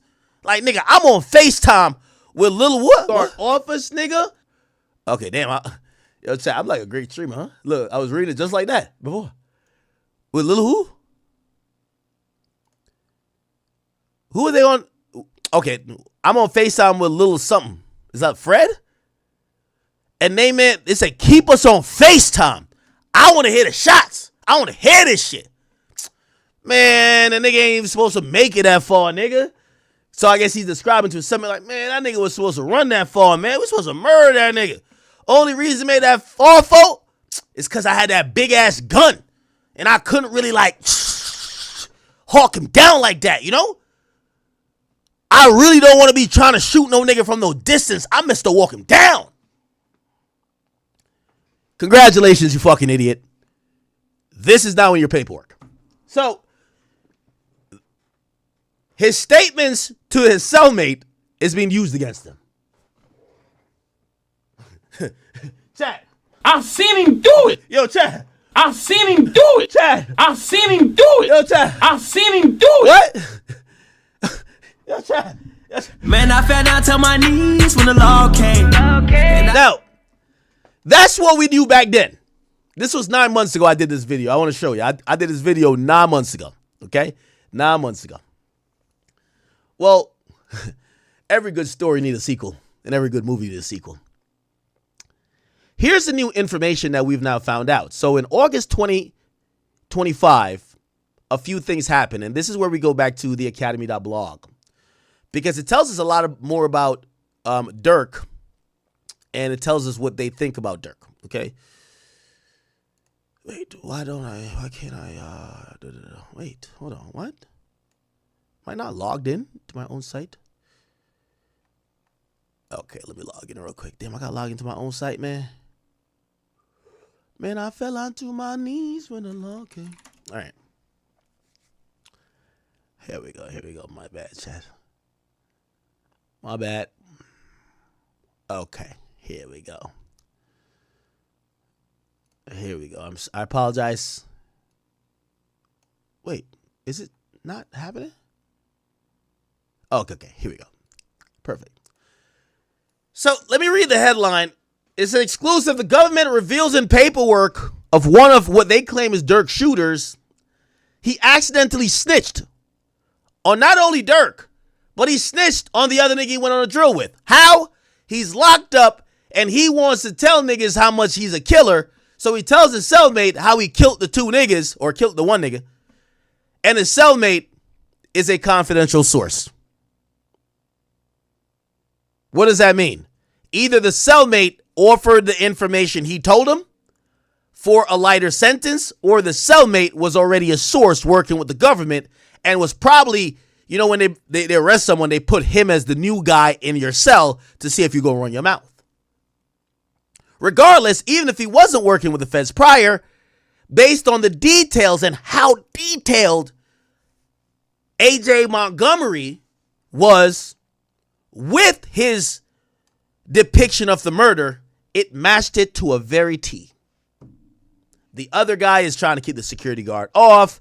He was trying to kill the guy before he gets to his car. He knew where the guy's car was. He knew where it was coming out. He says when the guy comes out, he's already on the car. He's looking. He says, I shouldn't have to chase him that far. I was supposed to already kill him, but I was using a long gun. Everything he said to the damn cellmate matched the description. So what happens is two things, okay? First and foremost, back in April, no, not April. First and foremost, back in August 15, 2025, there was a decision made by the courts. So the judge actually sided with the fat dude, Preston Powell. I got to make sure you guys can see. So this is a skinny dude, and where's the fat dude? This is the fat dude, right? So remember, he's supposed to keep the security guards off, and this is the Noah Lyles nigga who's chasing him down. He basically admits that I'm the guy who's telling people what to do, right? Now, they do a motion, and here's the thing. Because this case, right, this case is, and I got to show you what they're charged with, right?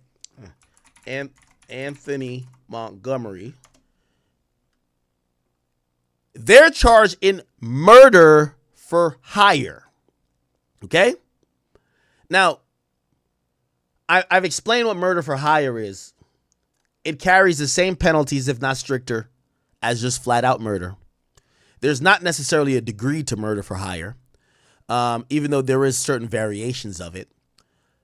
It's the only thing that usually matters is if the person dies or if they didn't die. If the person dies, you'll never get out of jail, no matter what. If the person didn't die, there is some wiggle room. If the person died, you also could get sentenced to death. Very different from murder that has several degrees. Very different from manslaughter, which is a particular part of homicide that you could probably get out in 15 years. This shit is more ironclad. Why? It lays out a conspiracy, and that's what it is. Murder for hire is cousins of a RICO because both, in its very essence, is a conspiracy. So the conspiracy is that y'all got hired for this plot to commit murder. Now, a lot of people were thinking Dirk was going to be added to this case. Why? If you're getting arrested for murder for hire, both of these guys, who did the hiring? Now, the government consistently mentions who does the hiring, doesn't charge him. Let's see if the government just didn't know who, or maybe they did know who, but either they didn't charge him because they had another case, or maybe they're still holding this later, that maybe if Dirk beats that first case, they'll charge him with this. And that's the thing here, people. You see, the feds, I think they've sunk their teeth into Dirk. Pause. And they want something. They're clearly outlining that they feel he's been involved in other crimes, even if they didn't charge him. And I would imagine if they feel he's going to beat this case, they will link up and offer deals to these other guys and ancillary people for this other unrelated case he's not charged with to get him there. I think they want at least 15 or 20 years out of Dirk's life. And for the Dirk fans, that is not good. I'm going to be honest. They seem to have some incentive. Okay? And this is not like a YoungBoy situation. Let me give a little parallel to YoungBoy. I think the feds were salty that YoungBoy beat the gun charge. He then gets pretty much a really favorable plea when it comes to a global plea that solved his gun case and also resolved his drug case. Okay? When the feds get embarrassed like that, they're going to still watch you and wait for you to fuck up. The thing is, with YB, Trump pardoned him. And when Trump pardons you, not only is the DOJ going to fall back, but everything they may have had against you, it feels like they have to start over again because you're pardoned. They can't use those prior things against you. So you have it's like a new life, damn near almost. And I think that's why the feds haven't tried to bust him for some other shit again, if you ask me. But again, Dirk is a different case. I haven't seen someone get pardoned for a particular murder for hire, right? Anyway. So here's the new details. So back on August 15th, Preston Powell, the fat nigga, makes a motion to the court like how OTF Didi is making a motion in the California federal court with actual Dirk in that case. Now, it's for two different reasons. Didi is trying to make a motion for severing, and that's the motion, which means I know you're trying to say we're all co-conspirators, but the proof isn't there of us being co-conspirators. I want to have my case without a co-defendant. Now, let me just Dirk's case and why that's been done. I think Dirk wants Didi severed too, and Didi wants to be severed. Why? If you take Didi out of Didi as a separate case, the case that the government has will look fractured, and that fractured case will most likely look to a juror that the government is making a leap in trying to assume that Dirk is connected to these guys dying. Why? Most of the government's case is really hinged on Dirk not communicating with the shooters, but communicating with the middleman, which they believe is Didi. So if Dirk and Didi ain't co-defendants and they can't use Dirk against Didi or Didi against Dirk, it helps both Dirk and Didi. Now, granted, I don't think they're going to be severed. However, in the case of this fat nigga, Preston, and Noah Lyles, a.k.a. Anthony Montgomery, AJ from Mike City, they did sever the cases. I'm going to tell you why.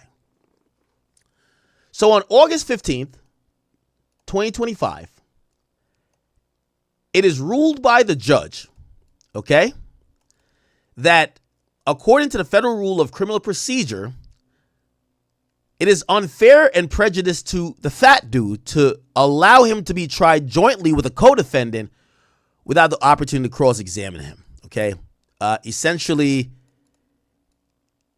without getting to the technical things here, the judge says if a lot of the fed's case is using the loose mouth Noah Lyles skinny niggas talking to the jail cell, his jail cellmate about the nigga he went on a drill with, it's going to severely bias how the jury is going to see the fat dude. Does that make sense? If they're using basically, it's not a confession because, there's no signed document. Maybe he's just talking shit, even though all this talking shit seems mad close to what happened. if they want to use that against him, and they are going to use it against the skinny dude, but because it implicates the fat dude, it doesn't make it fair that he has no control over it, and that the skinny dude who was running his mouth, whether he was telling the truth or not, he said things that implicates him. So because of that, the fat dude would have been disadvantaged, so they severed the case. What does that mean? Fat nigga is going to have his own case of murder for hire. Skinny Noah Lyles nigga is going to have his own case. All right. Now I get to that to kind of get to some new stuff, which is a little bit, this is really the interesting stuff. Now the government put a lot of stuff in, they're still going through motions of trying to admit. So the government is still trying to admit all of the conversation that the skinny dude had with the cellmate, because it's pretty much a confession. Now, in that admission, here we go. It says a little bit more. So the government is saying, we seek to admit these. Now, here's the thing. The whole thing is going to be admitted. Now that they severed the case, the whole thing is going to be admitted against Montgomery. But they're pushing forward to admit some of them against Powell. So remember, they're saying if the whole thing, there's a whole conversation like, oh no, you can't admit the whole thing. They're like, maybe if you could redact the name, but they're going to know they're talking about him. He's the only co-defendant. So now the government is trying to get these new excerpts. They said, we're not trying to use everything against the fat dude because we get it. He wasn't locked up. He didn't talk. But there are certain things that maybe we could use. What are they? This is going to give us some information. Excerpt 1. Montgomery, skinny dude, explained to this jail cell mate that the bounty for killing Youngin, which was Stephon Mack's name, was $70,000. So that's some new information. They're saying somebody put up $70,000 for the death of Stephon Mack. And that Montgomery Wilson, skinny dude, tried to get the amount increased to $90,000. This is what was said, and we gotta imagine this is not someone who just volunteered information, because we actually have, this looks like it gotta be audio, because we have the guy saying it. It's not like the confidential source is saying, oh no, that's what he told me. This sounds like the dude was wearing a wire in the cell. So it says, next thing you know, that's a dub. Man, reminds me when we were having that conversation, shorty. Ken told me shit, he a 70 ball. So they were talking about, some nigga named Ken told him that Stephon Mack was a 70,000 was on his head. I said, shit, he a 70 ball right now? So you know what I'm saying? He said, man, I'm trying to get him to go to a 90 ball though. So we trying to get 90 out of them for this shit. And the CS, the jailmate guy says, wait, for a motherfucker. He said, for Youngin, which Youngin means Stephon Mack.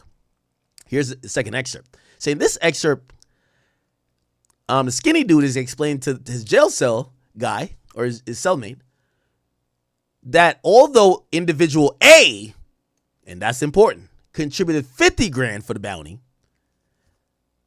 they only collected a portion of those funds. Now, this is where the obvious and where feds have, consistently pretty much pointed the elbow at Dirk. They're saying individual A is. And say, yo, look, Jam. Yo, this is what Jam told Didi. Oh, that's, ooh.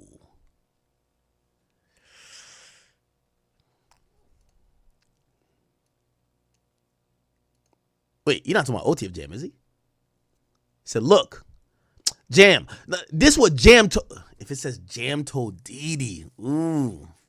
Now, what they're doing again, they're putting Didi again as the middleman. It says, he told Bondo, Bug, he say, man, so-and-so gave up 50. Shorty, he only paid me a dub. So that's 30 missing.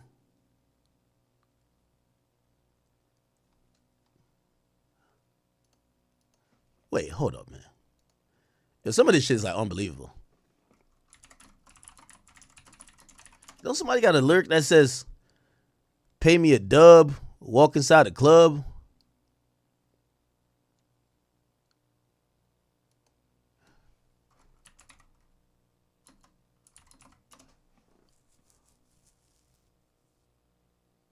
What song is that? It says something pay me. It says something a dub to walk inside the club.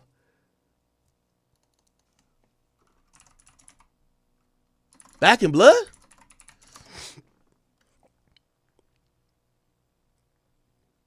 Oh, nah.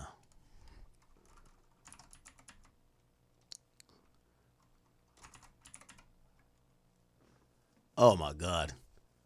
Killed your mans, you keep on talking, better get that shit in blood. Give my shorty and them a dub, and they gonna walk inside the club. Hit his ass with that switch. I bet that shit switch up his nerve. Fuck the ops inside.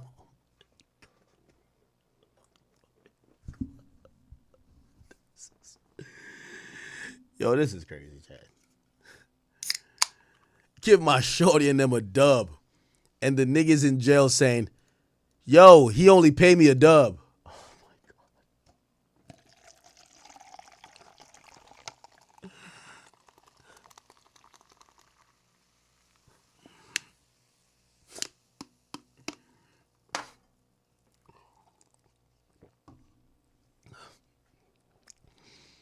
So the guy is saying he only got paid $20,000.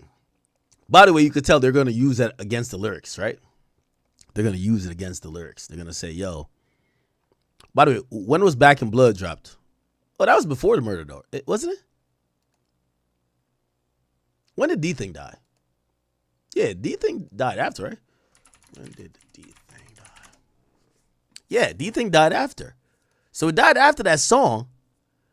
But you could imagine the feds are trying to probably say, hey, this is a pattern of how Schmirk was acting. He would give somebody 20 grand. That was his rate. He even rapped about it.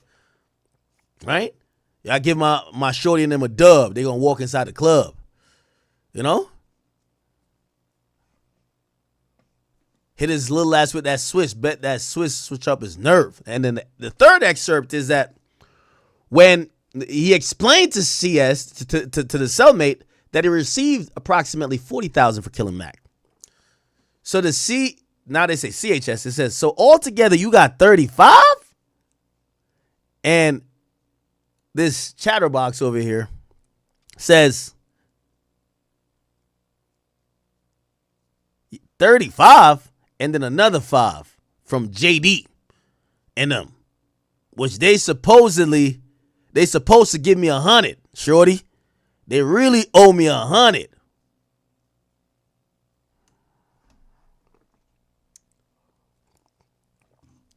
If Dame was here, man, Dame would say this is some chatty patty shit, man.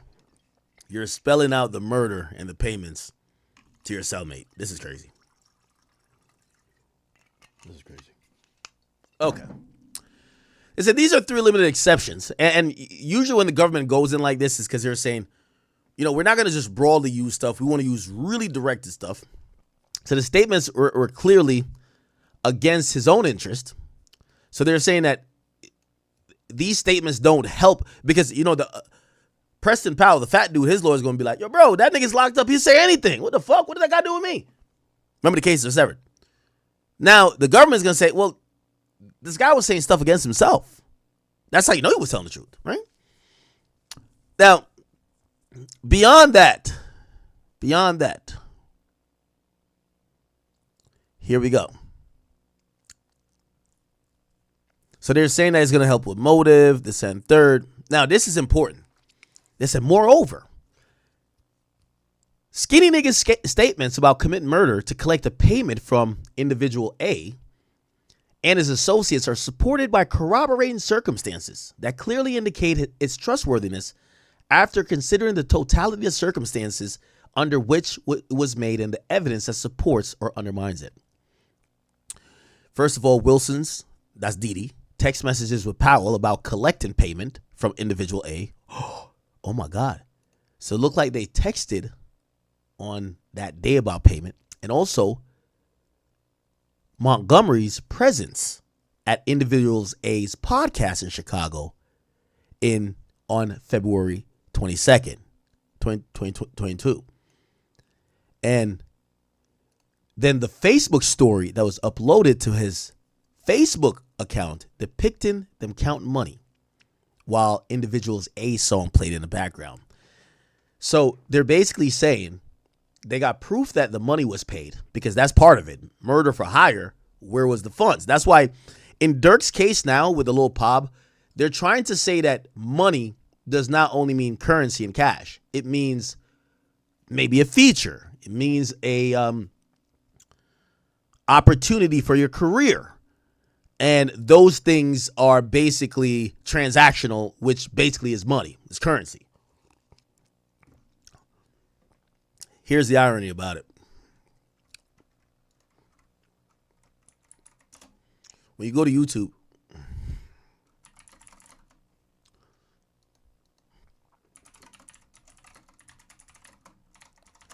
they said Lil Durk did a podcast in Chicago, February 2022. The only podcast that matches is $1 million worth of game. From the title alone, it already spells bad because Lil Durk brought $1 million in cash and the money is laid out here. When you click on the podcast was published March 10th, 2022. And I don't know if there's any other visual things that let it be known that it was recorded on that day. But what also is added is that the 3 excerpt, listen, they're saying the motive for killing him, blah, blah, Hold on. So the government bears the burden of proving the for hire element. And they want the jury to understand how the text message is important. It says they'll show individual A put out a bounty for his murder, which they admitted to being the motivating factor for the murder. At the trial, the government will use 3 limited excerpts to establish the for hire part. And and here we go again. As discussed above, they first told him the killing was going to be for $70K. They try to get it to $90K. Then they're saying individual A contributed $50K. And then they're saying, here's another thing. So this is between Powell and Montgomery. What's up with OTF? Wilson says nothing. Powell, fat nigga, he says, what you mean? They're not paying? Montgomery says, we waiting until he come here on the 17th. Keep in mind, according to the feds, the podcast was on the 17th. So the idea that the feds have in that case is that Lil Durk showed up with $1 million to the trenches, not only to show on camera for an interview with Gillian Wallow, but for the murderers that did murder for him. Yo, here's your payment. Here's your payment. Here's your payment. Thank you for killing that nigga. That's what they're alleging. Spooky. Very spooky. On February 17th, they were in Chicago conducting an interview. That day, they're saying Montgomery Wilson attended. That's interesting. If you ever watch this podcast, there's a lot of individuals in the background. A lot.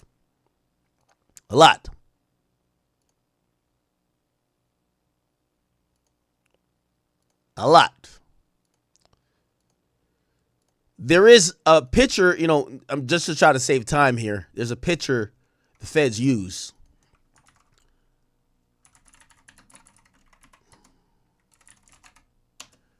There's a picture that they show that he was there. Or it might be on Reddit.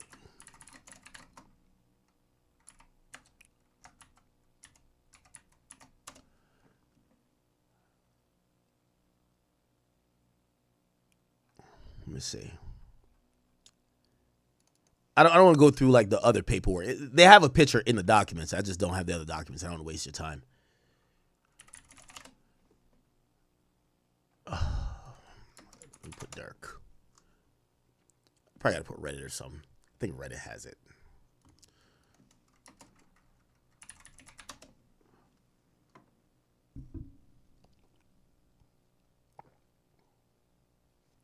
Here we go.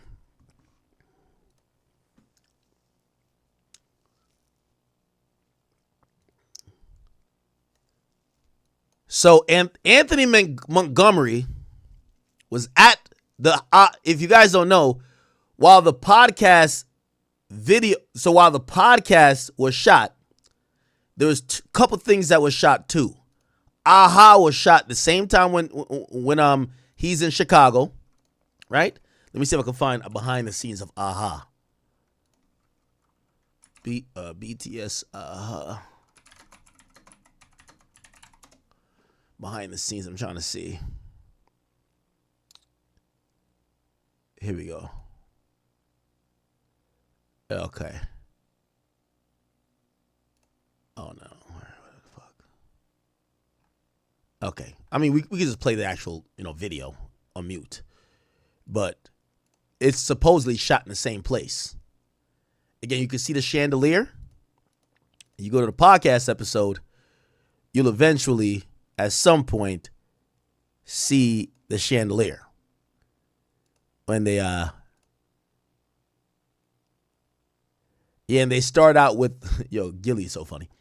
They start out with listening to King Von and Dirk back again. But you'll see, you see the same same clothing right here, same thing. So they're saying the same time they did the podcast, they did the music video. And they're saying all the people in the podcast are in the music video. So this is why when they know this, they're saying the guy was there. The feds are taking it to say this nigga came to pick up the cash. He came to pick up the cash for the murder. So they're saying he attended, and that day, fat dude texted skinny dude, say, yo, stand on that. Why you with so-and-so and them? Following day, fat nigga texted so-and-so, did that nigga give you the bread? Without the context of his recorded statements, the jury will lack the context. So they're saying, based on how the guy explained the story to the cellmate, it's the context of some of these text messages. Okay? Montgomery's incriminating statement relating to the receipt and attempted receipt of funds does not prejudice him. Okay, cool. Wow.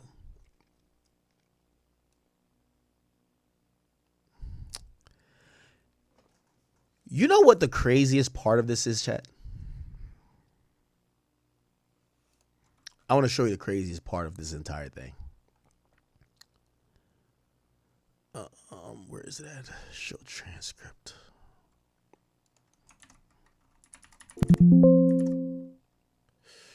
There's a part of the podcast. There's a part of the podcast that Wallow gets emotional while talking to Dirk about the death, okay, of his brother.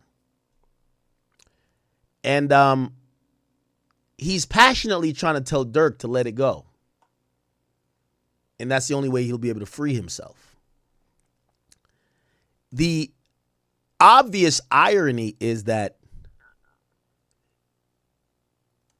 he was given an amazing message according to the feds. Well, not the feds saying it was. Well, he was given an amazing message, but according to the feds, the get back was already done. The money on the table wasn't there for show. It was to pay for the deed being done. Which, that's the eerie irony of it all. So Wallow is passionately trying to tell him like, yo, I know what it's like to lose a brother. Gotta let this go. And Dirk is sitting there already, and it's eerie because Dirk is like, nah, I could let it go now. That nigga dead. Allegedly, that's what the feds are saying. But listen. Because I'm telling you, man, I can name 20, 30 niggas and my homies is dead. I'm here, though. And I'm going to say some shit that, like, this is documented. You know, I got a TED Talk. I forgave my brother's killer. And I'm saying it to say this. Nigga that killed my brother. My brother died in my grandma's arms. In that fucking house that we grew up in. Nigga shot my brother. He ran to the house. He died in Nanny Harms when she opened the door. Whole time, by the way, there's a D thing chain here. Whole time Smirk is like, the Smirk probably think, man, I don't got them problems, man. That nigga who killed my brother dead as fuck right now. Like, what the hell? Yo, Smirk a different nigga, bro. So I'm telling you this some real shit, man. If I ain't... It's eerie that the feds are accusing, and I wonder if Gillian Wallow sensed that. Not saying Dirk did nothing, but the feds are saying that even while this convo is happening, and Wallow is begging Dirk to let it go, Dirk is so much past that point because he's at the point where the money on the table is partially for the niggas who did the get back. Holy shit, man. I got a TED Talk. I forgave my brother's killer. And I'm saying it to say this. Nigga that killed my brother. My brother died in my grandma's arms. In that fucking house that we grew up in. Nigga shot my brother. He ran to the house. He died in Nanny Harms when she opened the door. So I'm telling you this some real shit, man. If I ain't let that shit go, I won't be right here today. I won't be here for my niece and my nephews. Me and Gil won't be doing this. Y'all won't know me. I won't be able to give y'all this game. But I had to leave. I had to let that shit go. And when I let that shit go, nigga, I started to grow. And I started to glow. And now I'm here today, and it was harder than a motherfucker, man. And I'm talking about this my big brother, nigga. I shared the cell with him. I shared the bed with him when we was fucking kids. This little Steve. But I can tell you one thing.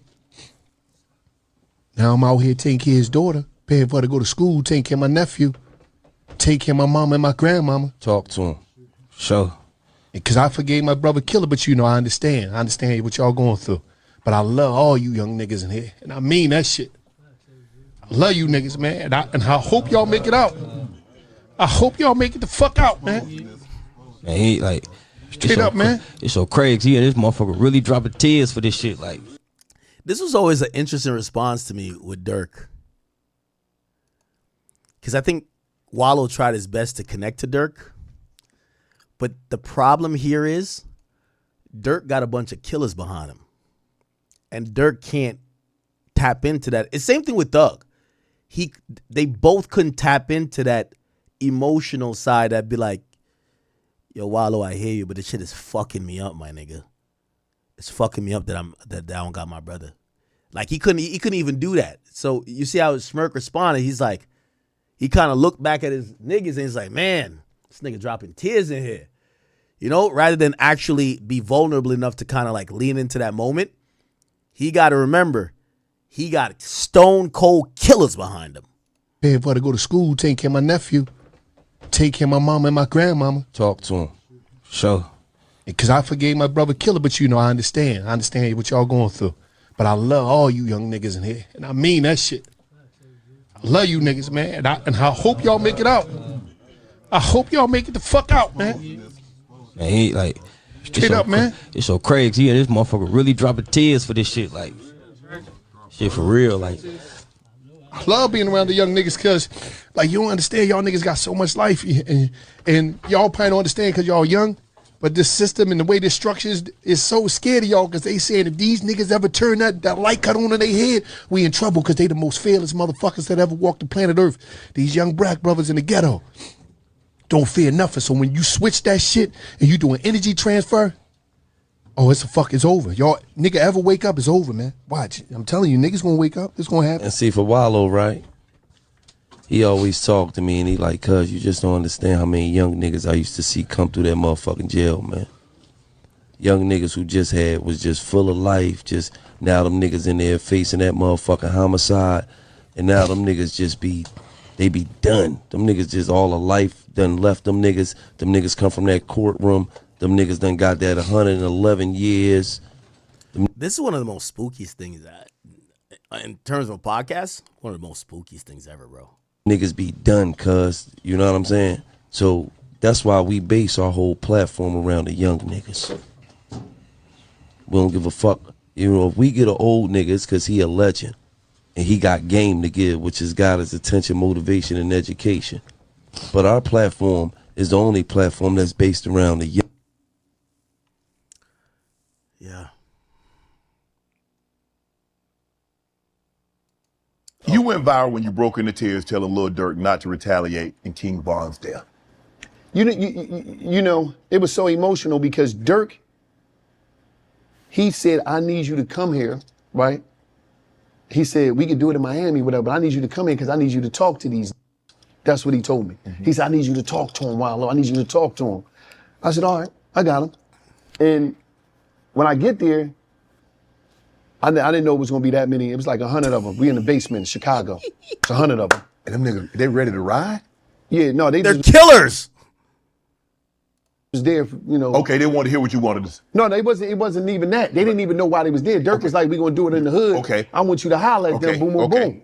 So I'm like, I got you. When I got there, I'm like, he like, man, listen, I need you to holler at him.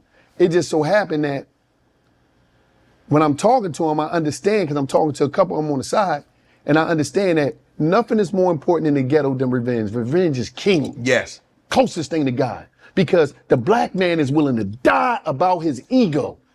The ego killed more black men than any other disease. Nothing killed black men more than the ego. That ego of, you hit me, Shannon, people saw it, I can't let you go. You gotta die about this shit. And my mama raised me, so I grew up soft. I ain't had no structure of no father there, so I'm just emotional. So when I'm in there, I'm telling them, it was emotional for me because I'm letting them know, the man that killed my brother, I forgave him. Am I a coward? Am I a punk? Well, I don't know what that shit mean, but I knew that forgiving him mean that I was willing to live for my brother in an environment where we celebrate dying for somebody. I said, no, I'm gonna live for my brother, my grandma, my brother, kids, my mama. I'm gonna live for them because don't nobody talk about that. But I know that, I'm gonna just be straight up. I know that I'm not built to die right now because I know it's more things that I gotta do, and I know I got a responsibility. That was my older brother. You think what I'm saying? So It's like, I gotta step up. I'm like, no, I'm not coming back. She said, I need you to take me here.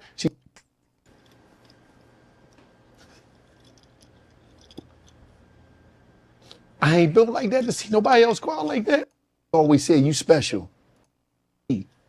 That's not cool, that's not tough. So all that stuff right there is a real big program. You ain't gonna lie. Yeah, remember around that time, Durk had told me, like, yo, I'm gonna do an interview with you. And then I know y'all wanted me to be mad at him. Y'all were kind of mad at him because, like, he went and did an interview with Gillian Wallow, and I was like, yo, they did that shit in the trenches of Chicago. Yo, thank God Durk ain't bring me around them niggas. Thank God. Bruh, first, I wouldn't go to Chicago. Second of all, yeah, that's $1 million worth of game interview. You know what me and Durk did our interview at? So they did it in some like trenches of some random basement in the hood with 5,000 killers. Like the amount of bodies them niggas have in that room is probably like, it's like 5,000, right? You know what me and Durk had our interview? The Waldorf. It was a 2,000 a night hotel, my nigga. Top floor, like I booked it. They told me what to book. I booked it. We set it up, super luxury, Beverly Hills. Durk comes in, stylist, manager, security, and one homeboy. That's it. Comes in like damn near basketball shorts. Like, yo, where's the bathroom? And I'm about to change. That's it. I'm telling you, Durk respected me. He know not to put me around all these murderers. What the fuck? Don't put me around the murderers. What the hell? Leave that for Gillian Wallow, respectfully. All right. Let's keep it going. So that's pretty much it. The idea is that the guy yapped to his cellmates. We're figuring out money They're saying that it was 70K on the dude's head who killed supposedly D-Thing. They want it to be 100. They initially we're told that 50K was coming from individual A. Then they're saying that they collected like 35. It's really convoluted. Obviously, they got picked up before. Okay. All right. Let's get to some other stuff. Let's try to get through the next topic like pretty quickly, right? Whatever that is. Oh, so Kendrick Lamar did a feature on, let's go to Spotify, on Baby Keem's album. And where's Baby Keem? Yeah, Baby Keem dropped an album. He was noticeably missing for like the last couple of years. I really don't know what was up with him, but he dropped an album called Casino. It's 11 songs, 37 minutes. I will say this. I did appreciate that this album was pretty abridged. It was not long. It didn't drag out. He didn't look like he was dropping tracks for, just for consumptions or sales. Usually people are pushing the 30 mark now just to get these sales. Looked like he was just trying to put a project out that hopefully people could like. It has a couple features here. Two Short is featured on it. And there's some other people that I'm not too familiar with. Shay Accru, Momo Boy, but of course, people definitely do know Kendrick Lamar. On the song and on the let's see if we could actually just play his verse. Right? And no disrespect to Baby Keem. We're not just skipping past your album. I haven't fully listened to it yet. I have heard some reviews of it. Nothing that says it's terrible. I'm going to be honest with you. Well, I've heard some people say it's terrible, but they might be a little bit biased. We got to, again, I know some people be like, well, IQ, you're like a Drake guy. Like, bruv, like, we're getting, I'm still a music person, right? Like, we're going to eventually have to move on from this. So, like, just hopping out and calling garbage everything that doesn't come out from Drake is just not the thing that's going to work, right? So that's why I thought J. Cole's project was pretty decent for his audience. I don't think it's a national or worldwide hit, but I think it did what it needed to do for his audience. And Baby Keem, I know he's associated with Kendrick, but I think, I haven't heard I got to get my own review on it, but the reviews I started to see wasn't like, oh, nah, this is going to be horrible. So, I'm going to listen to it fully and give my own review, but I do caution people on not to be too biased, we got to give things a shot, man.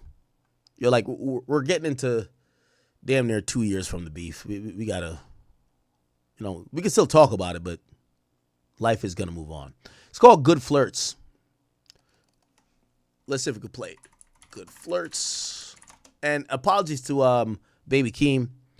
Maybe on one of my just kick streams, I'll play more of an expansive view of what the song offers, but I can't play a lot of each song because I'm on YouTube. So I'm trying to get into just newsworthy stuff, which that's why I'm gonna play the Kendrick verse. So I'm explaining that because I don't want nobody to think I'm disrespecting the artist. Because again, at the end of the day, we do love music, right? So let me get to Kendrick Lamar's particular part on this Baby Keem Good Flirt song. Let's hear it. On a Friday, where you Duckworth, Okay, here we go. Even if I at the house with it. Okay. Where does it start? Should I speed it up? I feel like they're gonna copyright me. I want to listen to it, then we're gonna read what we're gonna read. Give me one second.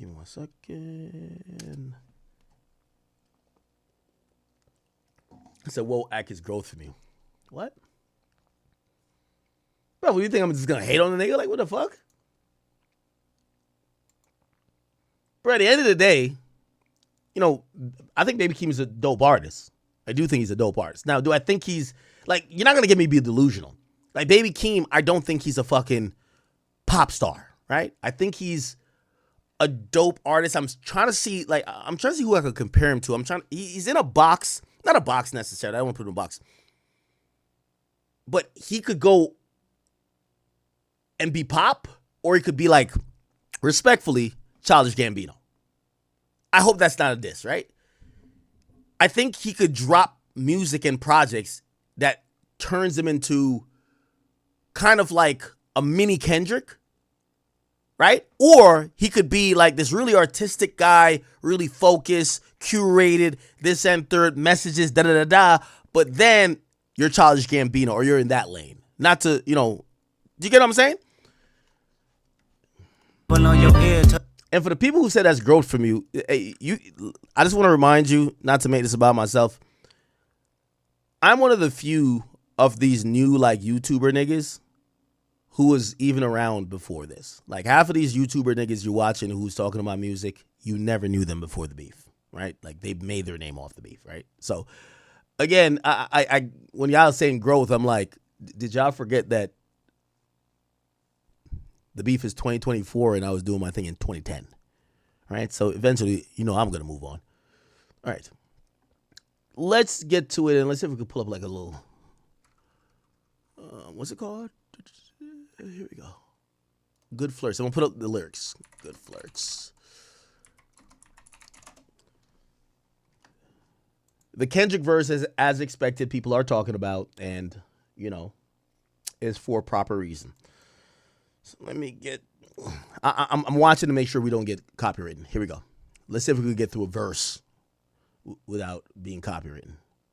That's the first thing that everyone's talking about on social media. So what he said, I never knew a love like this, flood your contour, make you blush like this, fuck a friend zone.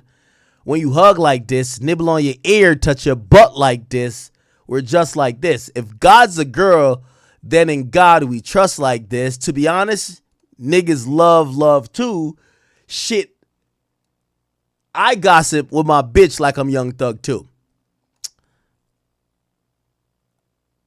I hope people could understand that we have to move on and we have to analyze music. I want to say I like this by Kendrick. Y'all all know me. Y'all seen that thing that go viral where like Kendrick's like the spiritual miracles, like the Power Rangers, the blah blah blah. The retrograde. I'm like, yo, what the fuck, nigga? You doing too much, nigga? What the fuck? What the hell? Like, bro, like at times, I'm like relatable rap guy, bro. Like, and the funny thing is, all these little like extra smart niggas. I'm smarter than all y'all, but like I'm relatable rap guy. I appreciate Kendrick Lamar rapping about things we could actually like relate to. I know. Some of y'all be like, yo, how he came in on Control? That shit was hilarious. Control Kendrick. You're like, listen to Kendrick on Control, bro. It's like, at times, like, of course he's being lyrical, but it's like, bro, you know them niggas that don't showers? If they come in like this, you're like, okay, tell Flex to drop a bomb. That's all cool. Okay, all right, blah, blah. Phil Jackson, okay, right here. I've seen niggas transform like villain Decepticons. Molly's turning people into Lindsay Lohan, a bunch of rich ass niggas. Yo, Judgment to the Monarch. Look, right here. We're like, yo, man, what the fuck is you talking about, gang? Judgment to the monarchy. Blessings to Paul McCartney. You call me a black Beatle. I'm either that or a Marley. I don't smoke crack. Man, shut up, nigga. Straight up. And again, it's not just at Kendrick, right? Like Jay Electronica, who, by the way, he followed me recently. I don't know if he beef with me or like me. He does this a lot. You could check my name in the books. I earth, wind, fire, the verse. They rain on the hook. The legend of Dorothy Flowers proclaimed on the roof. The tale of magnificent king who came from the nooks off the wild magnolia. Many of the soldiers, we live by every single word she ever told us. Watch over your shoulder. Like, come on, cut it out. I hear that. Cut it out. Stop it. Bruv. I'm off my Tito's. Trying to text a few hoes. I'm looking on the gram. There's bad bitches. I'm smart and everything, but goddamn, what the fuck is you rapping about? Right? So I'm going to give credit to Kendrick that finally this nigga sounded relatable. This is why Big Sean later on Control said this, and I agree with Big Sean. But that's when I realized Kendrick could not be beat, honestly. You can't defeat Kendrick in a battle because hip-hop dick riders just love him too much. There's a part where he's literally talking about Kendrick, which, by the way, I also thought this was pussy of Big Sean. Big Sean, I love you, but I thought this was pussy. I ain't gonna lie.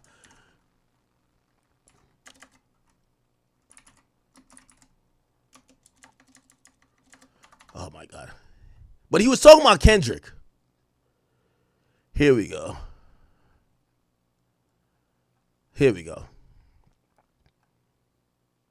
No, not Control. No, it's No More Interviews. My bad. Fuck. Big Sean Control is the fucking. Big Sean, No More Interviews. My bad. Sorry, chat. Like, literally, he says so much shit that I agree with. But, like, he had to be pussy with it because nobody wanted to beef with Kendrick. Like, they're so fucking scared of this guy. You know, J. Cole's scared. Everybody's scared of him. Like, right here. Let me see. By the way, this is fire. I can't even lie. Look. Wait. Right here. Hold on. Isn't this a song or is it? No, it's Holy Key. My bad. Oh, it's Holy Key. It's Holy Key. My bad. I remember because he smoked Holy Key. He smoked. I've always thought, like, you know, it was always competitive. Like, Kendrick just called names, right? Like, Kendrick had a phenomenal verse. Like, we could probably still say he has the best verse on Control. But Big Sean was no slouch. But I think that Kendrick really won everybody over because he called names. Like, name calling raps is the best. Like, my nigga, like, and I know this is barely rap to y'all, but, like, it's like 6ix9ine doing a song with Kufferman and Aiden Ross. The mere fact that they're like, fuck Deutsche, or they're like, you know, almost died over chips and guac. Like, talking about someone we know, like, it's easy bars. Like, that's why, you know, I've learned over time, which I still think he's a phenomenal artist, like The Game's a name dropper. But when you name drop, it is easier. Like, it makes it more fire. Why? Because we relate to it more. So anyway, Holy Key, he says what? Here we go. He says, there you go. Huh? Well, I hear a little bit of me in all your favorite rappers. You know it's true, bitch. I need my respect due. Now or later, I'm going to take it. Just like his fucking taxes. No wonder. Okay. Where is it at? What? Is it Holy Key or am I tripping? Maybe I'm tripping.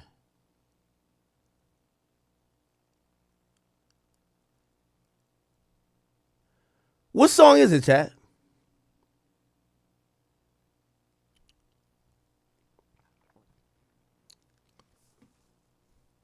What song is that? Is it not no? If it's not No More Interviews,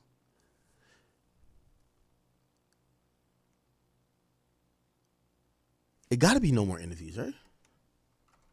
Nah, it's No More Interviews. Yeah, I thought Big Sean smoked this shit. Why? Because he was saying some shit he's like, look, no more interviews. I'm not talking about this on a song, a feature, or an interlude. I'm reporting live from Hawaii with my girl. I brought sand to the beach, working on vacay in a booth, sand on my feet. I'm from the ground up like a ground ball play. I'm coming from the underground like it's Groundhog's Day. I'm talking so underground that when it come to Jay, when I talk about Jay, nigga, I mean Jay Dilla. RP real niggas. Lately, I only do the shit that inspire me. Lately, niggas treat the shade room like a diary. Oh yeah? Is that what you heard? Believe in everything you hear without confirming it first. And you know, the funny thing is about my ex. I think this was about Naya Rivera. Rest in peace, her.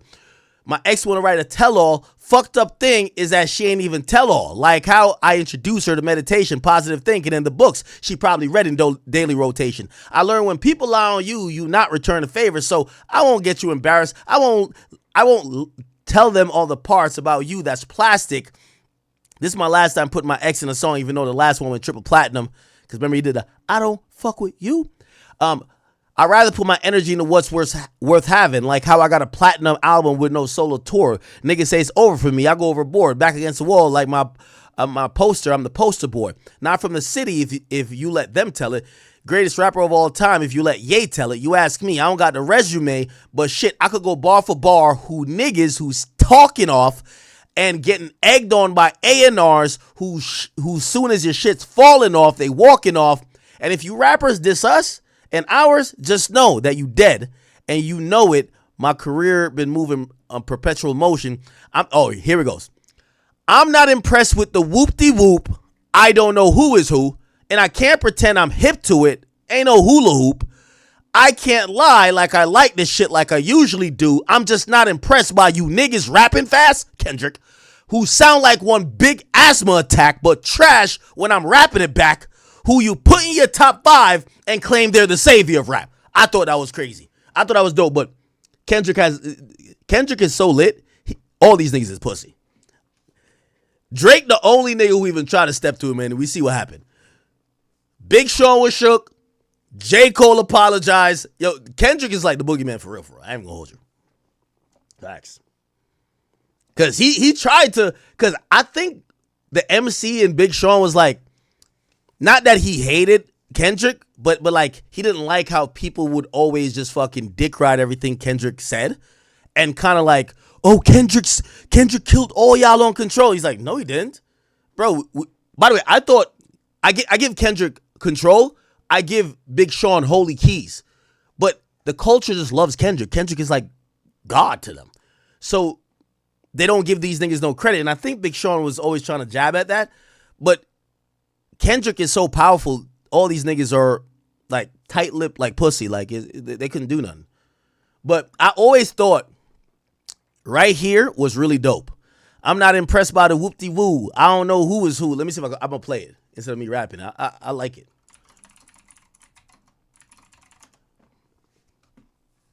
I love when he dropped the song. I'd rather put that energy into what's worth having. Like how I got a platinum album. Here we go. So soon as that was when Big Sean was like legit on like top 5 status. And I don't know what happened after a certain time. I think he's just kind of like, I don't know if he gave up. I don't know what the fuck happened. Anyway. All right. So let's get back to Kendrick. We're at Good Flirts again. Let's hear what Kendrick says. And again, I want it to be abundantly clear. I'm giving Kendrick credit because, bruv, I'm off the Tito's. I do not want to hear this nigga just rapping about the hieroglyphics, the Power Rangers, the retrograde. Nigga, what the fuck are you talking about, gang? Like, come on, be realistic, brother. So when he's rapping about, like, blush and contour and friend zone, like, yeah, it might not be the most swagful shit, but I like it. It's normal. Okay? So let me play that again. I'll give Kendrick some credit. That is the genius in Kendrick. I want to, again, and please, y'all dick sucking Kendrick pages, just please get off my dick. Like, I need to be able to critique music without y'all thinking I've switched on Drake. And even y'all Drake pages. We got to be able to talk about music, okay? I do think this is a cleverness in Kendrick because I think he's dissing him. But he's dissing Thug in like a dope way by kind of making it self-deprecating too. He's like, I'm just like Thug. I gossip with my bitch. Right? So it's kind of like, remember Thug kind of came out and he was just like, man, we fuck with, like he had said something that clearly was saying he's on Drake's side or whatever. And he was just like, I don't know why you would mention me, blah, blah. And we remember Kendrick says, you run to Atlanta just to get a check balance, da-da-da. You call Future, you call this, you call Thug, right? And Thug didn't like that. Obviously, Thug is Drake's guy. I think that the genius of Kendrick is that he's kind of throwing a pot shot back over it. Because let's be honest, like, there's two archetypes of people I think Kendrick can't beef with. With all due respect, and however you thought Kendrick's beef went against Drake, I thought Kendrick was a favorite. Okay? He's a pro-black motherfucker who raps about shit, who's always talked about some of these things that Drake will be vulnerable to. Kendrick, to me, can't beef with a street nigga. Because no matter what he says, street niggas gonna look at him as corny. You're corny, bro. Like imagine Kendrick and Future. Imagine Kendrick and, I don't know, like, who's like a fucking psych murderer out here. You know what I mean? Like, they would just look at him like, man, shut your pussy ass up, right? Those people Kendrick can't get at. And that's why I think it's dope how Kendrick kind of addresses it, because I think he's kind of like lobbing back a light shot, but nothing that Thug could really make a song about, right? He's just kind of like, yeah, I gossip too, like Young Thug. right? Obviously, the self-deprecating part is putting himself in the same realm as Young Thug. We've never heard a Kendrick jail call, or not jail call, but like private call. So that's still fiction. We don't know what it sounds like. We've heard all the Young Thug calls, and that's where the jab is, if you ask me. Okay, let me look up. I remember Kendrick. No, I remember Thug spoke on it. And if you don't think this is it's not like beef. I think this is like a light jab, and Kendrick being just smart. He's a smart guy. Young Thug comments. No, Young Thug, Kendrick, Drake. Let's see if we can find it. Them would never be bigger than Drake ever in life. Never be bigger than Buddy. That's even the more ironic part. He was on the jail calls that got exposed, talking shit about Kendrick, saying this is reason why Kendrick will never be bigger than Drake. Drake gives us all the features. He fucks with us, you know? And Kendrick kind of subliminally acknowledges that, but he kind of dismisses it as gossip, but doesn't disrespect Thug because he claims he does gossip too. Oh, that's good. That's good. Them would never be bigger than Drake ever in life. Never be bigger than Buddy. Buddy gonna do it right. Buddy with everybody. You know how many like Drake change? How many take care of their family because of Buddy? Kendrick damn put it on.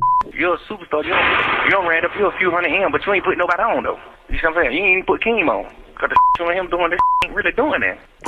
Ironically, this is how you know Kendrick sees everything. He's saying this on a Baby Keem song. So according to what Thug was saying, bro, you ain't even put Baby Keem on. So he gets on a Baby Keem song, which is only 11 tracks, or Baby Keem album, which is only 11 tracks, and he mentions Thug, but not on some, fuck you, Young Thug. He says, man, it's all good. I gossip with my bitch like I'm Young Thug too. Here's also the ironic part about it. When he's talking about Kendrick, this clip here, he's not talking to his girl, Mariah the Scientist at the time, now his fiance. He's actually talking to his manager. Now, I don't think it's as deep as him calling Thug's manager a bitch, but, you know, obviously there was other tapes that came out of Thug talking to his girl, right? Because of Buddy. Kendrick damn put it on. You're a superstar. You don't ran up you a few hundred M, but you ain't put nobody on though. You see what I'm saying? You ain't even put Keem on. Cause the on him doing this ain't really doing that. Put somebody on. It's okay to run you a few hundred M's up, but who you help though? You ain't really help nobody. It's the saying. You did all that, man. You ain't help nobody. You really gaining no fans off of you. Keem ain't big. Keem love hell. Man, can't sell no ticket. Watch out. I truly believe you do a song with me, Wham, Dirt, Moneybag, Savage. I truly believe we'll have your ass dope, trending. Them would never be bigger than Drake ever in life. Never be bigger than Buddy. Buddy gonna do it right. Buddy. Interesting. So kind of, I thought there was another thing where he addressed it, unless I'm tripping. Here we go. Drake or Kendrick? Like, who the best? That's what he's saying, yeah. I gotta say Drake. Oh, shit. He just did more. He put more people on. Not saying that Kendrick didn't put nobody on, but Drake just did more. He put more people on and he got more numbers. Drake or Kendrick? Like, who the... By the way, that's a diplomatic answer too. Like, yeah, he picked someone, but he's kind of going off like objective things, saying, yo, I'm picking... And by the way, that's been true to his message for a long time. You know, there's a clip where he calls Drake his OG. Or not OG, but he's the only OG here. Young Thug, Drake OG. It was a Breakfast Club interview, one of the only interviews he did. And he said most of these artists, they're not doing what Drake is doing. Listen. Drake like the industry OG. Yeah, I gotta put him right there in that because of the way he's saying the songs or none of that. It's because he everybody. Upcoming artists the most. I got to respect it. He just know like I'm the hottest nigga in the world. I can go #1. I can pipe you up, and he do it for those exact reasons. That's what's real. That's what it's like. Drake like the industry OG. Yeah, I got him. Yeah, so he spoke highly of Drake back then. Drake gave him "Oh You Went." Yeah, he kind of you know. But you got Drake playing everybody part. No. So Drake like the industry OG for a lot of people. Yeah, I gotta put him right there in that because of the way he's saying the songs or none of that. It's because he fuck with every fucking body. Upcoming artists, the most. Like, I got to respect it. He just know, like, I'm the hottest nigga in the world. I can go #1. I can pipe you up. You can become a superstar by me doing this song or hopping on your song. He actually know that, and he do it for those exact reasons. That's what's real. That's what it's like. But you got Drake playing everybody. Okay. All right. Let's keep it going unless we're at the end of the verse, right? No, we're not. We're not. Now, again, I'm going to be honest with you. I feel like it's W. Kendrick that at least I know what the fuck he does. I feel like he just does burpees in a random park all day. He's kind of like humanized himself. Hey, where you at? Yo, I'm at the house watching Sinners. I never watched Sinners. Who watches Sinners in here? But shit, okay. I respect the relatable bars, bro. I'm not gonna lie to you. Like, seem fucking human, my nigga. You know what I mean? Like, like I like this diss. I think he dissed me on this song too. 616 LA. But after a while, you're like, Kendrick, what the fuck are you talking about, gang? Like, it does sound good. Off-White, Sun Secret, the Marina. Fuck a phantom. I like to buy yachts when I get the fever. Wine cooler, spit on my white tee. The sightseer. Trifecta, money, morals, culture. That's where my leisure, my passport, my visa. I show up in Ibiza. Blue college dwellers in Brooklyn just to book me some pizza. Who could reach us? Only God could teleport this type of freedom. God, my confession is just, nigga, shut the fuck up, nigga. Hey, what the fuck are you talking about, bro? Raise my hand to the falling sky. I fantasize. Me jumping planets. What do you mean you jumping planets, nigga? Me jumping planets. I'm immortalized. What are you talking about? Like, this is what we don't really hold these lyrical. Yo, it's no point of you being lyrical if you're rapping like you're rapping out of a fucking dictionary. If you're that good and your lyrical dexterity is so dope, how about you be mad lyrical and make it understandable, you fuck nigga? You jumping planets. What the fuck planets are you jumping, nigga? Raise my hand to the falling sky. I fantasize. Me jumping planets immortalized. I correspond. 3 angels watching me at all time. Put my children to sleep with a prayer. Then close my eyes. Definition of peace. Who gonna stop me? I come from love. Estelle cover my heart. Then open me up. Pause. Remember when picked up a pen, lyrics I could trust, timid soul, stare in the mirror, asking where it was from. Man, cut this off. It does sound good, though. I ain't gonna lie. I will give him this. This song did sound good. I know this type of power is gonna cost, but I live in a circadian rhythms of a shooting star. No, you don't, fuck nigga. You live on Earth. Shut up. Like, it's why I can't stand by lyrical. You don't live in no fucking circadian rhythm, nigga. You live in a penthouse in Brooklyn, nigga. Shut the fuck up, nigga. You live in Compton. Stop it. All that extra. Fuck out of here, nigga. We don't want to hear that. Nigga, rap regular, bro. Rap regular. Fuck out of here. Just rapping just to rap. You don't live in no fucking circadian rhythms. Like, what the fuck are you talking about, nigga? Look, the mannerism of Raphael. Nigga, fuck you and Raphael, nigga. It sounded good, I ain't gonna lie to you. But still, bro, like, come on. I could tolerate one of these every now and then, but if niggas consistently rap like this, I'm starting to look at you like, fuck nigga, what you think you getting like brownie points for this shit?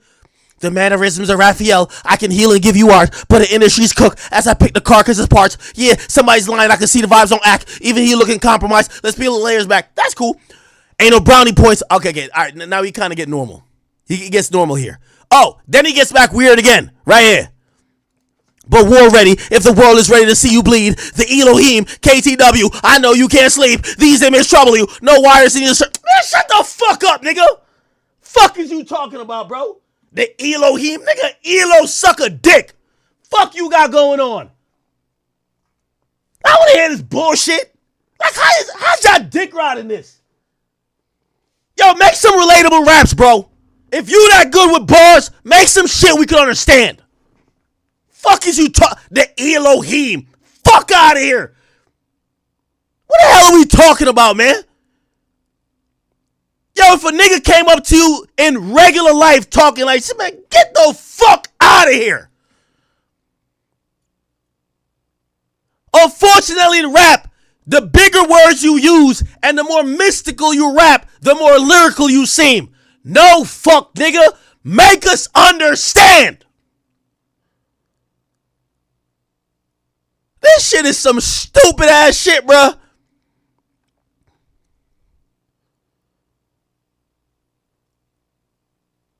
Talking about I live in circadian rhythms of a shooting stars. The mannerisms of Raphael. I can heal and give you art. No, you ain't, nigga. What the fuck is you talking about? Talking about 3 angels watching him. Nigga, stop it, nigga. Ain't nobody watching you but your bitch. Stop it, nigga. And Top Dog who trying to take some bread off the top. Stop it, nigga. What? Like, I hate when the Luke Collins dwellings in Brooklyn. Just a man, cut it out. I want to hear this bullshit. Man, get back to reality, gang. So I'm giving him credit for these new bars. Start rapping like you on Earth, nigga. You doing burpees in a park, nigga. Wearing a Nike Tech, nigga. You not special. Acting like you just hopped out of a spaceship on some Independence Day Barack Obama I seen alien shit. No, you didn't. Nigga, you just Googling words that rhyme. We don't give a fuck. Yo, what's the point of these niggas rapping all this bullshit if they think we're impressed by just like what Big Sean said, the wooty woot and the hula hoop? Nigga, we don't give a fuck. Make it relatable. Anyway, I'm giving him credit.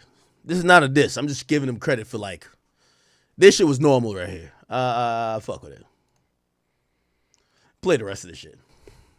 By the way, and I'm gonna tell you why, for y'all Kendrick dick suckers, I might be a bigger Kendrick fan than y'all. I'm gonna tell y'all why I say that. I've always said, critically, To Pimp a Butterfly is his most technically superb album, but it's also the most unlistenable album behind Untitled. If we're talking about just rhyming words, just to rhyme them, and the technical aspects of rap with no context, without no meaning, without no real world implications, congratulations, you did that. Untitled was, come on, that's that. The greatest artist in the world, and this is why, no matter what you hear me say about Jay, Jay is still one of them. Because when Jay says, yo, I had to dumb down my whatever to double my, like, when Jay has those, he has a few bars about, like, it's not about, like, being stupid. It's about being relatable, where he's like, yeah, I could just rap. Lyrically, I could be Talib Kweli, but truthfully, you know, listen, I could be rhyming like common sense, but it's, I've been rhyming like common sense. Like, the greatest is not only about these technical aspects, it's about putting it together. And Kendrick has shown me that he could do it. He did it with Damn. My favorite album is still Damn. It's Damn, Then Good Kid, Mad City. I've said that was his year. This idea of his like dick riding fans just dick riding him like, yo, just keep rapping like you. Yo, the boy rapping like he got a thesaurus in front of him. I don't want to hear that. Nigga just rapping a rap. The Elohim, the KTW, the da. Man, shut up. I want to hear that. The house with it, watching Sinners. Who you with? On the couch with my favorite sin. But that's the thing about Damn, his dick riding fans don't want to admit. Damn was him showing lyrical dexterity when he needed to. Showing his ability and grasp for hooks, song making when he needed to. His eccentricness, his creativity when he needed to create these riffs, to create these bridges, to create these pathways that allowed other art to flourish. Unfortunately, most of the Kendrick dick riders, all they want to hear is nigga, what the fuck? We don't hear that. Like, if Drake only dropped 5 a.m. in Toronto, that's not my favorite rapper neither. What the fuck? Do something else, fuck nigga. Yeah. I want to hear, you know, girls love Beyonce. Girls love to fuck with your conscience. I want to hear 0 to 100. I want to hear 7 a.m. on Bridal Path. I want to hear what else? Faded. I want to hear everything you could offer. It's music, nigga. So that's why I want Kendrick to kind of like Go back to that, man. I think this is a good verse from Kendrick. Again, bro, like, I ain't gonna like my opinion, but I'm real as fuck. I don't give two fucks. What y'all niggas say? This is good from Kendrick. Real talk. I like this more than him.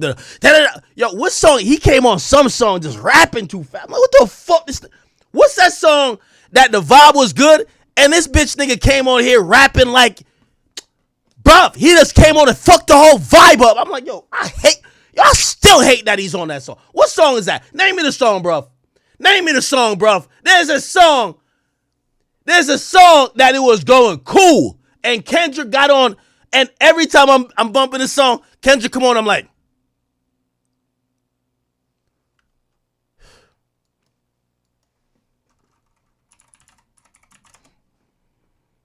it's goosebumps, ain't it? Oh my God, it is. I don't know. Back the fuck up. Hey. Y'all feel like I was at the rodeo. I'm at Astro World. It's lit. It's lit. And then all of a sudden, listen, this ain't no time to get lyrical, dummy. Mama, daddy, fuck out of here, nigga. I wish Travis had some backbone. Nigga, delete that shit, nigga. Shit was popping before, nigga. Delete that bullshit, nigga. Sometimes you gotta tell that fuck. Yo, nigga, what you think this is, nigga? You think this is a freshman freestyle? Nigga, look at my concerts and come up with another verse, you fuck, nigga. Go look at my concerts before you send me another verse, bitch ass thing. What the fuck is you just sent me? Mommy, dear, spare your favors, I believe it, more what the fuck is this? Travis, you should have sent this shit to the recycle bin. Rap normal, fuck, nigga. That's what. Oh my God. Mask off too. Oh my God. Oh my God. Chat. Oh my God. Why did they put him on here? Why? My enemy. Looking like Pancho. Hold on. So we've yo, bruv, they play this shit at Rolling Loud. Nigga, I don't know if this was sent by the CDC. Everybody got instantly sober. What the fuck? The Perk 90 just wore off. What the hell was this? What? What the fuck? Wait, what? Nigga, we vibe this nigga to death, nigga. Real talk. Yo, Future. The next time this nigga saying you some shit like this, nigga, choke this nigga out, bro. This was crazy, dog. Respectfully. I don't care. You lyrical niggas better learn how to fit in the fucking vibe, my nigga. Like, yo, you on a Future track, nigga, fuck what you got going on, nigga. They're not bumping no Kendrick Lamar at no festivals. They're bumping Future. Get down and lay down. We don't want to hear how would I say so. Nigga, get your fucking Tourette's ass the fuck out of here. Tired of this shit. And for the niggas who like Kendrick, I'ma bully him into rapping normal. All this extracurricular activities, super califragilistic, you need a dictionary, chat GPT to understand a fuck, nigga. Fuck that. Rap normal, nigga. If you that good, rap normal. Fuck that. The Elohim, the KKW, the GGG. What the fuck are you talking about? What are we talking about? If I ever see Drake get on track and fuck up the vibe like that, I'm definitely gonna call it out. Facts. Yo, Drake, I know you ain't come on here thinking this shit was duppy freestyle. Nigga, if you don't get your duppy ass on, I'll say that's Drake too. Don't fuck up my favorites. I thought I was going to say that to Drake on a couple of them joints with Savage. Savage is on some, I'm on that murder gang shit, slaughter gang shit. If Drake was like, yeah. You know Drake used to have the retarded hand back in there. Yeah. I'd have been like, man, if you don't get this Canadian goose out of here, man, get this Canadian geese out of here. But Drake know how to adopt. Drake rap like he's been around bitches. Kendrick rap like he got on a backpack stapled to his shirt, and that all he rap for are niggas that don't take showers on goddamn Twitter It's never vibey. It's always just, yeah. Fuck out of here, man. I don't got time for that shit, man. I don't want to hear that shit, bro. Fuck out of here. You fucking on my favorite song, nigga. That's Future, nigga. Fuck out of here. I don't even know why I'm this pissed, because he ain't do it this time. Actually, I'm trying to give him credit this time. So for anybody who's on Twitter saying Kendrick shit, and I heard Drake fans are saying Kendrick's bars wasn't good, shut the fuck up. I like Kendrick shit this time. Rap normal, fuck nigga. Now, granted, Kendrick is, when he rap normal, he's just not a, and I think this is why he does the miracle spiritual, like, hieroglyphics rap. Because when he raps normal, he can't make a classic, respectfully. He got to, like, rap double time, rap fast, or use words you don't understand.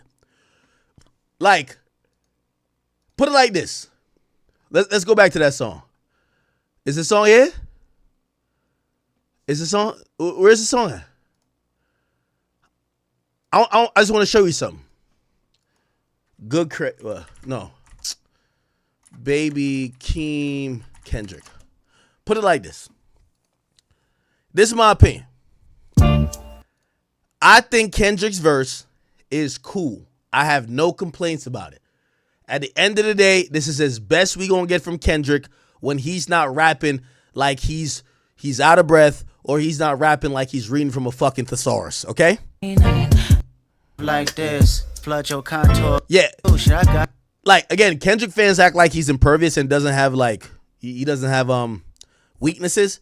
Kendrick weakness is when he has to make a relatable verse as a feature be standout.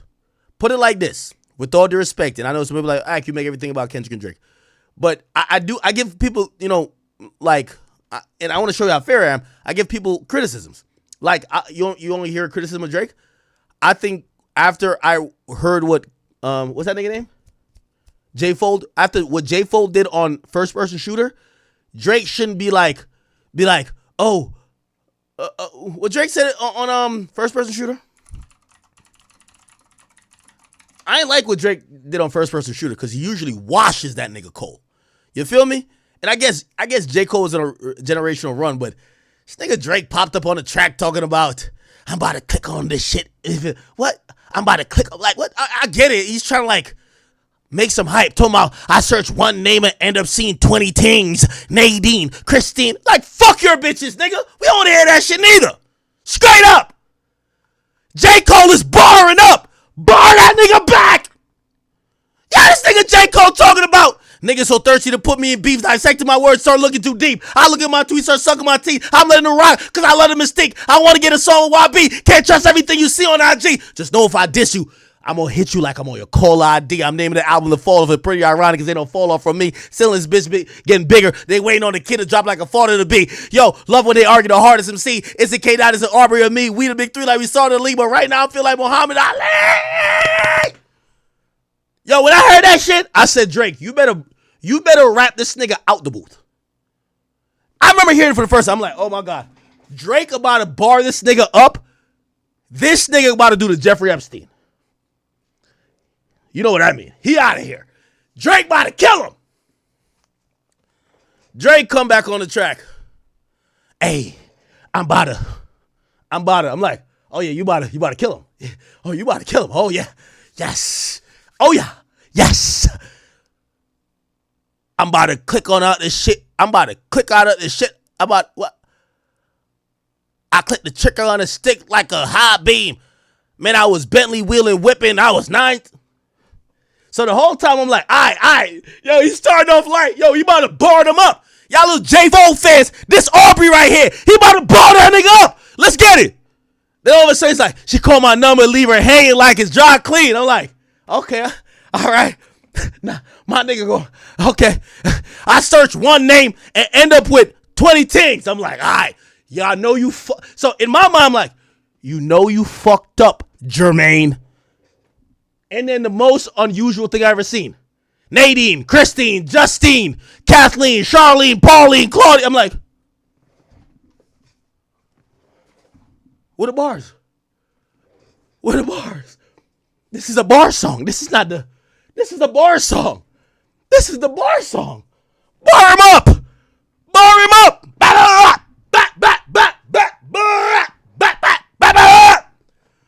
I'm like, fuck Nadine. I don't care about Christine.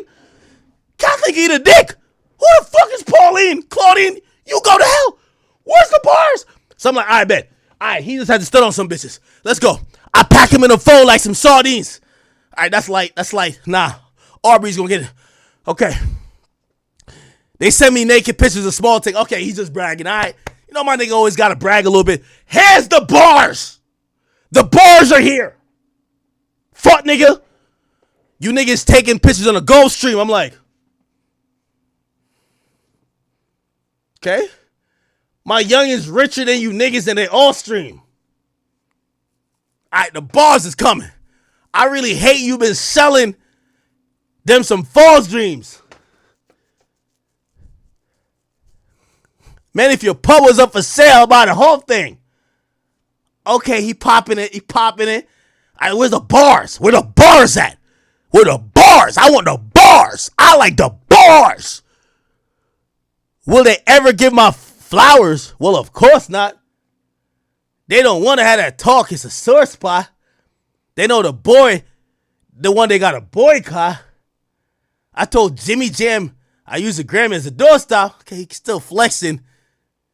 He might be rapping like, you know, he took over on Lemon Pepper Freestyle. I bet my nigga he gonna rap for 2 more minutes. It's over. Like, yo, Cole, you done, nigga. Yo, Cole, you can't fuck with the GOAT gang.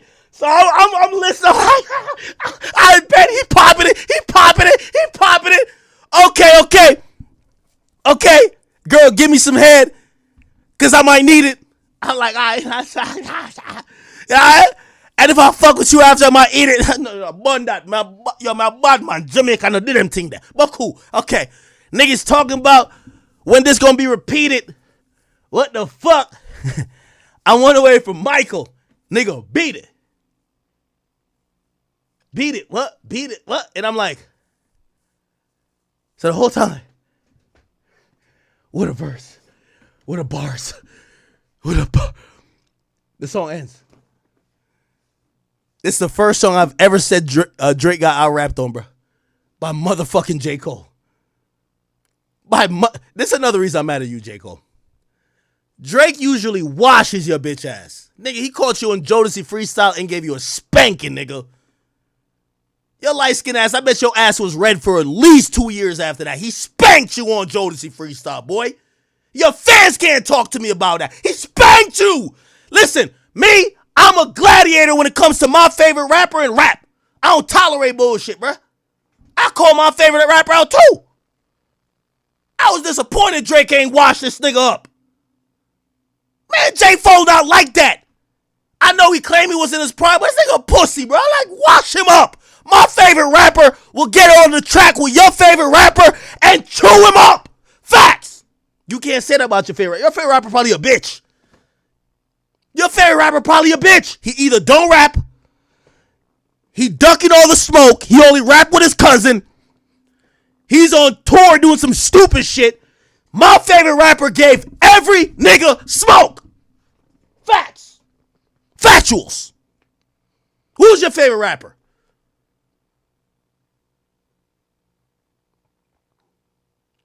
My favorite rapper gave every nigga smoke. That's why I hold him to the highest level.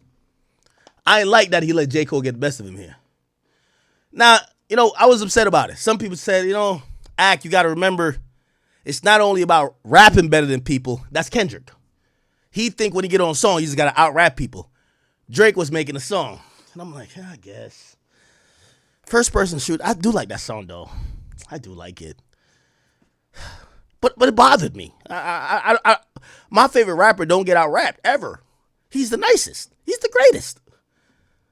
So I didn't like even J. Cole kind of beating his chest like he thought he was Big Bad Wolf. And also when I heard that Kendrick was supposed to be on the song, I'm like, maybe Drake just kind of like mailed it in because Kendrick ain't hop on. Pause. But you put Kendrick, Drake, and Cole on the song, I think Drake washes them both. Facts. Drake and Kendrick, Their tracks, Drake washed Kendrick twice. 2-0 on that bitch ass nigga. Real talk. Was it 2 or 3? In the morning, washed him. Well, that's cold. No. He washed him on Poetic Justice. Washed him. Woo! Woo! Wash his ass. Poetic Justice. Drake Lives. Wash that nigga, man. Wash that nigga, man.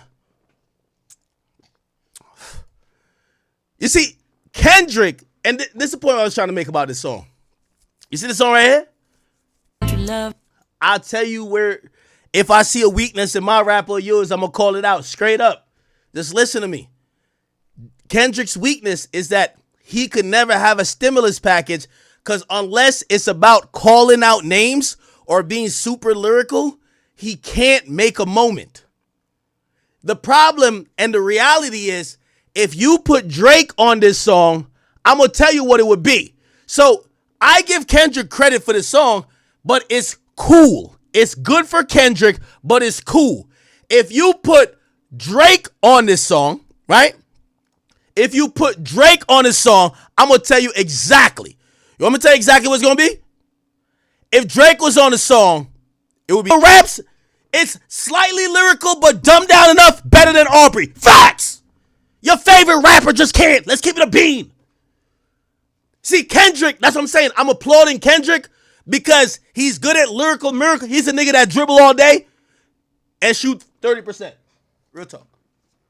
Yeah, he got all type of moves. Let him shoot a jump shot. After a while, you stop guarding that bitch ass nigga. Anytime Kendrick got to do a feature on a relatable rap song, the song comes out at best. Look, this is his best offering. I promise if Drake was on this shit, I promise you fucking 30 bitches this summer to this song. This nigga knows how to get in it. Pause. He knows how. Bro, I ain't gonna lie. He knows what niggas need, bro. He know what the bitches want, bro. Kendrick, you could tell, bro, like, that nigga need to go to a club. That nigga need to go hang with some bitch. Like, that nigga need to go to Houston. I don't know what he need to do, nigga. But all his burpees, like, just staying in the house, squabbling with your shorty, like, yo, bro, that shit is not going to the music. He could rap, but anytime he needs to have a little bit, and that's the thing with Jay. Look, this is what Kendrick has the least of this. Even Jay has a little bit of it. Drake is the ultimate at it. But look, Jay-Z, was it Maya? Yeah, Maya. The thing, you see, Jay-Z was a drug dealer. He's like a player a little bit. Like, that's a perception. So when it comes to songs like this, hey, we vibing. One thing Jay not gonna do is fuck up the vibe. That's why him and Beyonce link. When it comes to Crazy in Love, when it comes to all them songs, you know what I mean? Hey. Woo. Come on, Maya. All right, let's go. Come on, Hov. This before Hov was linking with Weinstein. This before we was wondering why Hov's on the Epstein file. I mean, let's play. Act like an adult for once. Nah, this is J-Lo. Wait, what's the song he would I mean, he on Drunken Love. He on Drunken Love, but yo, come on, see? This is what I'm saying. Like, when niggas is trying to say Kendrick the best, he gotta get better at certain things. Okay, the lyrical miracle, you got it, nigga. But you know, even the joints you do with SZA, it's still robotic, nigga. Like, you gotta be smooth, like. She rides with me right over her shoulder. When I'm off track, mommy is keeping me focused. Okay. So let's lock this down like it's supposed. Let's go. Come on, man. Come on. Look. What other song? Jay be doing it. Jay, that's what I'm saying. When you put Kendrick on a song that's not talking about like fucking moon crystals and fucking like voodoo and science and the Elohims and what the fuck? This thing is like a fish out of water, gang. It's like putting Sandy the fucking squirrel on like some other shit. It's like putting motherfucking plankton, nigga, in Texas. Like, this shit don't work. Like, it's... Fuck a friend zone when you hug like this. Nibble on You your. don't even sound like you believe it, man. This is why you need a nigga. All to accept is that this is a necessary part of being that guy. This is why when Kendrick started hating and made his diss track, it's cool, gang, but to replace the nigga, you got to be the nigga who the bitches are saying, yo, play that one so-and-so verse. Nobody's saying play this bullshit when they're in the club drunk with their friends and they mad at their niggas. No one is saying, hey, play this shit. I just criticized Drake, but we got to give real criticisms. Man, yo, listen, we know the vibes. Look. Hey, hold up. Heard you been trying to hold on. This is the difference between Talib Kweli and a Kanye. If you can't make Gold Digger, just keep rapping lyrical, nigga. It's cool. Stay over there. You gotta be, yo, there's a lot of niggas who could dribble, a lot of niggas who could spot up shoot. The nigga who dunk, the nigga who got all the playmaking abilities, he passed, he could shoot, he could defend, that's a superstar. That's all I'm saying. That's all I'm saying. If your man's, when he get on a track for the bitches, that he can't rap about the Elohims, and he can't rap about the hula hoops, and he can't rap about the Power Rangers, he come off mid, he not like that. He not like that. But the nigga, if, whether he dropping, yo, I know girls love Beyonce, or he might be dropping Jaded, or he might be dropping, yo, listen, they underestimated me greatly. Most number ones. Come on, stop it. The guy who does everything is them type of hugs. Yo, bruv, that's a different level of just awareness. It's, you see, this is why I say Drake is above all these niggas. Because these niggas make you feel like because they could rhyme words, they're the best. Cool, you could rhyme words, but it's that subtle understanding where people all hear that line. I know them kind of hugs. It's talking to us. Everybody's repeated that. Man, I know that to the one. Come on. Somebody said, act you like melodic rap. You're not understanding what I'm saying. To me, you can't be the greatest without learning to master everything. If we're only talking about lyrics, Black Thought would be the GOAT. If we're only talking about lyrics, Black Thought would be the GOAT.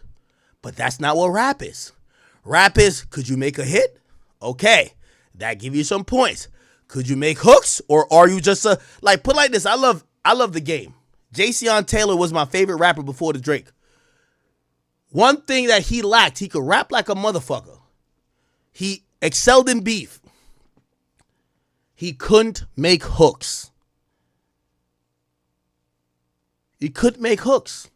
That's like once niggas realized that, what's that nigga name? He used to play for the Heat. He married to Gabrielle Union. It's like when niggas found out that Dwayne Wade couldn't go left. Boy can't go left. It's over. That's a big part of the game. I think The Game, and I know some, like, whatever y'all think about, The Game could rap to me with Drake and Kendrick. He could rap with them. But he's outside of his league when it comes to other things. I think Kendrick makes better songs than him. I think Kendrick has better concepts than him. I think Kendrick is more creative than him. And Drake is just a better hit maker, and also those things about it I said about Kendrick than The Game. That's where The Game falls back.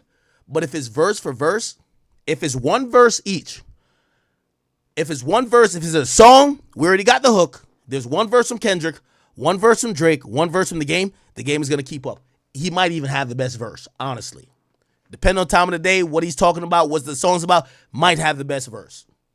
But I'm saying that to let y'all know, that doesn't mean he's the best fucking rapper. And I'm trying to put a cumulative thing where y'all realize when we're talking about best fucking rapper, it's not just because the nigga could rap nice. Because, again, with all due respect, I heard people are like trashing Kendrick for this verse. I'm not going to trash him. I think this is a normal Kendrick, middle of the road, what I do when I get on a song that's not about me rapping thesaurus words. Kendrick is not the stimulus package, my one verse kills it. He's not that. You can't get this from Kendrick. I'm sorry. Been praying on this since a kid. I guess it's just. I know it's R&B, but here's the thing. These are records.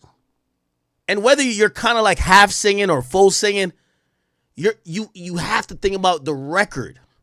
And this is why I was trying to give Drake a pass, but I didn't give him a pass. I don't give him a pass on with the J. Cole shit, because people have said, well, according to your own points, Drake allowed J. Cole to out-rap him on First Person Shooter because he was trying to make a record. And I'm like, brother, I don't care. I don't give a fuck if the song is 30 minutes long.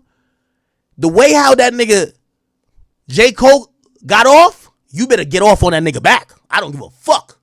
You my favorite rapper. You better get off on that nigga. Fuck that. Get off on him. Fuck it. I don't care if it's 10 minutes. Get off on that nigga. So when he didn't get off, I was disappointed. I ain't gonna lie. Straight up, I'm disappointed. I'm just trying to tell you that, like, y'all favorite rapper, or if Kendrick your favorite rapper, I think he limited. He limited.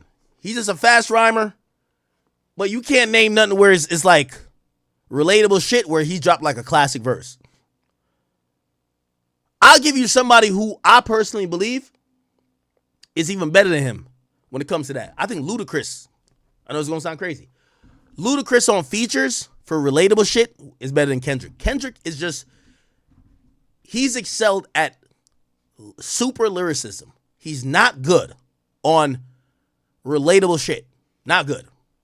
You make a chick song, you put the Kendrick on it, he's gonna get every girl pussy dry who listen to the song. Like, they're gonna be like, man, we don't want to fuck no more. We're good. We're celibate, matter of fact.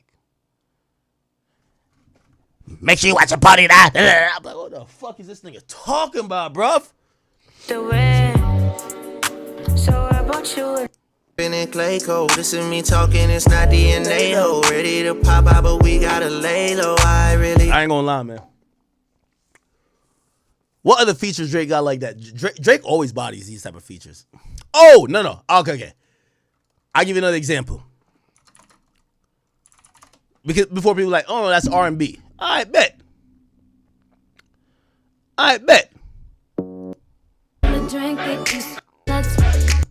Put me on the takeout side. When niggas going shower posse just to get by. Stay true, never switch sides. Yeah, the game turned me into this guy. Yeah, and now every time Drake out. Yo, it's just too many. It's just too many. Like, bruv, it's just literally too many. Look, that's what I'm saying. Like, yo, we got to be honest. These artists do got limitations, right? Like, Kendrick just not like that.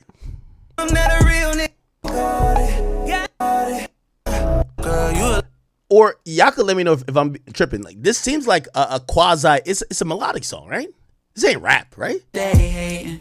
It's crazy because you had everything they chasing. Like, yeah, it's an attempt at being melodic, but I'm sorry, like, Kendrick sucks at that. He should have had like the nigga on like Family Ties Part 15 or something. Like, you know what I mean? Like, now, granted, I give him credit because I like when Kendrick shows dexterity, but it's just not an instant hit. If Drake was on this shit's on the billboards. Now, Kendrick's lit. He might still be on the billboards, but, you know, and nobody's going to remember this next week. It's been over twice. Don't you love a good flirt with the strand?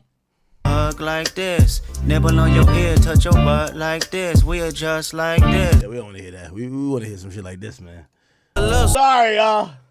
I'm sorry. I'm telling y'all the truth. Like, yo, the Kendrick fans, they swinging in the air. They didn't want to hear me say this. Like, yo, I give Kendrick credit. He did as good as he could do.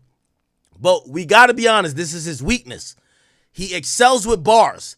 Anytime he got to make a song for a girl, you know the thought that you're DMing right now. For the thought you're DMing to sing word for word and say, ah, man, Dot did it. He will never do that. He don't be in them spots. He don't have the mind that go there. Drake stay in strip clubs. He fuck 15,000 bitches a year. And that's why, you know, matter of fact, Drake kind of act like an Instagram chick sometimes, you know, no disrespect to Drake. So that's why he talks their language. Kendrick, he talks Black Panther language. Straight up. Tory got it. Tory knows. Tory Lanez does that shit too. That's why Tory used to jump on people's remix. That's why Tory Lanez used to do people's remix. Look. Like this, she wants to feel like she asleep. Hey. Louis bags packed like she staying for the week. I'm I'm like, oh, nah, mama, that's a D. Uh-huh. You know how I get down, I drop that, I sing it low with me, shout it low with me, turn it up, then just don't tell me I've been holding it all in. I got hoes with me, cause you don't see me calling. I slung way too much good dick for all of this. Let's play operation. Check what your mama or your doctor Yo, Tory's goated for this. Yo, Kendrick rapped to a bunch of like incels and niggas that don't even fuck bitches, bro. Straight up. Let's keep it a bean.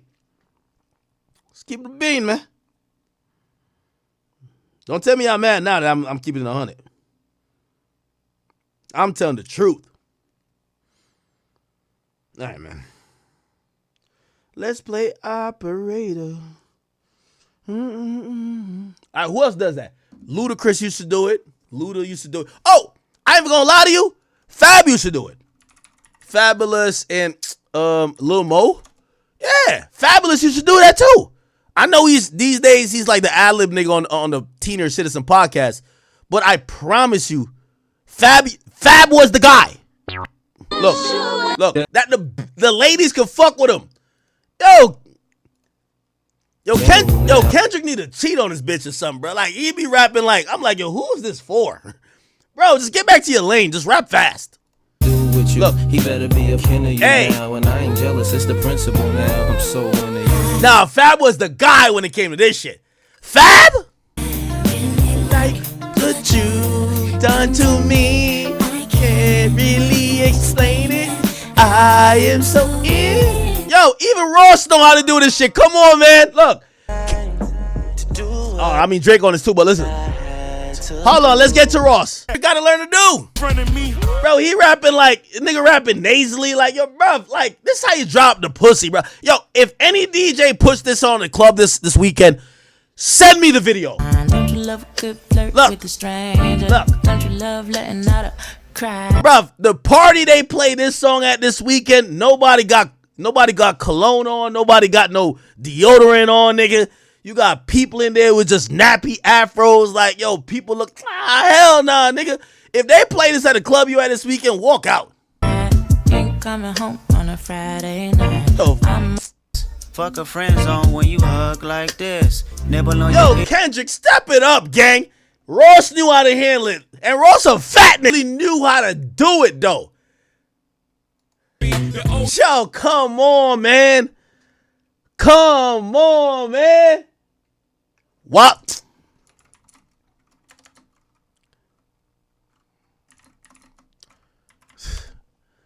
Wale. Yo, see?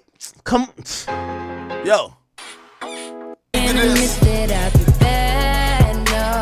Come on.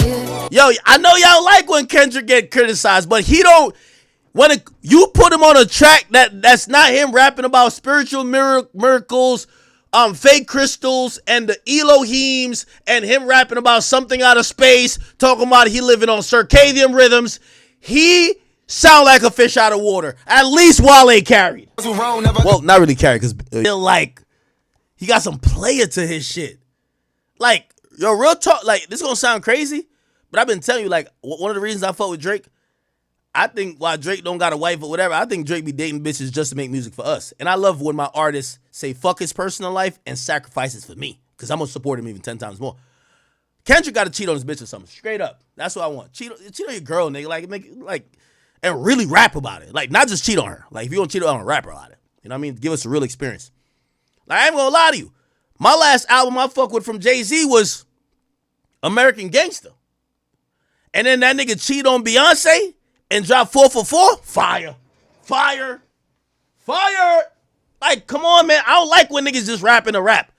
Rhyming words is not cool with me. I want to hear real life experiences. Straight up. And I like Lemonade. I like both sides. Fuck you, nigga. You cheated on me. I'm sorry, baby. I did cheat. Here's why. I love you both. This is why I've been waiting on A Boogie. A Boogie, you not with Ella no more, nigga. You ain't heartbroken yet?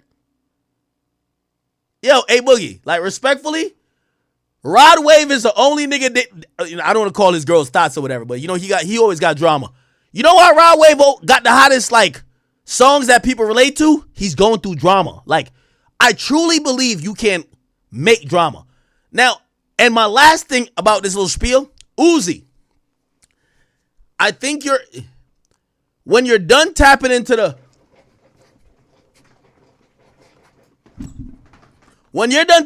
those type of songs, and I do love your new song. Your new song's phenomenal. I need you to go back to the songs I loved about you. I've always said Love is Rage 2 is a breakup album. My favorite songs from you, P's and Q's. Oh my God. 7 a.m. I love when you were talking about you going through shit. And I get it. You know, I'm not trying to say, you know, I know you love JT or whatever the fuck she got going on. Like, no disrespect to her. I'm not trying to say break up with her, cheat on her or some shit. I am telling Kendrick to cheat though. Like, because Kendrick started becoming boring. I know you've been on drugs, so I ain't trying to tell you to cheat because you might fuck up your whole life.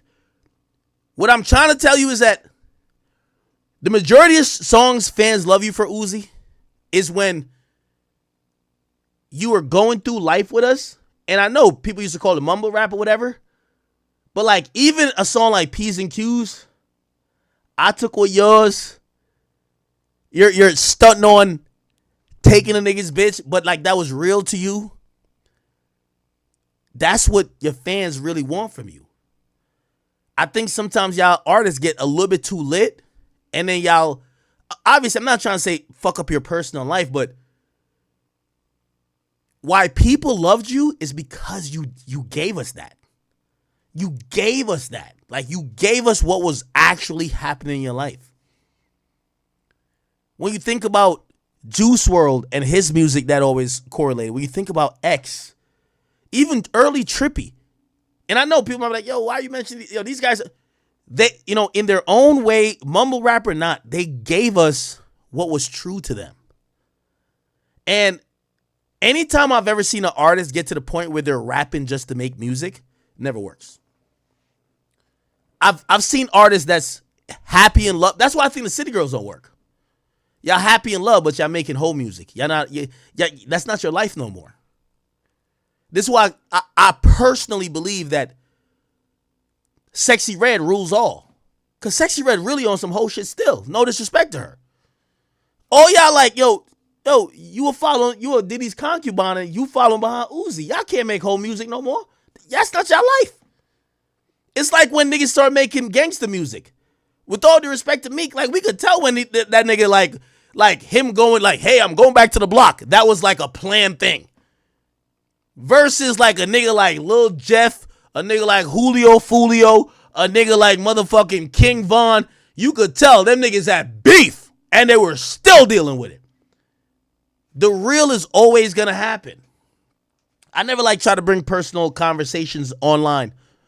But, if anybody ever thought, Offset was on Youngboy's tour. I didn't know that him and Youngboy had a relationship a long time ago. One day when they were trying to bring back the Migos, Offset called me. And Offset said, man, I want to pick your brain. That's when I think, me and Quavo, we didn't know where we were at yet. Before we got cool and he sent me a song, I think Chris Brown. That's later. And Offset said, yo, Ak, what do you think about da-da-da-da? And he was asking, it wasn't really about the Migos. He was kind of asking also about his own music. And he said to me, I was giving my advice, and he said, you know what, Ak? He said, I asked the same thing atop. This is years ago. This is when they were about to put out Culture 3. So, yeah, this is around this time. And I was telling him, I said, yo, because I guess he was saying like, man, people used to be so tapped into us, like what happened? And I said, bro, what happened is that, bro, like you with Cardi, Quavo with Sweetie, like you guys just seem like you're just too rich. Like people just don't believe it no more. That's reality. I was trying to give it. I was telling him, and he actually, and this is why I do love Offset. And Offset was really real to me. He said, Ak, you know what? I talked to Top, and he said, you know what Top told me? This is what Youngboy told him back then. Youngboy says, this is what he said. Youngboy, of course, everybody be like, Ak, you talk too much, but it is what it is. YoungBoy told him, it's like, yo,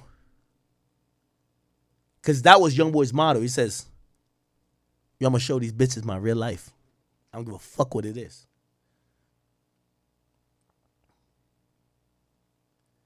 That was YoungBoy's message to Offset back then. He said, nigga, if I'm really walking around, if I'm my mentality is I'm toting it, nigga, I'm showing it. Fuck it. However I'm living, if I'm thugging it, I'm showing it. I don't got no time for make-believe, nothing. Whatever I'm doing, that's what's gonna happen. Go back and look at the music YB was putting out. Let's look around this year. YoungBoy 2021.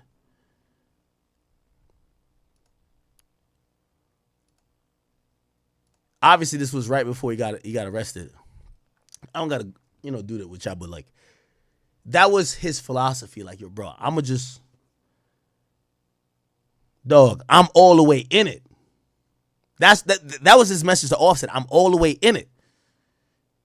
Nigga, if I'm into it with niggas and whatever, and nigga, we all tooled up, we this and third. Nigga, I'm not about to make no video acting like, nah, nigga, I'm showing it. The fans want me, I'm gonna give them me. Fuck it. And when Offset told me that, I said, I agree with that. I said, that's why that nigga is different. Because he just does him. And I guess, I don't even know how I got to this, little sidebar, but it's kind of like that with all artists. I feel these artists is, a lot of them, they rapping and making songs. That's what I'm telling you. Yo, let me tell you this. It's going to sound bad when I say it because people going to think, oh, Ak, you're just a negative person. The true time that Uzi gets heartbreak, he's going to be back lit, bro. Bro, I'm telling you, his greatest album was when he was hurt, my nigga. Yo, I guarantee you, the moment Rod Wave finds true happiness is done. I guarantee it. And I love Rod Wave. I love him. But Rod Wave is a nigga who reflects what he's going through. And people see synergy in what he's going through. Because he's singing about what you're going through. Longingness, loneliness, missing shit, regret. The moment he's happy, and he's like, oh, no, we're just, yeah, people going to like that. But it's not disguising your pain and your struggle. And that's all I'll say, all right? All right. Why'd I go on that tangent? Oh, Kendrick. Yeah, again, Kendrick, I'll give you a little thumbs up. You're not the nigga people should call if they want to drop a verse or some type of addition to a song about females that everybody's going to stop. You're not the guy, honestly, respectfully. Okay.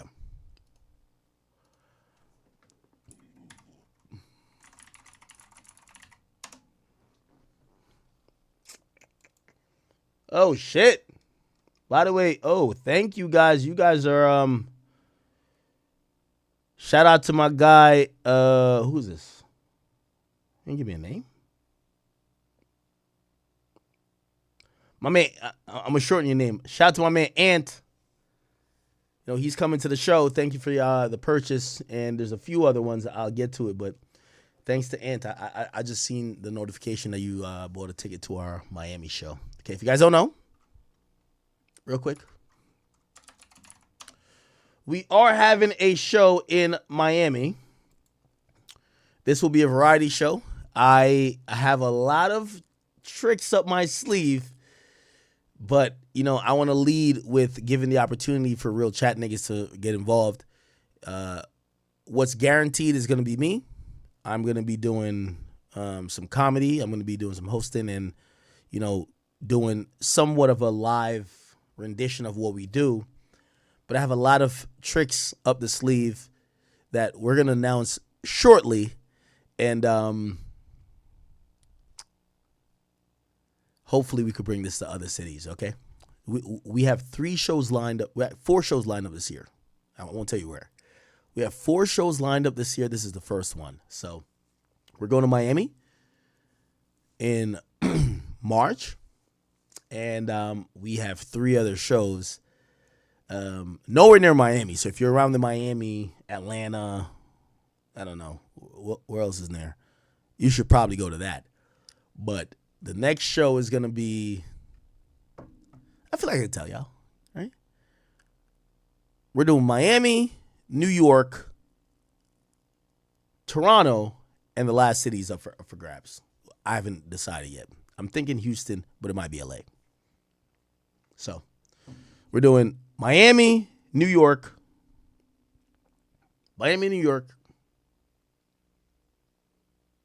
Toronto, first time in Toronto. Then we're going to either Houston or we're going to LA or Vegas, but I'm probably thinking LA. Okay? So just letting you know. All right? Somebody say Chicago. We'll push that one to next year. All right. Okay, cool. Let's get on to some other stuff. My tangents are crazy. Yo, why say I've been streaming for 7 hours? I'm only 3 topics in. It's all good. Okay, perfect. So the next thing we are going to get into. So we did Kendrick. We did 50. Should we get into the Epstein files? We can. Actually, before we do that, oh my God. I kind of want to, we didn't talk about this before. Chat, the Lil Papa incident is really sad and it's really unfortunate. So Lil Papa is a artist that essentially comes out of Jacksonville, Florida. Okay? His death got reported 2 days ago. And we didn't know why or what happened. We're getting some details of what happened with him, and it's actually rather sad. Now, there's a whole lore about his involvement with other things in hip-hop, and we could get to that afterwards, but it's very important for us to focus in on what happened to him because we report his death. Apparently, his death is now officially ruled, or at least, it's going to be ruled by the medical examiner as a suicide. They're claiming that Lil Papa shot himself after a car crash. Now, bear with me with the details. Some of these are shocking and trigger warning for anyone who has a weak stomach or, these things affect. So TMZ reported that we're learning more circumstances around the death of Lil Papa, and it's pretty shocking. TMZ broke the news that the rapper, whose real name is Janarius Mikkel Wheeler, was actually pronounced dead yesterday in Georgia. So even though he's from Florida, he died in Georgia. He was only 25 years of age, Chad. This is a picture of him, and this is from November 2024. Hapville Chief of Police Bruce Hadley tells TMZ Lil Papa was involved in a single car accident on Interstate 85 of Hapville, which is when he called his manager asking what he should do. Now, let me, flush it out a little bit. A single car accident is, as classified by the police, is usually where you didn't crash into another car. It's usually by user error. It could be conditions or otherwise that your vehicle has sustained a crash. Maybe you ran into a barrier. Maybe you ran, over a median. We don't know how severe it was. But the important part is that it wasn't something where he's driving in the lane on the highway, because we hear about Interstate 85, and he collides with someone that's in a parallel lane. That's not being reported. Now, what is also, and I think very important to think about as we kind of try to figure out what's up with this story, it's a single car accident, and it's Interstate 85 South in Hapville. Now, I'm gonna Google this, and we're getting pictures okay, that match. Let me see if we could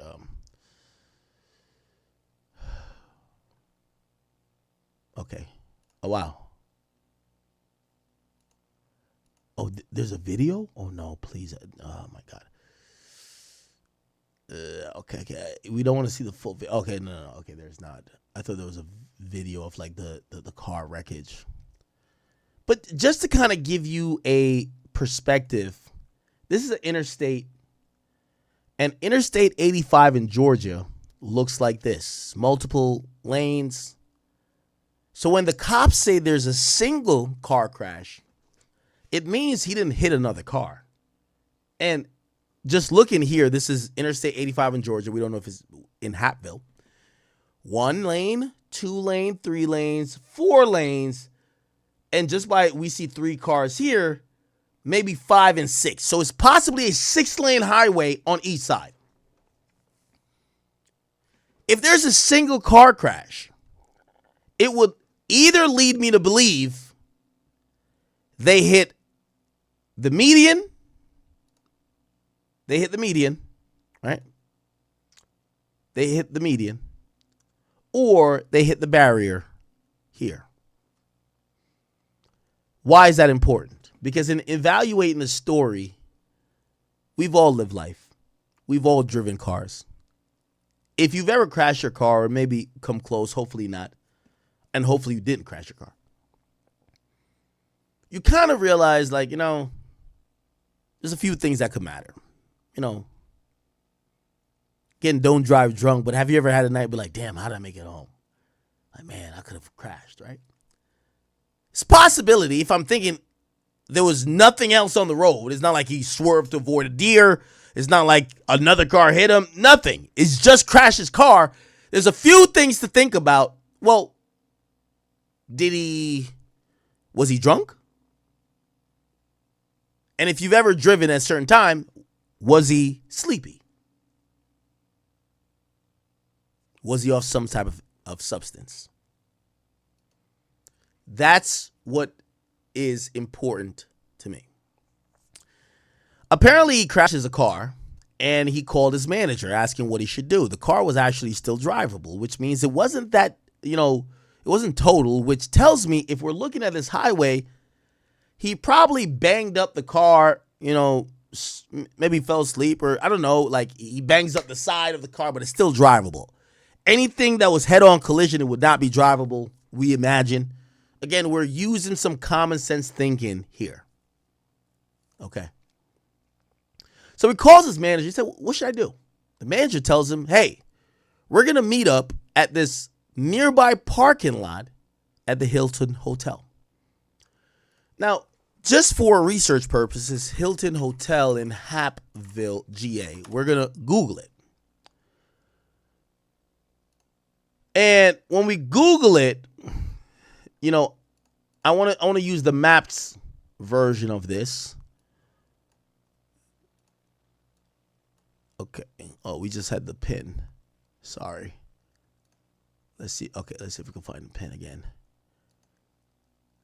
Where's the pin? Let's find the pin. Okay. Do y'all see it? Oh my God, sorry. Hilton Hotel. Bang. Let's go to maps. Okay. So y'all see where it's at. So the Hilton Atlanta Airport is here. Let's look at it. Does it say Hapville? What's this? Hilton Atlanta. Apparently it's not Atlanta, even though it's Georgia. It's Hapville.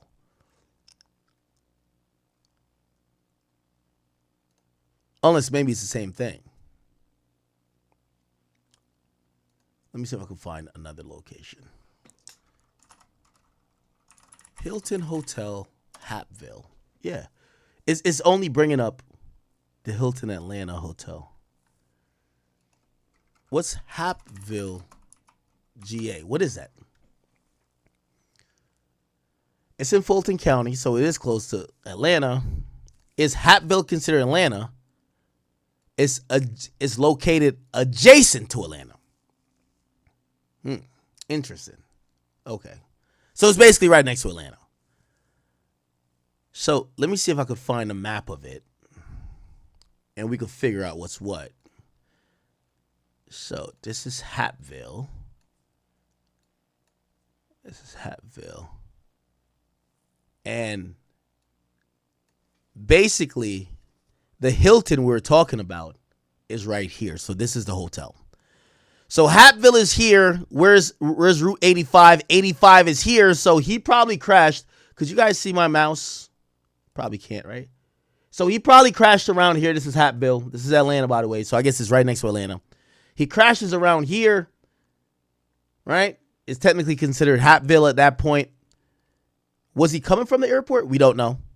By the way, the airport is right here. Airport is right here. He's not from Atlanta, but we know a lot of people sometimes go to Atlanta to stay. He crashes around here, which is technically Hapville. He calls his manager and they say, yo, hey, let's meet up, whatever. Is the car drivable? Yes.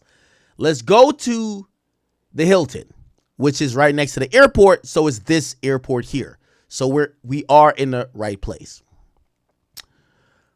So Hilton, Atlanta. Okay, I think we're here. So he kind of goes here. It appears, right? All right. All right. Is that it? No.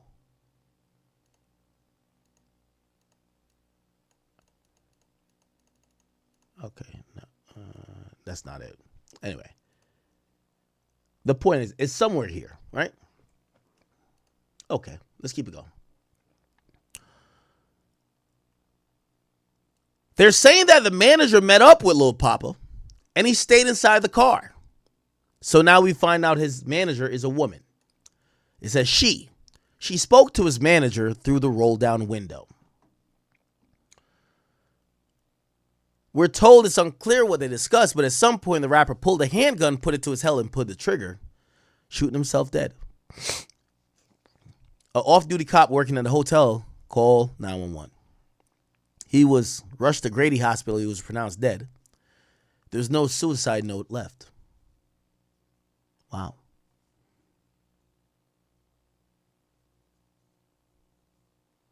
In trying to understand what this means, it seems apparent to me he was going through some things. It's one of those, you're having a bad week. If you ask me, you're having a bad week. You know, sometimes it feels like the world's against you, right?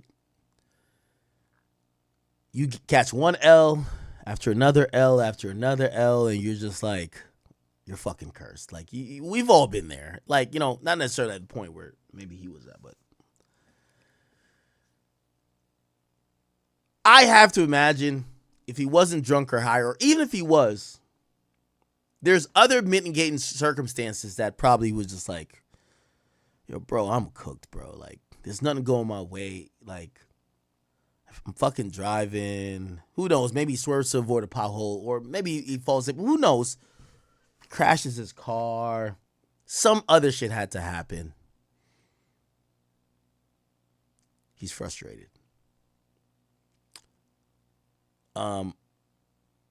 Obviously, we'll get more information if the manager ever so-called or chose to share that information, but he did call his manager. His manager did show up,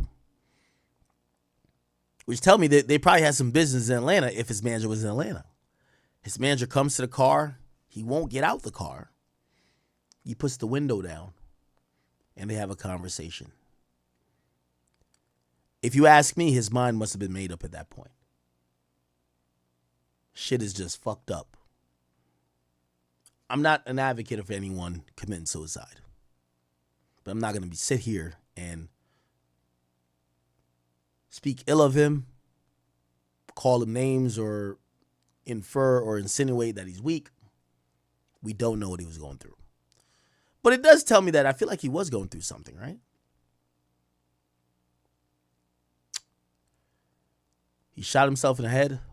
No suicide note. He was pronounced dead at the hospital at the time. A lot of people are worried, what did the manager say? Why didn't the manager kind of realize the state he was in and do a little bit more? Why didn't the manager alert authorities? Why didn't the manager know what he had going on and maybe that he had a weapon and, prevented this? It's really tough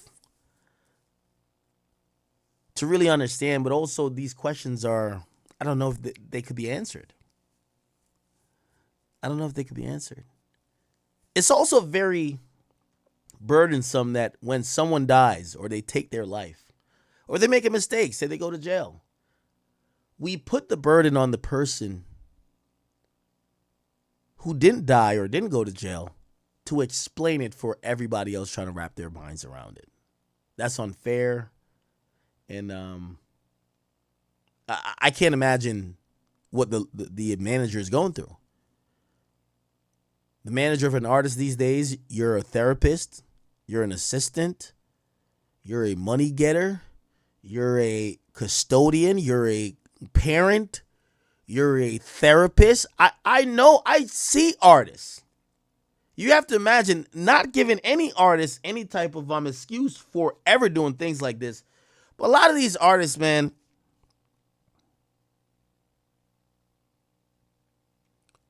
they're going through phases. We can see it right now. Some of them have dedicated their life to being the center of attention. Some of them have,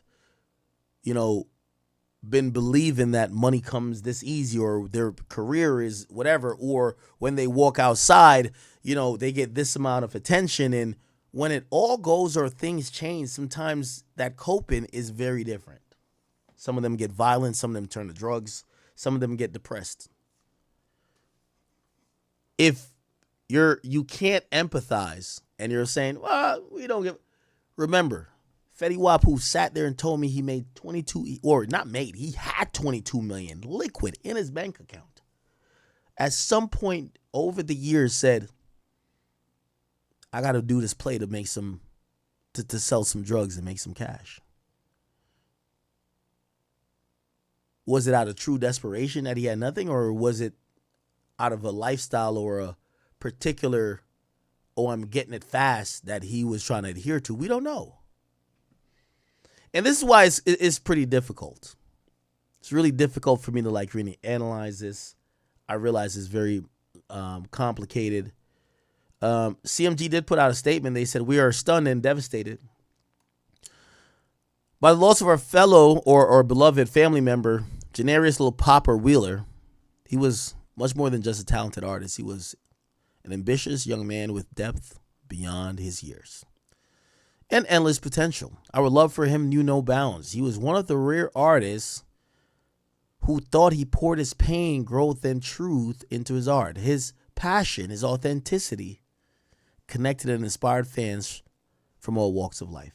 This is truly a heartbreaking loss for everyone who knew and loved him. Please keep his loved ones in your thoughts and prayers. Papa, we promise to uphold your legacy and honor and respect. We're all better because of you. Long live Papa. Interesting. And sad.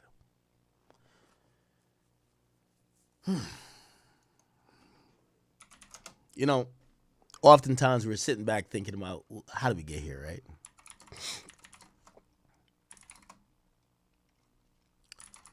That's where I usually go, what's the last Instagram live? And someone said, this is the last Instagram live. Is this true?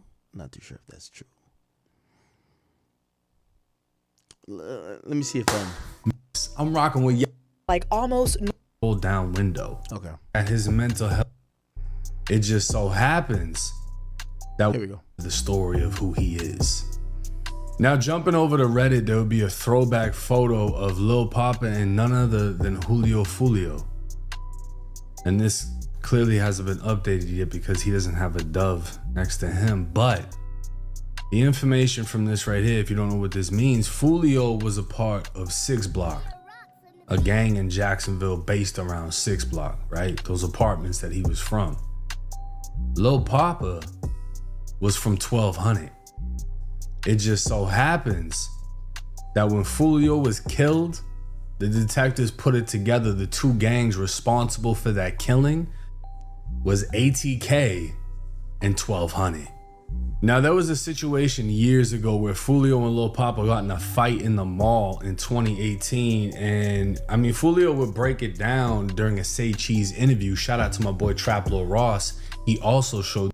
I didn't know. Oh, Lil Papa was kind of in the mix a little bit. Wow.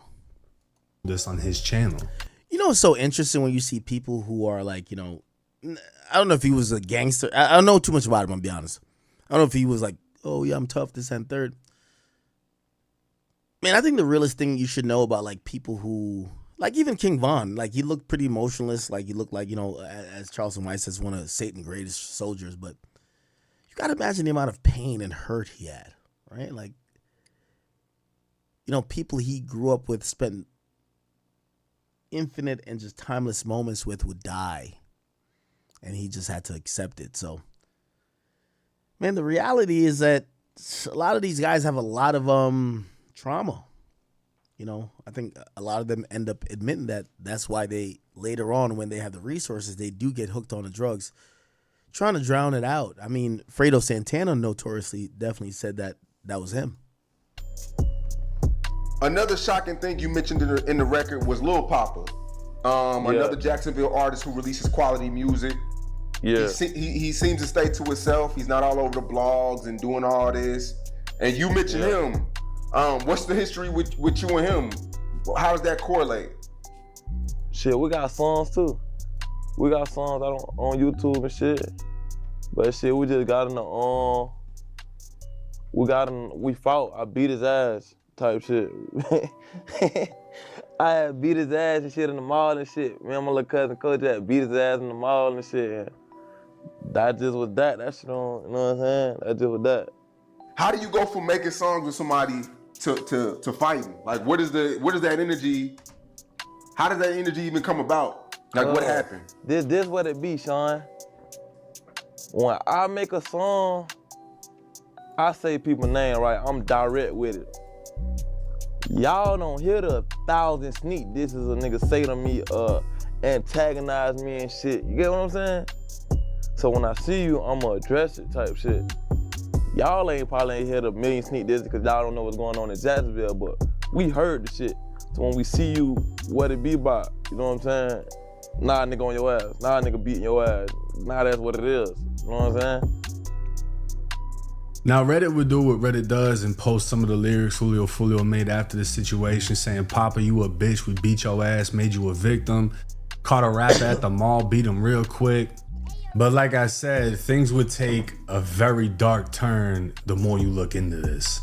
7 months ago, this would be posted stating, do people know Lil Papa also paid for Foolio, alleging that he was also behind the hit. What? And somebody would say, I don't listen to bruh. All I seen was he got a song on his new album called 4 a.m. in Tampa. I'm like, here we go. And he'd follow up with saying, I ain't never known Papa to diss, but like I said, I don't listen to him. And this dude would say he always sneak disses in his songs. You just gotta catch it. Papa be dissing, he just don't say names. So, similar to what Foolio said, y'all don't catch the sneak disses because you're not from around here. You're not gonna pick up on it. But when I diss people, I name them. So he was basically saying Lil Papa's a sneak disser. Lil Papa just so happens to be from 1200, the same gang that ended up killing Foolio. And then he dropped a song titled 4 a.m. in Tampa. Obviously, Foolio was killed at like 4 or 5 in the morning in Tampa. Now, Young and Ace would speak out and show love to Lil Papa, and I mean, this would just make the whole Foolio allegation seem even worse. And if you think it's all just a bunch of BS, Lil Papa's name was brought up during the Foolio trial of Alicia Andrews. Yes, ma'am. And you're talking about how the people in 1200 dish they side, correct? And then you're also talking about Papa, that's Lil Papa, right? Yes. And who's Lil Papa? He's a rapper. And you know that he also has a gang affiliation, is that correct? I mean, he doesn't claim it, so I don't know. You know your boyfriend, Isaiah Chance, is in a gang, isn't that true? I don't know that. But getting back to the mental health aspect of things. Oh, wow. So she denied the Lil Papa. So apparently her boyfriend, remember her boyfriend is one of the people accused of killing Fulio. Her boyfriend and Papa are supposedly in the same gang. And not only did she hold it down for her boyfriend, she held it down for Papa too. Somebody would write, when Lil Papa died, I'm gonna be so sad. And it was a girl named LaDeja Destiny. And apparently Papa would reply back to it saying, don't be, cause I won't. And you can see a lot of people, you know, reacting how they react, whether they're taking it serious or not. But this kid was obviously going through shit. And he vented in his music. He vented through his... I'm trying to see where people are saying that, Say don't. You'll be proud of me, OG. Woke up, read me a Bible verse, got some breakfast in my system, talked to God about it. You know what I'm saying? And he laid it on me. I got one more album, EP, mixtape, whichever one it's gonna be, I got one more. And it's over, I'm going to find my peace. Say don't. I'm gonna find my peace. Huh. Some days I don't wanna sell.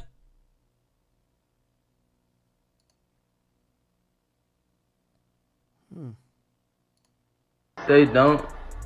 I'm not even looking at it's TikTok, bro. I'm not even. Listen, talk to God about it. You know what I'm saying? And he laid it on me. I got one more album, EP, mixtape, whichever one it's gonna be, I got one more. And it's over, I'm going to find my peace. On Wednesday, February 18th, the news that Jacksonville rapper Lil Papa passing away took the rap industry by surprise, catching even a few artists completely off guard while they were on live. It's TikTok. Yeah, I'm not even looking at it's TikTok, bro. I'm not even looking like that. I'm not even looking at y'all. I'm not even studying y'all right now. Y'all lying. I don't play like that. What the hell? You don't play with Dell, bro. What y'all talking about? I'm finna get all these cause y'all negative. On my mama, y'all talking about Lil Papa on my mama. Like, I'm not even playing on my mama.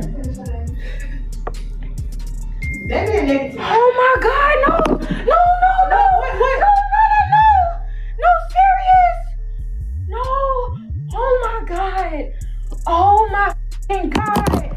Then roughly after 30 more minutes passed, everyone still wondering if it was truly real, XXL would announce Lil Papa had passed away at the age of 25. On Wednesday, February 18th, reports began to circulate the Jacksonville rapper Lil Papa had passed. XXL has since confirmed with the Fulton County Medical Examiner's Office in Georgia that Lil Papa, born Janarius Michael Wheeler, passed away this morning at around 11 a.m. Despite speculation online that the passing may have been a result of his own action. The cause of his passing has still not been announced, when sadly a video that he took only 2 weeks ago confirmed what likely occurred, where Lil Papa would make a story about his morning, how he read a Bible verse, got some breakfast, then announced his last album on his Instagram story. Say don't.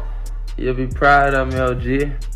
Woke up, read me a Bible verse, got some breakfast in my system, talked to God about it. You know what I'm saying? And he laid it on me. I got one more album, EP, mixtape, whichever one it's gonna be, I got one more. And it's over, I'm going to find my peace. With that video going viral online, his mother would then confirm the passing, writing on her Facebook, "Lord, I need you to know that this is just a test. You say you will not put no more on us, then we can bear Jesus. I need you 24 hours a day," which resulted in rap OG Boosie giving his official reaction on live. I won't give a TIP Thug and Peace to Lil Papa, man. Yeah, my little nigga right there, you know. Always supported me, looked up to me, man. Always came to Boosie, baby. Shout out little nigga too. For the time being. Some TIP Papa, Thug and Peace. Damn, Pop. Talented, boy. TIP Pop, the Duval legend. The Duval legend. Legend across the world. YNs, them niggas will pop. My daughter, young TIP popping, nigga. Like the video if you're a Lil Papa fan. Curious how many of you health because they feel like you're up and got it going on hours while you was here, and I appreciate you for messing with bait that they broke. That's interesting. Look at this. They don't.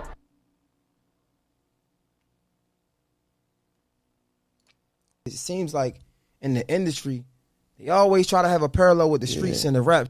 And it's like, I'm trying to get away from that. Like the slums, you always want to be hot in your city, right? I mean, of course, you want. I just feel like it wasn't just one solo artist. It was everybody as a whole.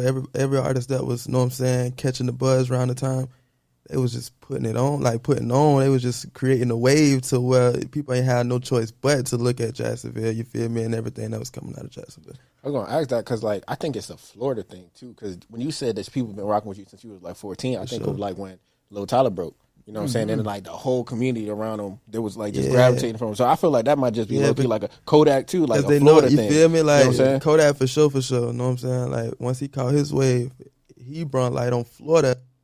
30, I'm 15. You know what I'm saying? So then my grandmother, I was raised by 3 women: my grandmother, my mama, and my auntie. So I ain't had no choice. You know, it's crazy that you say that.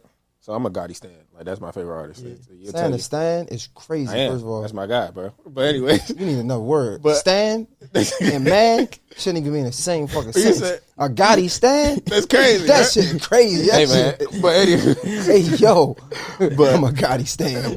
I wish I would reference myself as a Stan. My favorite artist. But anyway, cool. That's different. He's my favorite artist. But it's crazy that you were talking about that because just looking at this type of artist that he chooses to his label, it's a certain type. And I remember him talking about like I can walk into a room and smell a millionaire. Just listening to you, your upbringing sounds similar to him because he talks about his mother and how she showed him the game and things of that nature. So just talking about the mentorship and the relationship that you have with him, I could hear it already, like the maturity in your voice. But what type of role does he play in that? Like the curating of you as a talent? Doing half of the stuff you hear in my music, I wouldn't be living to tell you. You feel me? I wouldn't be able to tell you, you know what I'm saying? So if they had the proper mentorship, then I feel like, Nah, that's a fact. And even speaking of the mentorship, one thing that I had a hard time. I ain't trying to go back to that. You feel me? I made it out of that. You know what I'm saying? So to trick myself out of my position to go back to that, I'd be a fool. Foolish, man. You know, it's crazy, bro. Another thing that I learned along the way is the business. Again, like, because I came into it a fan. Like, I ain't had no journalism degree or nothing like that. Yeah, for sure. And, like, I used to have these conversations about, like, niggas falling off, right? And I started talking to niggas. And I think K-Camp was one of the first people that really opened my eyes to, like, the business of music. Like, there's so many rappers out there who make money, make a living off of making music. Yeah.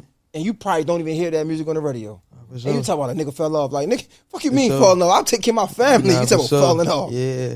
I'm just trying to see if this ain't no excuses. You feel me? Like, you got to want it. Nah, no cap. You feel me? Like, So talking about the tour, right? You said that fatherhood. We often talk about this, finding that balance.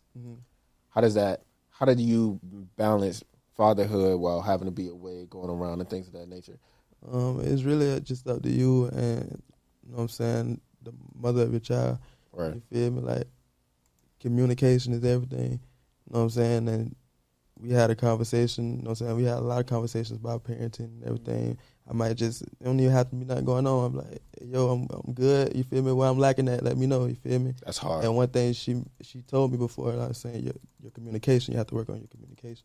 You feel me? So when it comes to times where I know I'm going to have to be on tour or whatever case may be, I let her know, like, hey, you feel me? I know I'm supposed to have them this week or this week. I'll be on tour. What you want to do? You feel me? I don't mind getting them. You feel me? But it's up to you. Let me know. You feel me? So it's communication. You know what I'm So saying? how do you hear that, though? I feel like, you know, niggas come from the hood, like, it takes us some time to really hear what somebody's saying. Yeah. Is he talking about like his baby moms? Yeah, that's interesting. I want to send my condolences to the family and you know, friends of Lil Papa. It's really sad and unfortunate. I mean, one could only imagine what he was going through. I'm pretty sure we'll hear, versions of stories later on. That manager is going to probably know a lot. But they're probably traumatized. We'll see. Rest in peace, Lil Papa. There's kind of no way, to smoothly transition to our next topic, because this is so sad and unfortunate.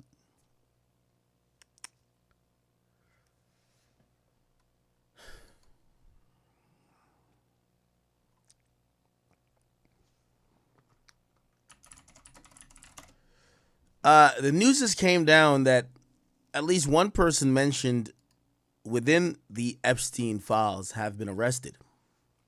If you guys don't know, New York Times and a lot of other people have reported that former Prince Andrews,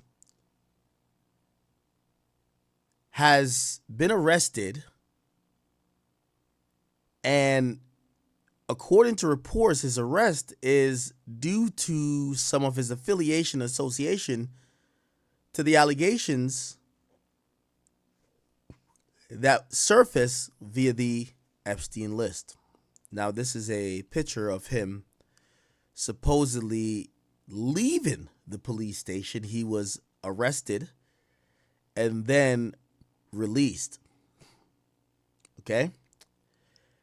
Now, this has actually been the first domino that's turned this whole Epstein thing into a tailspin, because let's be very clear. The Trump administration, this is probably the most damning thing of the entire administration. At a point, they said there's nothing more to really look into. There is no list or Epstein list. Everything is, they pretty much basically said everything was released. Come to find out later, there was much more that wasn't released. We then got Epstein Transparency Act that forced the release of 3 million documents. And even then, we're told there's 3 million more that we still haven't seen. This list is such an interesting but really important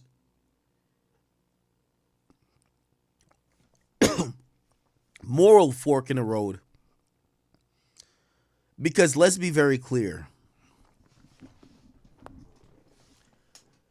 The release of these files have shown us that the people who have called for the release of these files are full of shit. We saw people, whether in hip-hop or otherwise, they're like, oh no, we should get the files, because they thought their political opponents or other people they didn't care for was going to be on it. But no one they cared for. As soon as their friends' names was mentioned, they didn't care for the list anymore. It's no longer about the release of the list. It's no longer about let's investigate the list. It's kind of like, it's bullshit. Let's move on. It's across the aisle. It's not political. People who love Trump. Trump has spoken positively. Like, hey, I've never been in an island. There's no association. Trump ain't the one who might care about the list. The list comes out. He's mentioned a couple thousand times. Oh, shit. Let's go move on. Whether it's on the other side, people who love Bill Clinton, people who love Bill Gates, people who love Jay-Z, all those people who thought that the list was only going to have people they didn't like, they're not that interested in the list anymore. Why? Because they can't pick and choose. This list is nasty. It's not even a list. It's just files. But the allegations, and at some point you'd be like, hey, if you're in the league with nasty individuals, I can see why you're mentioning nasty files, even if you're not nasty yourself. But this list has really fucked everybody up. We got half of hip hop. They don't care about the list anymore. They did care about it because why? They thought this was a list that exposed Trump. Hey, Trump wasn't trying to release it. Hey, hip hop is mostly Democrats. Hey, let's get the list out there. The list is important. The list comes out. Jay-Z's involved with it. Bullshit. They're lying. They dismiss it. People who love Trump, they're like, oh, shit. Well, it's clear all the times he's mentioned is bullshit. Well, why did you want to see the list at all if you're going to call it bullshit? That's my part. That's my thing. Whether you like Trump, you don't like Trump. Whether you like Jay-Z, you don't like Jay-Z. Whether you like Elon, whether you don't like Elon. Whether you like Bill Gates, you don't like Elon. But we have to have one particular standard. Do you think, again, obviously, I don't think that this is like damning, but do you think motherfuckers should get investigated or not? And if you say not our guy, but the rest of the guys, you're a hypocrite. So what happened? It's come to pass now that the first arrest has happened. Before we get into it, it's very important for us to kind of understand what all this is. So the Epstein files, supposedly, half of them are released. We've heard a bunch of names. Everyone has an excuse. Oh, I only met him once. Hey, I'm in a picture with him, but this was that. Everybody has an excuse. I've told you, it's like I compared it to Vlad when I said, when you make the entire thing look ridiculous, that's the best way to hide from credible shit. Now, the way it works in the United States is that we need probable cause to get an indictment. However, if we could have barely even got the files itself, why would you trust the Justice Department, the DOJ? Why would you trust the president, whether it's Trump or Biden, to actually hold people accountable when they themselves have shown no interest or, at the most, seem like they're down to spin you as well? Well, fortunately, but unfortunately for people in the United States, not every country works like the United States. There's people in the list that's not from the United States. So theoretically, if there was someone on the list, whether it's Jay-Z, whether it's Elon, whether it's Trump, or whether it's anyone else, this would be the process. Hey, if there was information and allegations that seem to have some merit of probable cause, you could bring that in front of a grand jury, charge them for whatever you need to charge based on the files and witness statements, whatever you can. But the Justice Department basically have claimed, that's why they were saying there was nothing there. They were like, yo, we already investigated this, or not necessarily investigated, but we looked into most of the credible things and we couldn't file anything. Interesting. Well, unfortunately, for people who have thought that the grand jury has given them a blanket get out of jail free card and, quieted the ruckus of people who believe in, holding people accountable, especially in the United States, because, it's not going to be a probable cause. The United Kingdom, they operate by a set of different rules. Notoriously, I've always, when it comes to UK, I talk about their territories. Why? I was born in Jamaica. Jamaica is one of the colonial assets of United Kingdom. It's the reason why color, as spelt in the United States, is COLOR, but spelt in Jamaica and the UK is spelled COLOUR. I'll showcase this right now.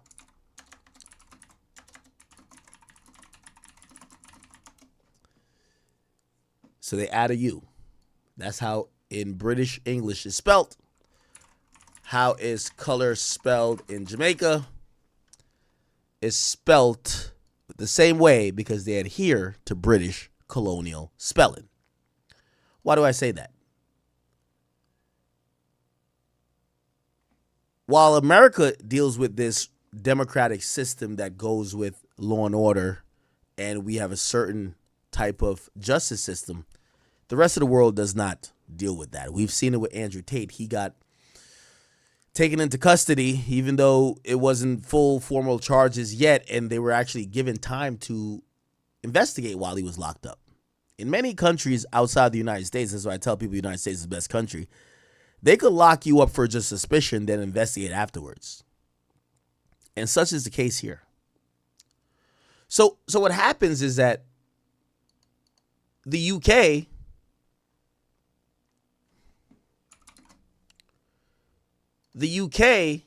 has arrested the former prince, who was known as Prince Andrew. Now, since he's not a prince, his name is Andrew Mountbatten Windsor. He was arrested and being held in custody for at least 11 hours until he was released. Now, this is important. He's 66 years of age. But in the UK, they don't need a grand jury. Now, granted, the reason why we're not convening grand juries in the United States is because the people to convene it would be the Attorney General or the U.S. attorneys that work for the Attorney General. So if Trump doesn't want to convene a bunch of grand... By the way, keep in mind, Trump has sent his U.S. attorneys to indict out of, a newly conquered region in Virginia, other lawmakers who have opposed them. So there is this thought that if Trump wants you indicted or in cuffs or in charges, he can. Just like Biden, when they wanted Trump in cuffs or not cuffs, they didn't cuff him. In charges, they did. But they keep telling us, despite the 3 million files revealed, we can't arrest nobody. Well, the UK and their justice system is different. They could arrest you on suspicion and do the investigation later, and that's what they've done. So the first domino in this Epstein files have fallen. And it's fallen because the mention of Prince Andrews, or former Prince Andrews, now known as Andrew Mountbatten Windsor, he got arrested because it's the signal that he's under investigation for his ties to the convicted sex offender Jeffrey Epstein. In UK, their justice systems is different from the United States. They don't need a grand jury. And until official charges are filed, and I think they could hold you with it like either 30 days. I know in Jamaica they could hold you 30 days under suspicion without a judge. Which, by the way, again, be happier in America. If you're arrested for more than usually 24, max 48, and in some places 72 hours, if you don't see a judge that agrees with you being locked up, you have a lawsuit. However, in countries not the United States, they could hold you for 30 days.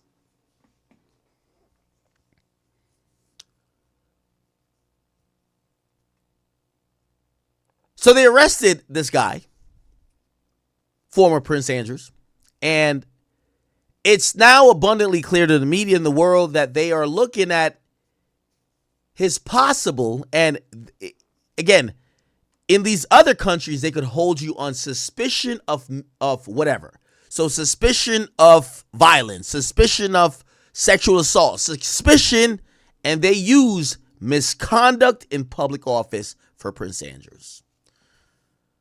So they detained him, they arrested him, and obviously because, he still has some ties to the royal family that still has significant power in the UK, rather than keep him in a jail cell for weeks on weeks, they did release him.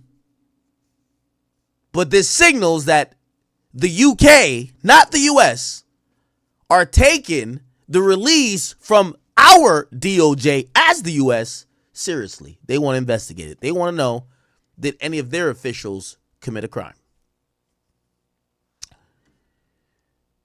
They arrested him on suspicion of misconduct in public office. The officers searched and will continue to search his former home, the Royal Lodge in Windsor, until Monday. They've also asked his former protection officers to consider what they saw or heard while working for him. The British Prime Minister will also consider a law or passing a law to remove him from the royal line of succession. Why is this necessary? Even though he's not a prince anymore by designation, if some random act occurred that included a series of deaths of certain significant people in the royal family, potentially he could be the king of the United Kingdom. That's important.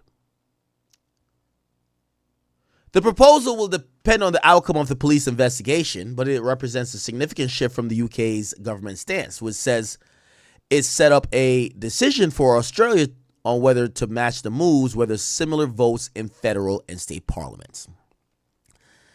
I don't know if you guys know about the UK. It's a really weird political system there. So they have what's called the parliament. That's supposed to be like the Congress, except the parliament is supposed to be what rules, right? The parliament is what rules the UK, and it's headed essentially by the prime minister. So the prime minister is like the president. However, it's all juxtaposed, and because they respect the rule of the monarchy, which supposedly the monarchy back in the day when it was all about emperors and kings and whatever, they established like some democratic structure, which is the parliament. There is a royal family that basically sits aside and supposedly oversees, rarely ever interrupts, but they are essentially above the law. So there is a queen and a king that seemingly could fuck with the rules of the land, even though they rarely do it. But to appease the people, they have created some democratic law, and that's the parliament. It's very different from the United States. We don't have kings and queens. Obviously, in the United States, when you're a president, you could only serve 8 years. If you are of royal blood in the UK, you will be designated as per some system, but it's for the rest of your life.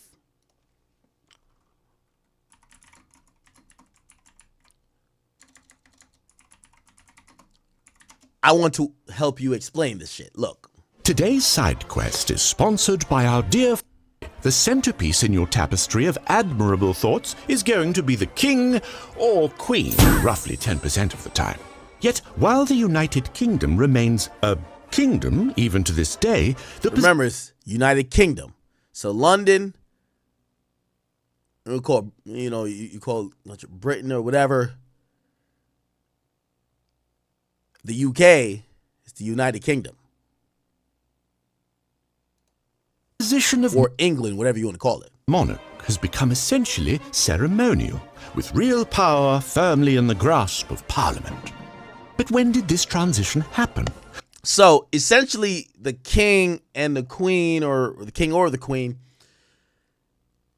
they've transferred the UK that's a monarch, which means they do have a king and queen, to have a democratic structure that goes through a parliament, a prime minister, and a parliament is equivalent to our Congress, and a prime minister is equivalent to our president, okay? However, they have this weird power that constantly lingers through true bloodline and also marrying. This is why the whole thing was it Prince William with Meghan Markle, there's always going to be a royal family. And how did the kings let Parliament get away with it? Well, this struggle for power has been going on for quite some time. way before the United Kingdom became united. I'm not really sure it's united now. So sorry about that. We need to go all the way back to the 13th century. There we go. England was its own thing back then.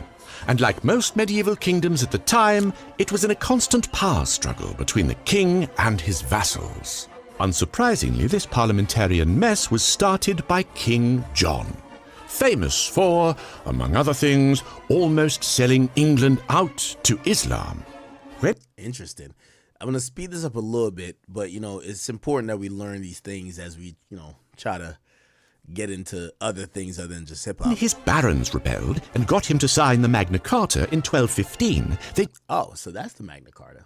Demanded permanent representation in a great council, which had the right to reject any new taxes proposed by the king. Now, John tried to backtrack and wage war on the barons, but he died just a year later, and his 9-year-old son, Henry III, well, he had little choice in the matter. So, pretty much since the 13th century, the kings of England had to go through this great council to raise any meaningful amounts of money. The first time the council was referred to as Parliament was in 1236, when the now grown-up Henry tried to fund his wedding to Eleanor of Provence, who was just 12 By the way, I've never seen this before. I really didn't, trust me, I was born Jamaican, and, we don't learn that much about the fucking king and queen of, England. We just all right, this is kind of weird, but whatever. Years old at the time, but that's a minor detail. Now, this original parliament only got together at the request of the king, and its members were either feudal or ecclesiastical lords. However, Henry soon realized that these weren't the only people with money in England. Some among the merchants... So they're saying that they created the parliament out of a king trying to fund his wedding? It's always a bitch, ain't it? ...and the knights could be equally, if not more, rich. Henry started inviting such commoners in 1254, which obviously wasn't taken too well by the barons. They rose up in rebellion not long after, and, like with King John, they eventually sat Henry down and had him sign the Provisions of Oxford. The commoners could stay, but the king's advisors would be elected by the barons. And, crucially, Parliament would now meet 3 times per year, rather than only when the king felt like it. Over the next century... Okay, so it appears that the king kind of commissions his parliament to not only raise money because he wants the people to trust him more. Because I guess the people are why are they the king again? He gets okay, the parliament, and then but the parliament's his bitch, right? So imagine there's a guy who controls Congress, and Congress is his bitch. As the kings of England duked it out with France during the 100 Years' War, they had to earn Parliament's favour to secure funds for their campaigns. Okay, so the kings who were doing whatever they want, they realized the Parliament represented more of the people, so you kind of want to appease the Parliament because you want to appease the people, right? The barons were happy just to be left to their own devices, like abusing their serfs. But the commoners actually wanted to see, change. As an act of protest in 1341, the commoners assembled in a separate building from the barons, and that's how the House of Commons was born. Before long, the commons were demanding rights like veto power over royal expenditures, the ability to draft new... So, interestingly enough, look like this whole king and queen shit is it was always about the people of the constituents of the king after a while saying, yo, how come the king gets to just take our money and resources and do what he wants? Why is he so privileged? And he's trying to not get overthrown, because you gotta remember a lot of historical culture is the most popular person or the most powerful person, if they won't share power or give up power, you kill them, right? So the king is realizing, hey, we don't want to get overthrown. So they're trying to come up with things to help the people. So they come up with oh, you know what? Before we spend money, we're going to get the parliament to decide. New laws and, dare I say it, fair taxation. In 1397, King Richard II decided to punish these treasonous demands and tried to rein Parliament in, which, as always, backfired spectacularly. How many times do we have to teach you this lesson, old man? This time around, Parliament had the king deposed and gave the crown to his cousin. Ooh, that's interesting. I never heard that. So look like the king at a certain point from the UK says, yo, What the fuck? Like, the parliament, y'all are my bitches. Like, y'all listen to me. And the people, over time was siding more with the parliament. So they actually overthrew the king and said, yeah, we realize we do need a king, but parliament should affect that, which that's crazy. And tried to rein parliament in, which... They tried to boss him around. As always, backfired spectacularly. How many times do we have to teach you this lesson, old man? This time around, Parliament had the king deposed. Oh, so Parliament took the king's... Oh, that's crazy. And gave the crown to his cousin. Then, for the next 200 years, the powers of Parliament were respected, more or less. Okay, so basically, the Parliament bossed up. Now the king got to respect the Parliament. Oh, wow, for 200 years. Until we get to Charles I. Okay. He too tried to raise taxes without consent. And after a brief civil war, as you do... Oh, they had civil wars. Okay. It's funny because I'm looking at the dates. Wasn't America founded like in 17-something? So this is before we even get to America. Like, this is really some history shit. Parliament put him on trial for treason. The king argued that he couldn't commit treason against himself. So the Parliament, they've been beefing with the king to say... At first, the king put Parliament in place to get the people to shut the fuck up. Then people start loving the Parliament so much, they're like, wait, we believe in the Parliament because they're for us. Fuck you as a king. They take someone's throne, they give it to somebody else, and then another king comes around and he's like, yo, I got to get back rule over the Parliament because Parliament's the thing now. He was the king, after all. So they try to like charge him for treason, which is crazy. And that's when Parliament got the brilliant idea of separating the idea of king and country. Charles so that's when they separated. First was judged a traitor, not to himself, but to England. And he was executed. What? So I don't know if you guys are following the story. So the story goes, what the fuck? The king gets charged for treason, and he's like, I'm the king. How could I be treasonous if Britain is me because I'm the king and it folds up under me? How could I ever betray me? And he's saying I couldn't commit treason, and eventually they basically say, you know what? This is going to be a problem in perpetuity. We need to separate it, and they basically have this guy killed. What the fuck? And that's when Parliament got the brilliant idea of separating the idea of king and country. What? Charles I was judged a traitor, not to himself, but to England. And he was executed. Ooh, god damn. Unfortunately, Charles's son, James II, had similar ideas about his divine right to rule. Though for him, Parliament figured out an extra spicy solution. What? They collaborated with his daughter Mary and her husband William, the leader of the Dutch Republic, to organize a massive invasion of England, the last such invasion to be successful. 40,000 people and 463 ships? When is this? Parliament deposed James and gave the crown to William. By the way, these days in world history, like we look at the UK like bitches, right? Like we look at Spain like hoes. United States runs everybody. We just take out our dick and piss on everybody. Like, yo, we're Pluto. Like we just do what we want to do. Back in the day, Portugal, they were like a superpower. Spain, superpower. UK, superpower. These days, it's all about Russia, China, and United States. So, like, we're kind of getting a history lesson. Like, yo, does anybody be like, yo, what does England think about everything? We're like, shut the fuck up, nigga. Like, y'all niggas go bump some KSI or Central C. We don't give a fuck. But back in the day, the UK was a thing we had to really deal with, right? But they're irrelevant now. And Mary simultaneously in exchange for signing the Bill of Rights, which conclusively established Parliament's power over the king. Oh, wow. So they get the king's cousin or something, the king's family, to say, we'll fuck with y'all and we'll do a civil war, but we have to do this deal where Parliament is the ruler. You'll still have power, but it's under us. And of course, you know, the way how the kinghood works is like they were never going to be king anyway because they're not royal blood. So they basically snaked their own family to get some parts of whatever.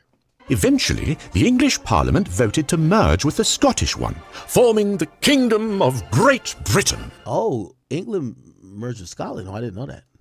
And then, 100 years later, they also added... Oh, now it's 1800. This is after the United States is founded, because I think we're like 1776, right? Ireland into the mix to form the United Kingdom we all... Wait, Ireland's part of the United Kingdom? I didn't even know that. All know and... I didn't even know that Ireland and Scotland was part of the United Kingdom. I guess so. Oh, but what's England then? England is... What? Love.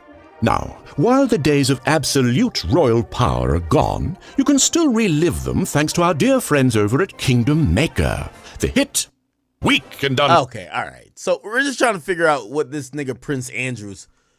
Does Prince Andrews have power? Like when we hear niggas as princes, it's like, what the fuck? That's all we really give a fuck about, right? That's all. Let's see. Here we go. Know when do they know it? And you know, it's not serious to suggest that Andrew, if these allegations are true, has been behaving like this over the last 25, 30 years and no one else knew. You know, so there are much more serious questions which are not going to go away about how far the rock goes in the monarchy. What I think we have to really reckon with now is that this idea that somehow we reached this happy balance with the monarchy, where we have this monarchy that has just purely symbolic power, and so the fact that this is a hereditary form of power, i.e. you are born into it, and therefore... Okay, all right. So there's still, like, you know, litigating that. All right, bet. So basically, let's get back to the article. The government is now trying to make a law to cut out this Prince Andrews guy from the royal succession list. So yes, even though like it's a weird situation with the kings and queens of England and their power as opposed to the parliament, it's been going on for hundreds and centuries and centuries. It is important now because if there's a fucking pedophilic motherfucker or some guy who the whole world is going to look at as he fucks kids, potentially a successor, let's say randomly, I don't know, a flu or something just kills maybe 3 or 4 people, and this guy gets to rule the world, or not rule the world, but rule the UK, it's a bad look. So they're trying to like figure this out. In a separate move, the Metropolitan Police announced further work on months of concern about the actions of this guy's security team. So they wanted security team to snitch on him, for them to consider what he did. Wow, okay. Let's see if we can play a video and kind of figure out what's going on. This is kind of interesting, chat. So the U.S. is just sitting, acting like, oh, we have the Epstein files. We don't know what could be charged. It appears the U.K. is not playing around. Let's see. Prince Andrews. Let's see. Hold up. Dan, great to have him. He runs the court. This is the British populace. So put this news in perspective for us. Megan, this is historic. There has not been a crisis like this in 90 years. What happened 90 years ago? The Nazi sympathizing king, Edward VIII, abdicated. Now, there are a whole load of scenarios here that could see King Charles having to abdicate as a result of what has happened today. Remember, in the United Kingdom, he runs the court. This is the king's court.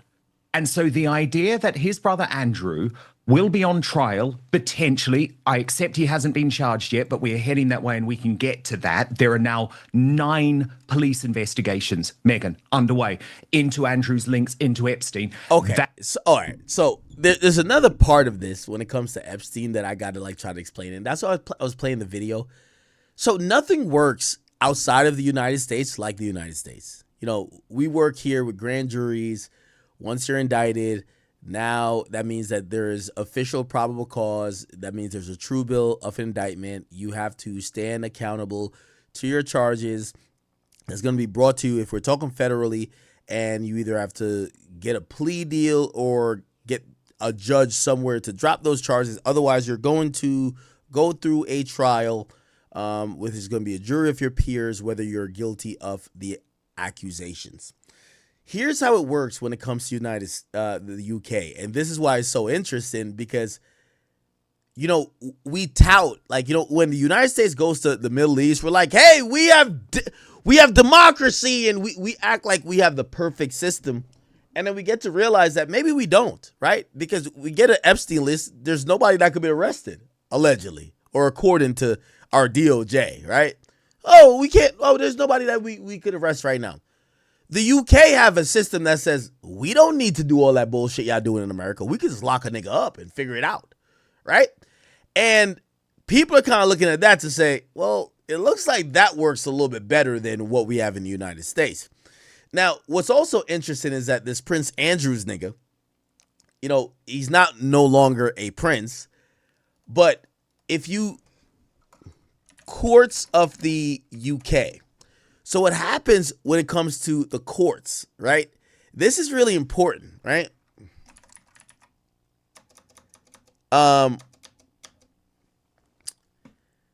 As much as we talk about, you know, and we see the parliament and the king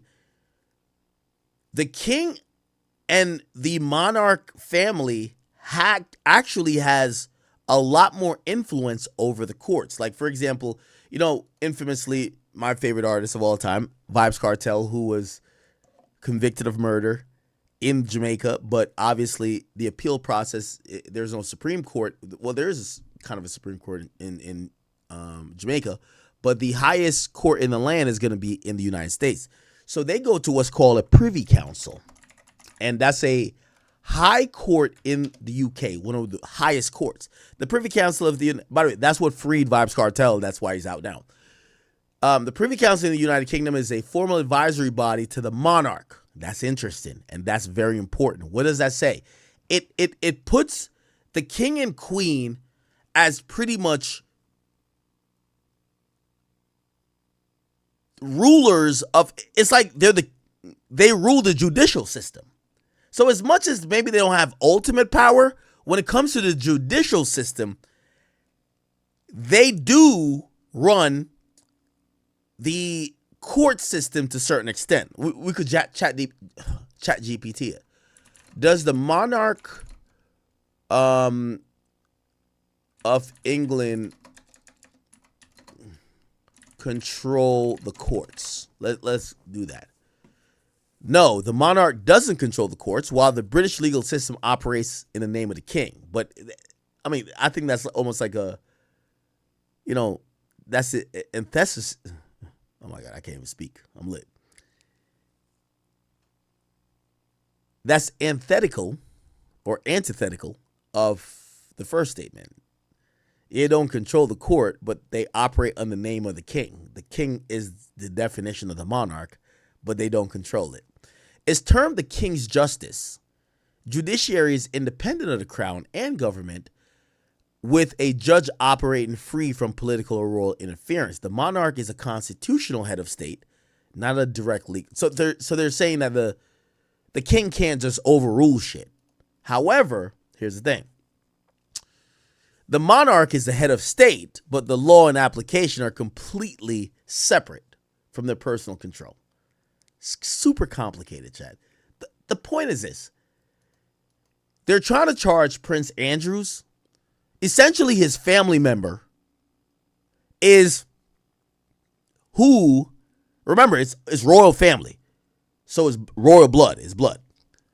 They're trying to charge Prince Andrews, which means his family, King Charles, is going to be kind of like a litmus test on what they're going to do. If you're the king and they're trying to charge your fucking cousin, would you tell them, oh, nah, it's all good, I believe in law and order? Or you might be like, yo, this is the creep of our family. Like, let's figure out something with him, but we're not going to send him to jail like these other niggas. That's the problem. So they're saying why former Prince Andrew arrest could mean King Charles might have to step down. Listen. that involves sex trafficking, the former Prime Minister Gordon Brown has today submitted a 5-page memorandum to the Metropolitan Surrey, Sussex, Thames Valley Police Department about the Lolita Express and the way that it was used to potentially sex traffic women to royal palaces. And I just want to paint you the scenario that Andrew ends up in the King's court, in his brother's court. Remember, there's only one person in the United Kingdom who can't be charged with a crime. That is the King. And he says, well, my brother knew about this, and my brother paid £1.5 million in hush money to Virginia Giuffre, which... Oh, shit, wait. So the King, that's the King's brother. Wait, is Prince Andrew's King Charles' brother? What the fuck? Yes. It's... Yo, chat, this is fucked. So the nigga who they're claiming is a pedophile, he's formerly Prince Andrew's, but he's the younger brother of the current King of England. What the fuck? Like, bruv, would you let your... This is like a Nicki Minaj question. If Nicki Minaj was queen, which I guess she is queen. Ooh. But if Nicki Minaj actually ruled a country, do you think she would let her brother go down for being a pervert? We all heard what her brother was accused of. What do you think?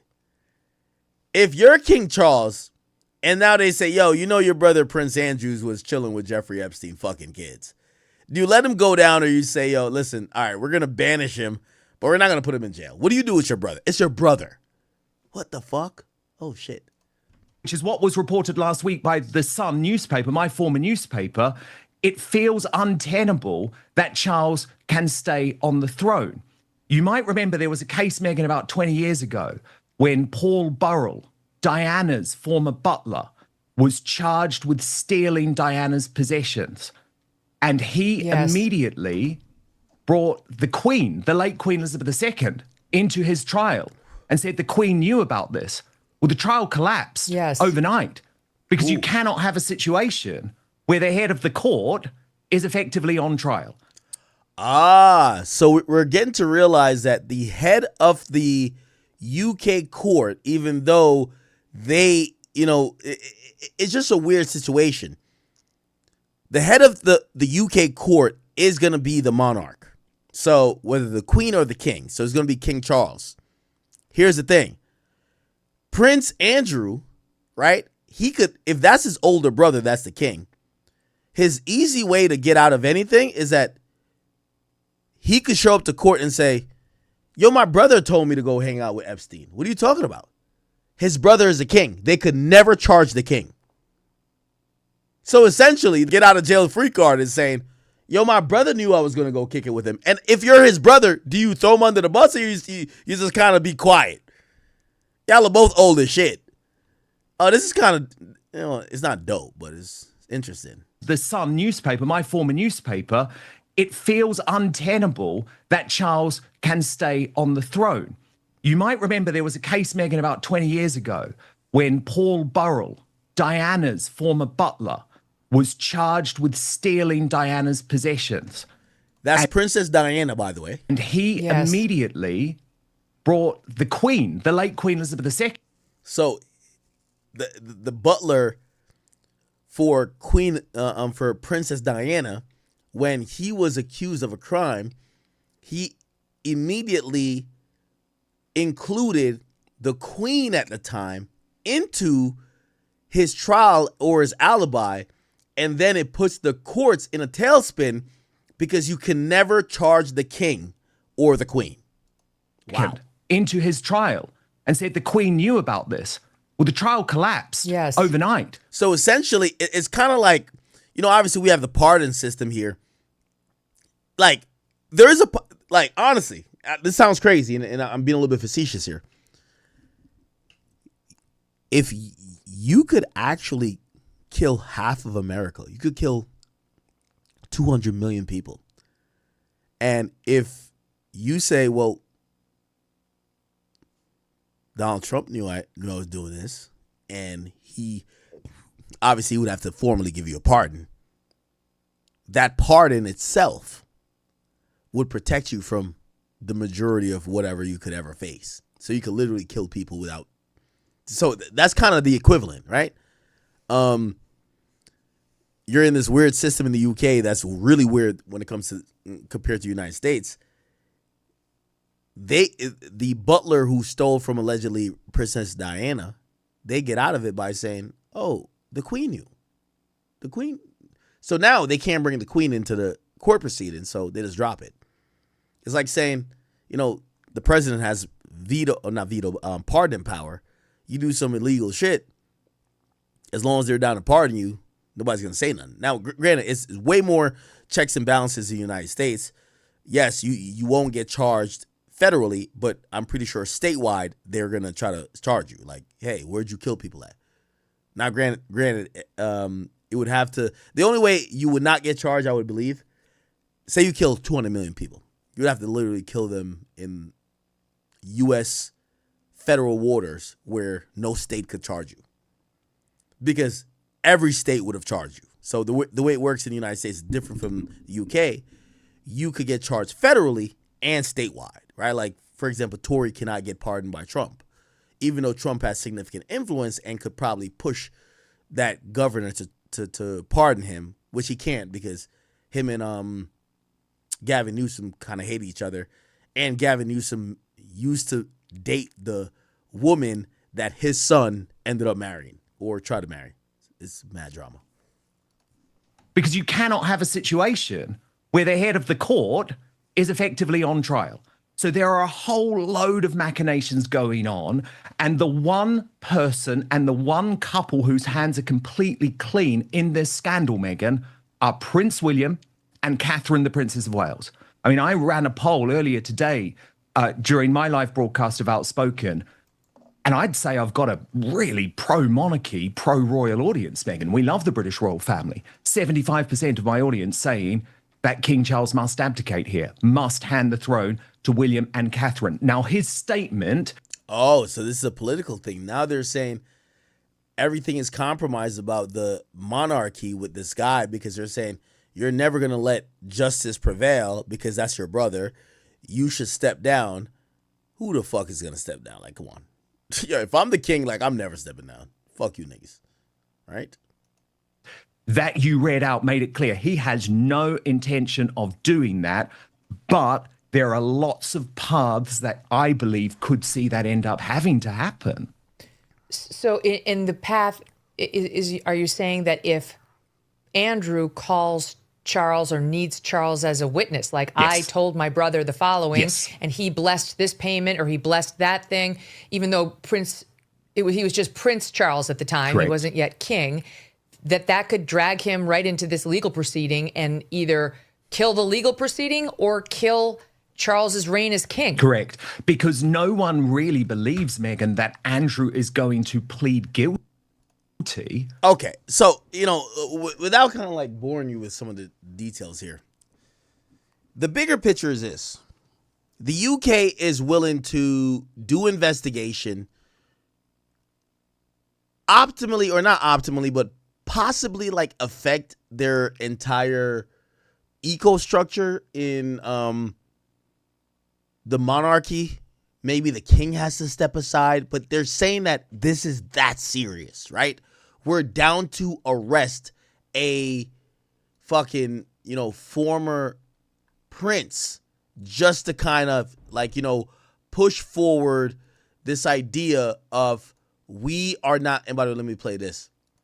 Outside Buckingham Palace with the crowds gathered. In fact, it's an extraordinary day for the royal family. Wait, what the fuck? Wait, I can see it on my camera. Y'all can't see it? After the arrest of... What? Wait. How's it black on... Hold on. Let's go to display capture. What? Wait, what the fuck they got going on? Yo, chat, I promise you I'm seeing a video right here. Right here, there's a car, and there's a guy right here. What the fuck did they do? Andrew Mountbatten Windsor on suspicion of misconduct with his public duties, and that relates to his work as a trade envoy and his access to confidential government information and the release of files by the Department of Justice in the United States suggesting that Andrew was forwarding some of that confidential information to his friend, the sex offender, Jeffrey Epstein. I found it really interesting talking to British people here about how they see what's been happening. I didn't think so, no. I thought he'd go into hiding and get away with it. Yeah, so... No. Okay. I don't know why I can't see that. That's crazy. Some new internet. Like, literally, I just shared my whole display, and I can't see it there. That's crazy. How? That's wild. Anyway. So the UK royal line of succession. So there is a path that essentially Prince Andrew could become king. So all of these people would have to die. So imagine King Charles dies, Prince William dies, Prince George, Prince Charlotte, Princess Charlotte, Prince Louis, Prince Harry, who I think has been ousted. I don't even think he's a prince anymore, but I guess if all the, you got to continue via bloodline, even though I think he's denounced his shit too. Because I think he's with, what's your name, that girl? I hope she got some good box. So if all of them die, and then Prince Archie, Prince Libet, no, I don't think Beatrice. No, after Libet, it would go to Prince Andrew. So it would take 1, 2, 3, 4, 5, 6, 7, 8. 8 people to die instantly, and the fucking creep that supposedly was hanging with Jeffrey Epstein, he'd be king.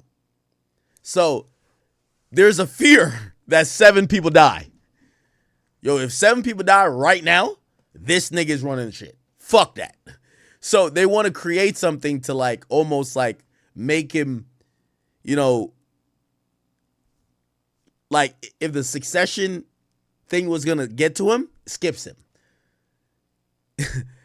And their fear is that 7 people would die. 1, 2, 3, 4, 5, 6, 7.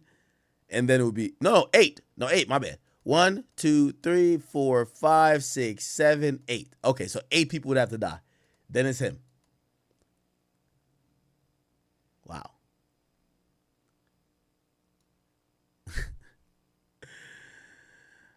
Oh my God. While King Charles has used his power to demote his brother, such as removing his peerage, the line of succession could only change by parliament. Okay, so the line of succession for where the kingship would go if people die could only be changed by parliament. And they're thinking, if we think this guy's a fucking creep, we have to change that if 8 people die, he doesn't become the president because he's the 9th person and alive. Now, granted, I think the guy's 66, bro. So it's like, if you think, and if you look at this little lineage here, look at it.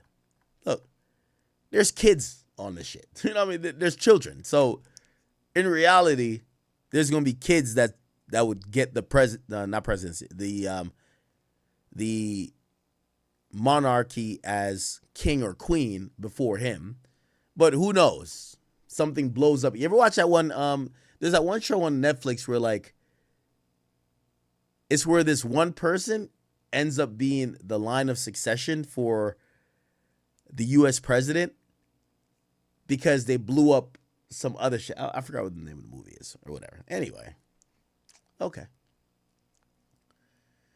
Jesus. Okay. All right.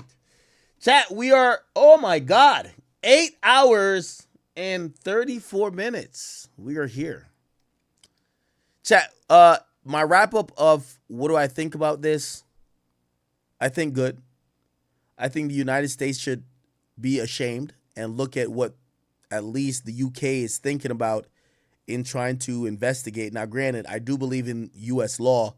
I don't think people should be arrested or dragged from their home to precincts and fingerprinted and mugshotted because of allegations.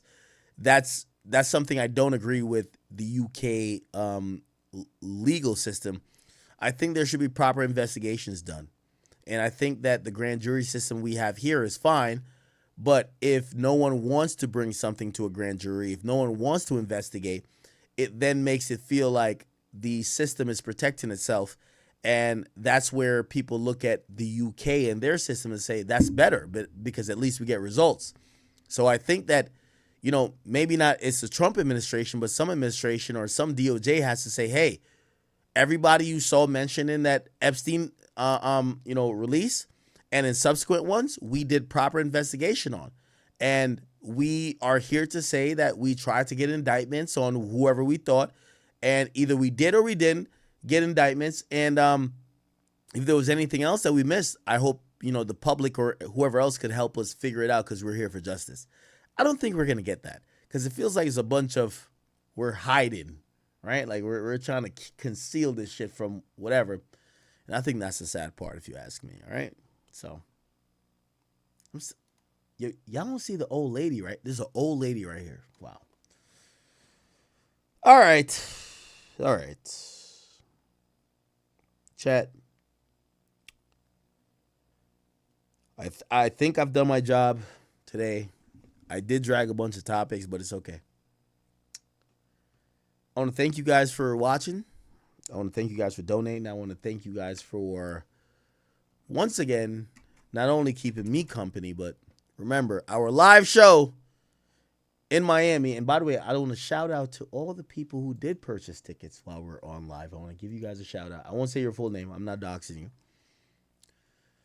But we did have a good amount of people who did cop some tickets, and I do want to shout y'all out.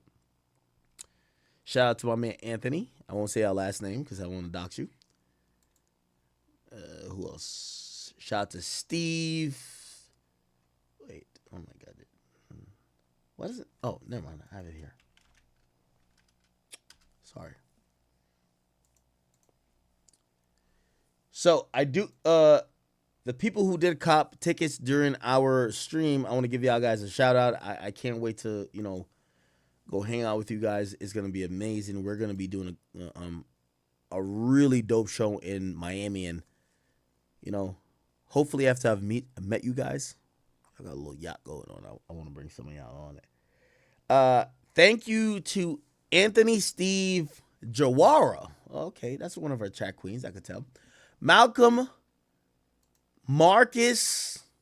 I'm only calling out your first name. I don't want to dox you guys. And who else? Hold on. Akeem and Enrique, and also Randall and Yakila. Jesus Christ. Yo, y'all names, I could tell y'all black. Ray Sean. Well, Lewis is ambiguous. Shay. Okay, don't matter. Chat, I love all you guys. I will be back here tomorrow. I apologize for my inconsistency. I try to give you guys 8 hours today, and, we lived up to our promise. We kept it going for at least 8 hours today. Hopefully you guys appreciate. If you don't, I'll try to come back tomorrow and do a little bit better. Again, no one controls me. There's no boss but you guys. You guys dictate the topics, dictate the mood, the vibe, the feel of what we do, and I appreciate you guys, and thank you guys for supporting me, okay? I'll be back on tomorrow. Obviously not an 8-hour stream, but we will be back to do whatever topics we miss, all right? Chat, I love you. I love you. I love you. I see some people saying, hey, look at a few things. By the way, I seen that funny Marco thing. That was cap. They're saying, look at YB's Twitter. I know he's probably some wild shit. Is it? What the fuck? Plaque, you a bitch? You could have reacted. What?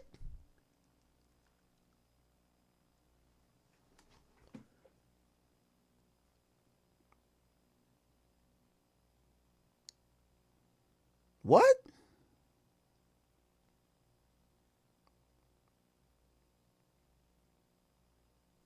Oh no.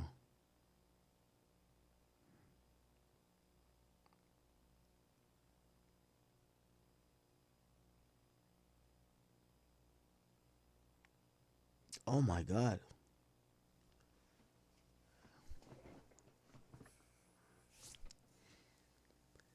Yo, Top, I'm gonna call you after the stream, bro. Chat, I'm gonna get off stream shortly and call Young Boy. That's my guy. Y'all know his personality. That's why even when I was telling y'all whatever about Kai, I gave you the really nice version. You know how Top is. Okay, let me see what's going on here. All right. He's tweeting today. This BB, where's my BB? What's that? I don't know what that is. Okay, pure art. Okay. Plaque, you a bitch. you could have been reacted and said you ain't like that song. You just do a little hoe shit like a girl. Sit this one out, my boy. I ain't gonna play with you and don't respond to me. Fuck you, pussy. Oh my God. What the fuck did Black Boy Max do? Hold on. I probably gotta look it up on Twitter. Fuck, bruh.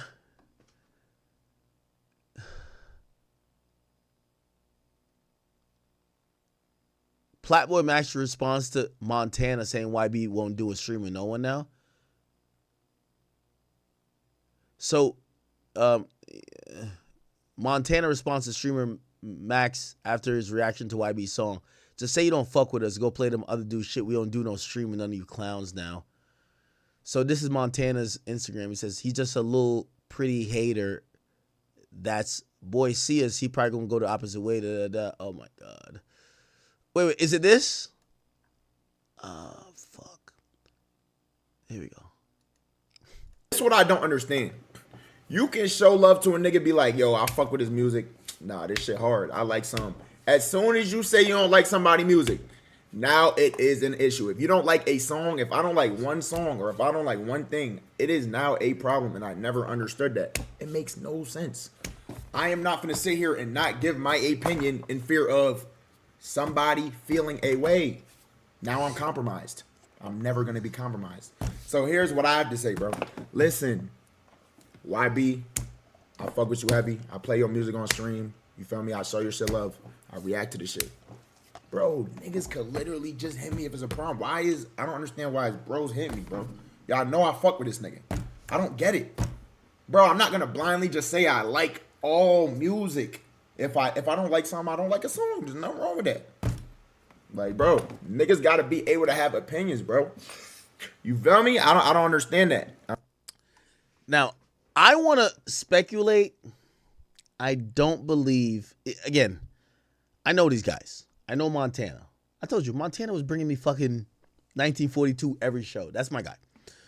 I know YB. YB is not no person that says act dick ride me. Like, you better love every song. That's not him. I promise you it's not him. Montana's not like that. I have to believe they think that maybe there's some, I don't know, like slick shit or like, you know, disrespect that's beyond not liking a song. Trust me. Let me see. What's the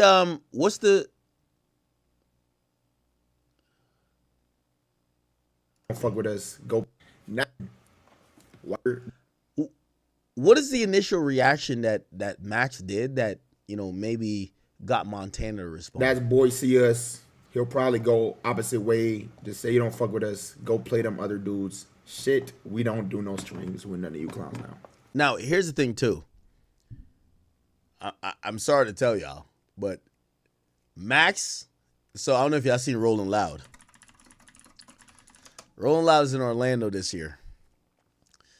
And on Sunday, this is not that good. This is going to be bad. NBA Youngboy is headlining the whole festival.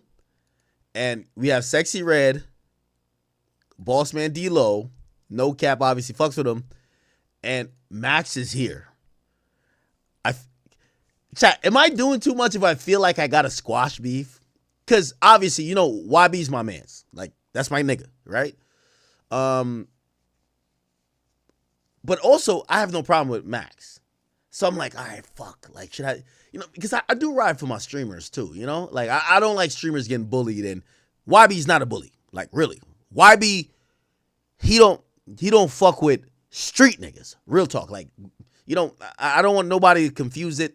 YB's not a nigga who would pick, like, that's Maino. Like, he don't pick on niggas who not street.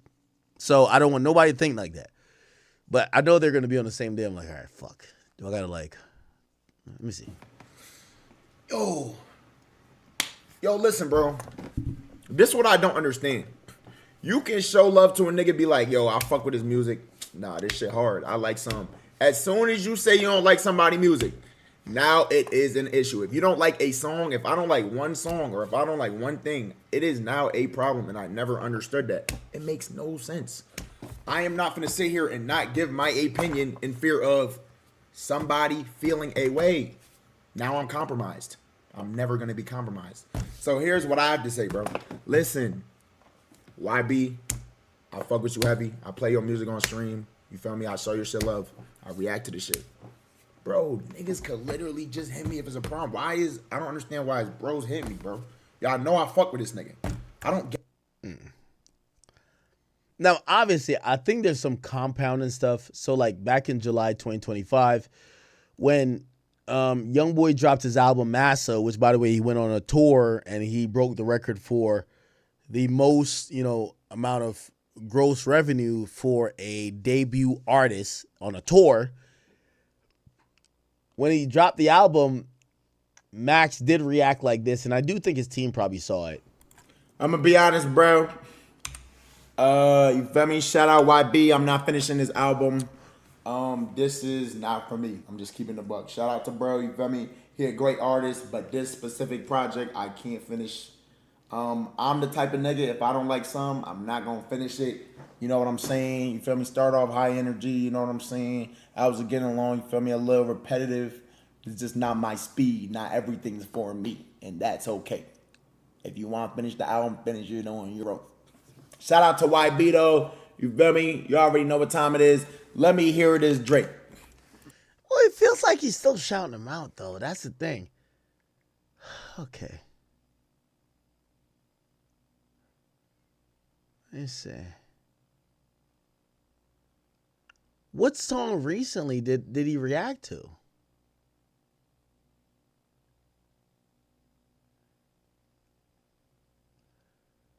Oh my God. What happened? I don't know what song it is.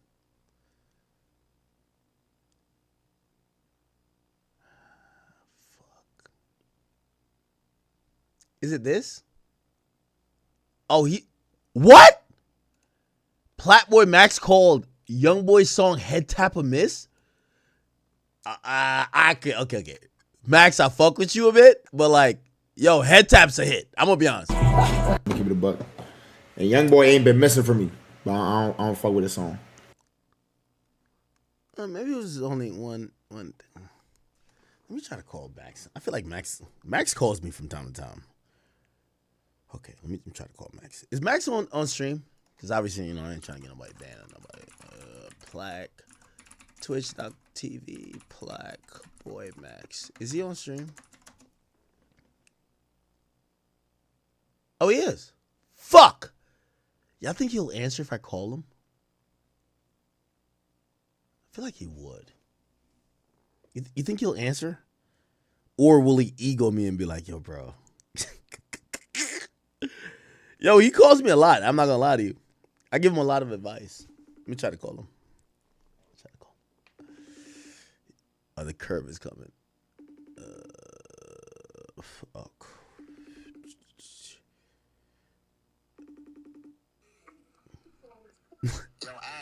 Yo, see this shit? Max, what happened, bro? Dang. I was reacting to a music video, bro. And I was like, yo, I'm not gonna lie, bro. YB been going crazy, but I don't like this one. Is it Head Tap? And then, what song was it, chat? What song was it? I think I just looked at it. It's Head. I mean, I disagree with the Head Tap thing, but it got to be more than that though.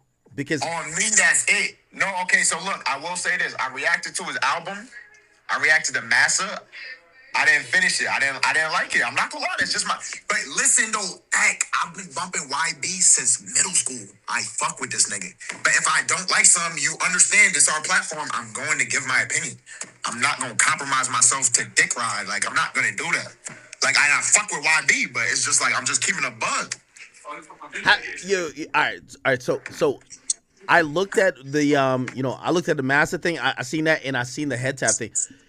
You haven't had like slick, because I'm gonna be honest with you, yo. This is from me to you, right, bro? Right, keep it real, bro. Yo, I know YB, and like, bro, he's a nigga that even know me. Where it's like, bro, I've sat there in his house with him, where I know he's played a song that he's like, yo, I think Act gonna like, and I had no reaction, and he didn't have a problem.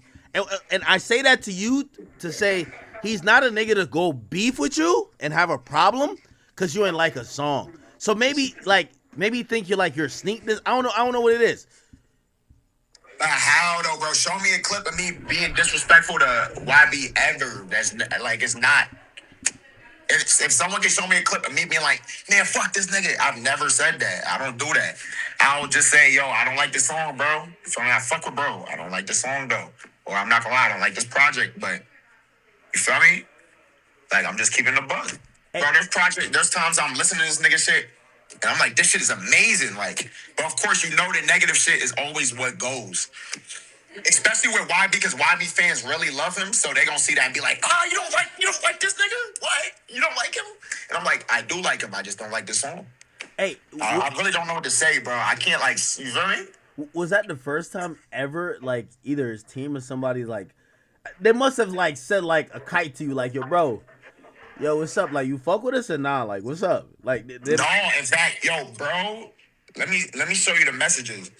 Yesterday, bro, what's it called? That said some or commented somewhere. I DM'd bro. I said, yo, that's Montana. Gang, that's Montana. Yeah. Yeah, I DM'd him. I said, let me show you, bro. Hold on. I DM'd him. I said, yo, gang, I fuck with y'all heavy and YB heavy, bro. It's all love. Dream so I give my opinion. It's none more than that, Brody. All love and blessings. Of course, niggas didn't see that or respond to that. It's like, bro, I don't want to have no problems with nobody. It's just like niggas can all eat and be amazing. So I don't know, bro. I don't know. I don't know.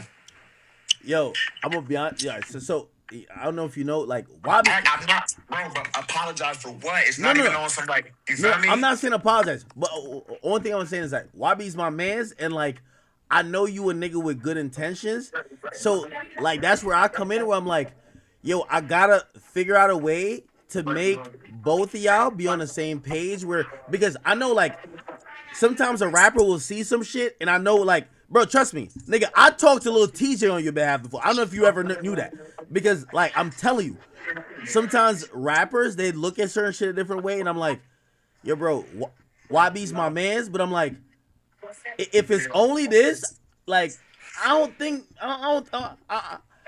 Max was trying to wild out type shit. He's just like, yo, he's just him type shit. So like that's where I come in, and maybe I'm doing too much. YB, that's your right hand? I mean, I don't know necessarily how you call right hand, but like, yo, nigga, I ain't gonna lie. Like, when it comes to like, he don't really be in the streaming shit. Any streamer he's ever fucked with, he called me about like, yo, you fuck with him. Honestly, every streamer, I promise you. You know what I mean? But my relationship with him is like, it's more as friends. You know what I mean? And like, obviously, like, he's a young nigga. He's like 25 or something like that. So he really, he is tapped in, but like, he not really tapped in. So a lot of times I'm over here explaining to him like, yo, bro, like, nah, it's not that. Like, yo, you might be tripping. And I'm always down to do that. Like, yo, bro, like, yo, I know what you might have seen, but like, you might be tripping. Like, I did that with him recently. I'm like, yo, I know what you think you might see, but I think you might be tripping because this motherfucker don't really not fuck with you. It's just da-da-da-da-da-da. So when I seen this, I'm like, wait, did Max do some shit? Or was Max like... Chad, be fully honest with me. Did I do something crazy? Please tell me, bro. Please tell me. Tell me, bro. Tell me, like... if I felt like I was in the wrong, you feel me, I genuinely would apologize. I said nothing crazy about YB. In fact, I show him love on my streams all the time. I play his music. That's his account, though, right? That's his account? Yeah, that's his account. Well, like, what now? I don't know. Nigga, you feel me? I love to chop it up with bro, but, niggas don't want to talk, bro. That's what I don't understand, though. Because I DM'd, that's his stepdad? What is it? His stepdad? Yo, I'm gonna be honest with you. The mere fact Montana responded, and I'm gonna talk to I'm gonna try to talk to Montana later tonight or something. And obviously, like, I'm gonna be honest with you, just because like this is how I kind of obviously I stream, I do this or whatever. Obviously, you're like a you're Max, but like for me, like I try to really build relationship with a lot of these niggas, and I try to solve shit off stream.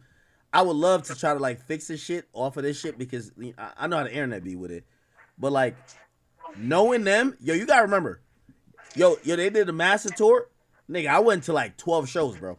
Like I was like, these are the niggas where these are my niggas. But I also know that sometimes they might not understand everything when it comes to influencers and streamers. You get what I'm saying?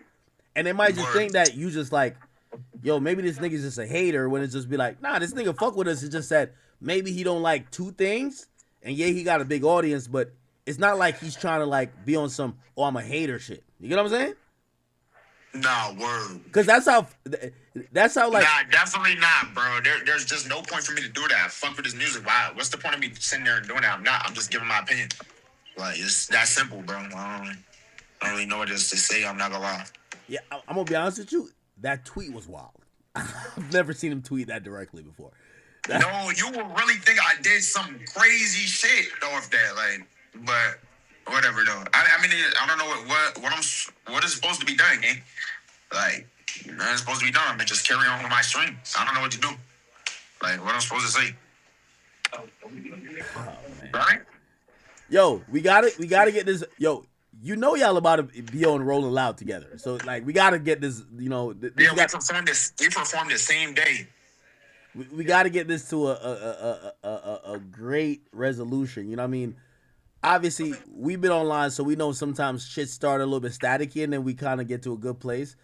We gonna do that. We gonna do that. I'm pretty sure. Again, I've never talked to them about you, honestly. Truth be told, which, you know, hopefully in my position, I could kind of mediate to be like, yo, bro, I know y'all not internet niggas like that, but let me tell you how this shit works. Like, niggas not a hater. They're probably thinking you're a hater. You get what I'm saying? Like a nigga who's campaigning. Why. But here's the thing, though. What would make him feel that if you said niggas give their opinion and it's not a problem? I'm giving my opinion. I'm going to continue to give my opinion. I won't react to his music if I'll tell you why. It's an issue, but it's like, like, I fuck with him, so that's why I listen to his music. I'll tell you what. Most rappers, a lot of times, they're not tuning into the Twitch stream, so they're gonna catch it on. It's like I'm gonna be honest with you. Like, even like me and Lil Baby, like, you know, Lil Baby really got upset at me at first. Really, and when we really talked about it, he said, "Yo, I seen shit on TikTok and other shit, and it's always the clips that you're not ever giving them props. It seems like you're the biggest hater. Like, oh, I don't fuck with that nigga, because that's the shit that go viral. If they ever watch your stream where you're like, oh, I'm fucking with this, that's not the most viral shit on TikTok. You know what I mean? That's how they kind of get their representation of how people think of them. So maybe he think you don't fuck with him, rather than you're somebody who, like, yo, you fuck with him. Maybe you're not the biggest fan, but like, you fuck with him, you're not no hater. But TikTok and clips will make you sound like a hater, bro. Yo, Lil Baby literally looked at me like, you're like a hater. I remember telling him, I'm like, yo, bro, I feel like I'm one of your biggest fans. Like, I've loved so many shit you did, but he's not gonna look at that. So, yeah, nah, facts. All right, though, bro. I'm gonna hit you later, all right? All right, bro. All right. I'll put you up. All right.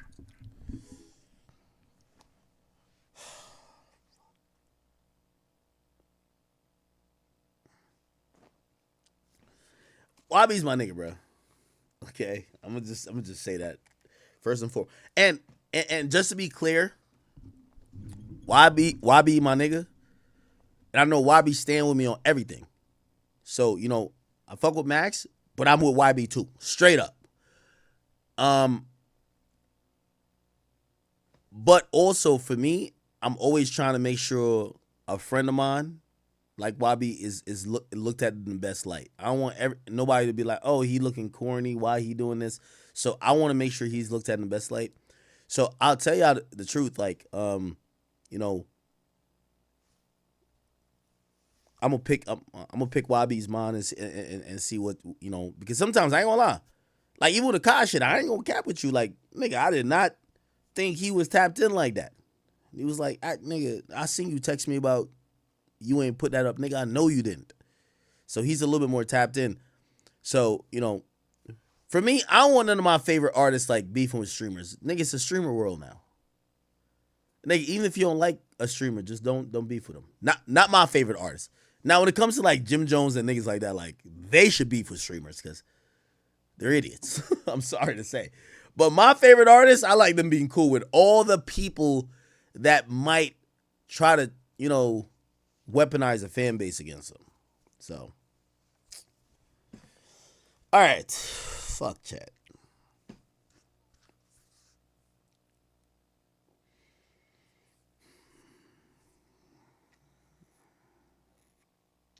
Yo, Montana answering?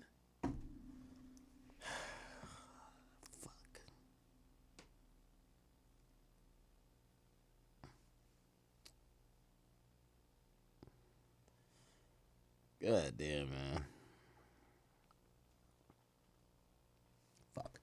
Hey, by the way, and Selena, I see you on my fucking text the whole time. I'll make this my last topic. Shout out to Selena. Selena, it's okay. All right, I got you, girl. Okay. Selena been trying to. What is Selena's Instagram? Selena Power.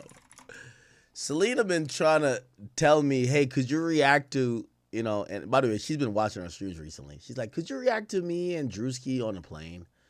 I'm like, what? So apparently it's like Selena Powell did an episode of Drewski. What the fuck? What the hell? Yo, Drewski is tripping. I see Drewski courtside with like, what's her name? Like that white girl that I seen on No Jumper.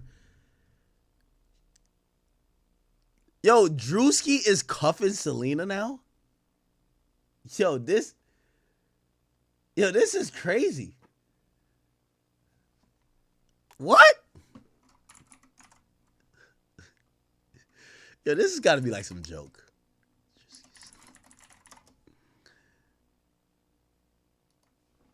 He posted this on his Instagram, TikTok? Okay, he deleted it. Currently unavailable. Drewski know what's up. Delete that shit, bro. Delete that shit, gang. What? Wait, why does it say unavailable? Oh, maybe it's because I don't have my account logged in. Oh,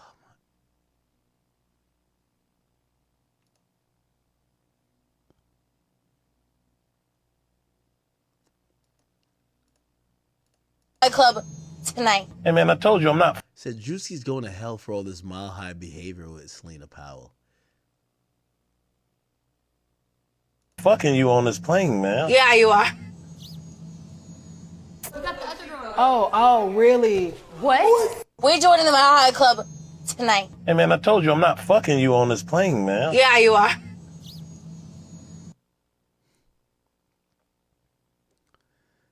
You know the funny thing is, the rite of passage with Selena, you gotta pee on her. Fucking, she's sucking it. Yo, what is going on out here, bro? Yo, Drewski. Hey, Drewski, come on over here, bro.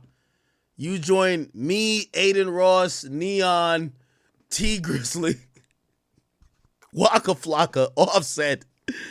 Yo, this is the biggest group of like Eskimo brothers. We're all bros. What? Drewski, you're supposed to be like Kai Cenat of Instagram comedy. You're supposed to be pure and pristine. How the fuck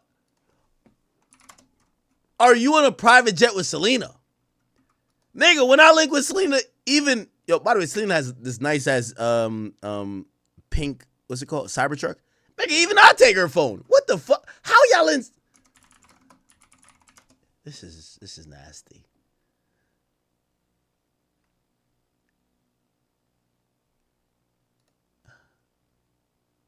Mile High Club tonight. Hey man, I told you I'm not fucking you on this plane, man. Yeah, you are. What?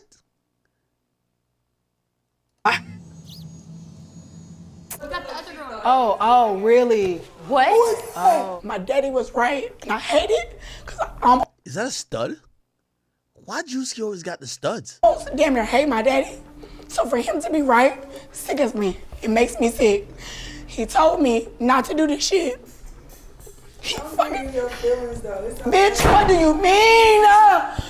Is this a stud? Is this a man? I don't know what's. Y'all playing in my face. And y'all bitches, I swear to God, hoes better not look to me for no motherfucking loyalty at all. Cause y'all bitches even trying to console me or nothing. You know what these bitches think shit's sweet. What's going on with Drewski? I see Drewski courtside with Sky Bree. He got Selena Powell sucking his toes on a fucking jet. He has a fucking stud ready to crash out. What the fuck is going on? I didn't want to be a monster. I'm gonna get y'all shit. 5 minutes out of here. Yo, what is this?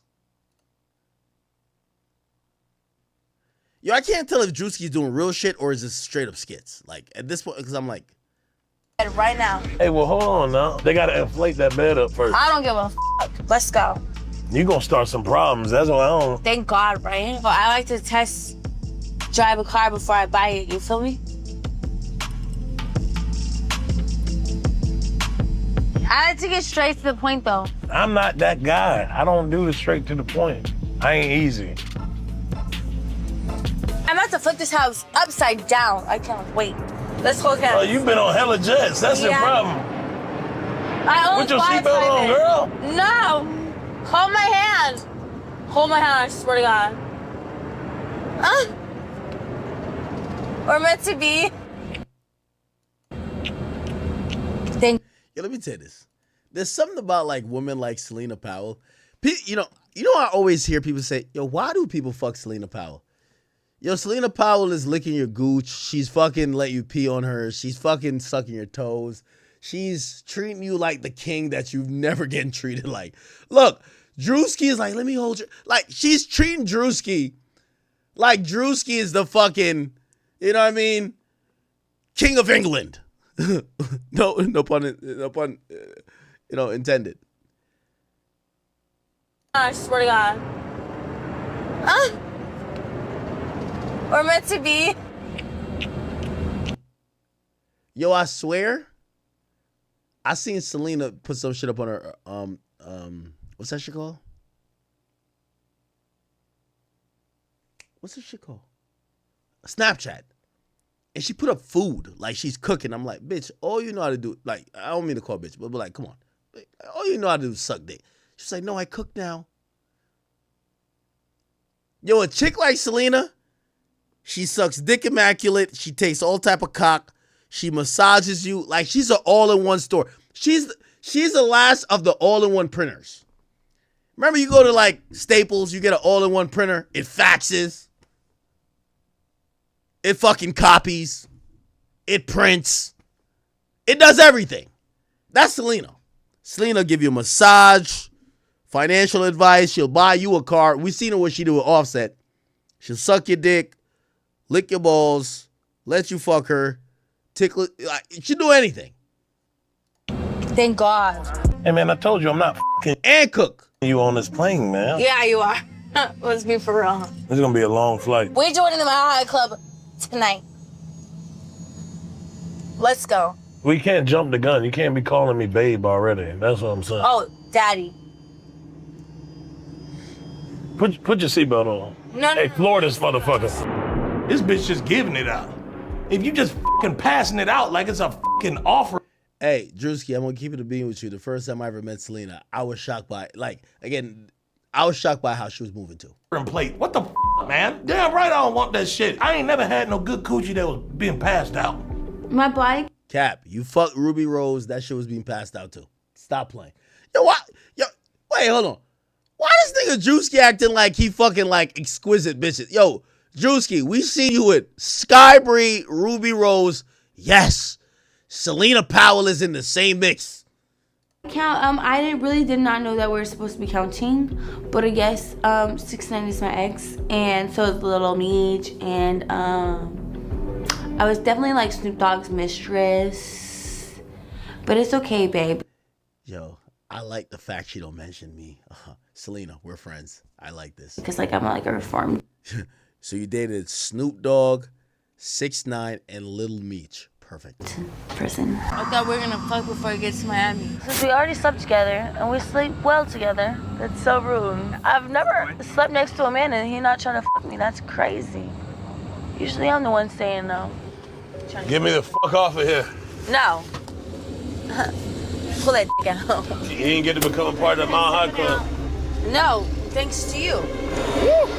Hallelujah! Yeah, Drewski fucked. Holy shit. Yo, what type of show Drewski got going on, man? I can't tell if Drewski's having a show to like just make fun of like whores or he's just trying to fuck the whores. Like this is crazy, Drewski. Yo. All right. Fuck it. Something new. Babe, I'm so excited. I've been talking to myself for years in your DMs. Like, I feel like this time is the time to be together now. I'm kind of scared of you, man. You got a lot of shit out there. You got allegations and all types of shit. I don't be knowing if... It's okay. You can look past though. Yeah, you right. Fuck it. Alligator. Yeah. As long as you ain't burning, you know what I mean? No, I actually got STD tested before I came here. Thank God. Yeah, thank God. Thank God. Yeah, is it new? Is it updated? Yeah. What doctor you went to? I was trying to show you. You was at CVS or Walgreens? Oh man! All right, shout out to Drewski, man. I think Drewski's just here for the jokes, man. Okay, holy. All right, okay, all right.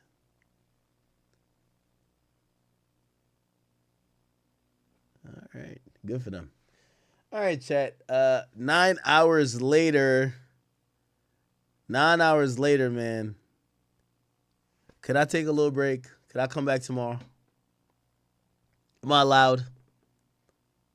Am I allowed, chat? Can I come back tomorrow? I gave y'all 9 hours. I got drunk with y'all. I had fun with y'all. I laughed with y'all. Could I come back tomorrow? Could I get a W stream? No, please. Somebody said, oh, use your show backdoor time. That's a fact. It says 9 hours on my thing. It says, remember I told you I was going to get off at 10 if we did 8 hours. I did 9. Somebody said, take tomorrow off. No, we can't. We cannot. Because we got to talk about Youngboy tomorrow. Youngboy and Max. Youngboy's on timing. Chat, I love y'all so much. Just always remember, I do this because you guys have encouraged me. I do this because you guys support me. And I do this because I love you and I know you guys love me. We are family, despite what you guys say to me in my DMs when you're trying to encourage me to stream. I know that we have a synergy here that I respect and I love. I appreciate it. I'm going to go chill out for the rest of the night. Hopefully play some Fortnite. There's like Fortnite, like my homies play Fortnite. And I'll be back on tomorrow, okay? Appreciate you guys. Actually, I'll try to get on a little bit earlier tomorrow. But whatever. Thank you guys for watching. I appreciate you guys. Catch you guys tomorrow. Get some rest. And I'll tell you this. You know I'm on a perpetual diet. But I got some Popeyes upstairs. I'm going to eat I got a breast and a wing. Or a breast and a leg that I'm about to eat. Hopefully I don't get fat again. All right, chat. I'm out of here. Love you. See you guys tomorrow.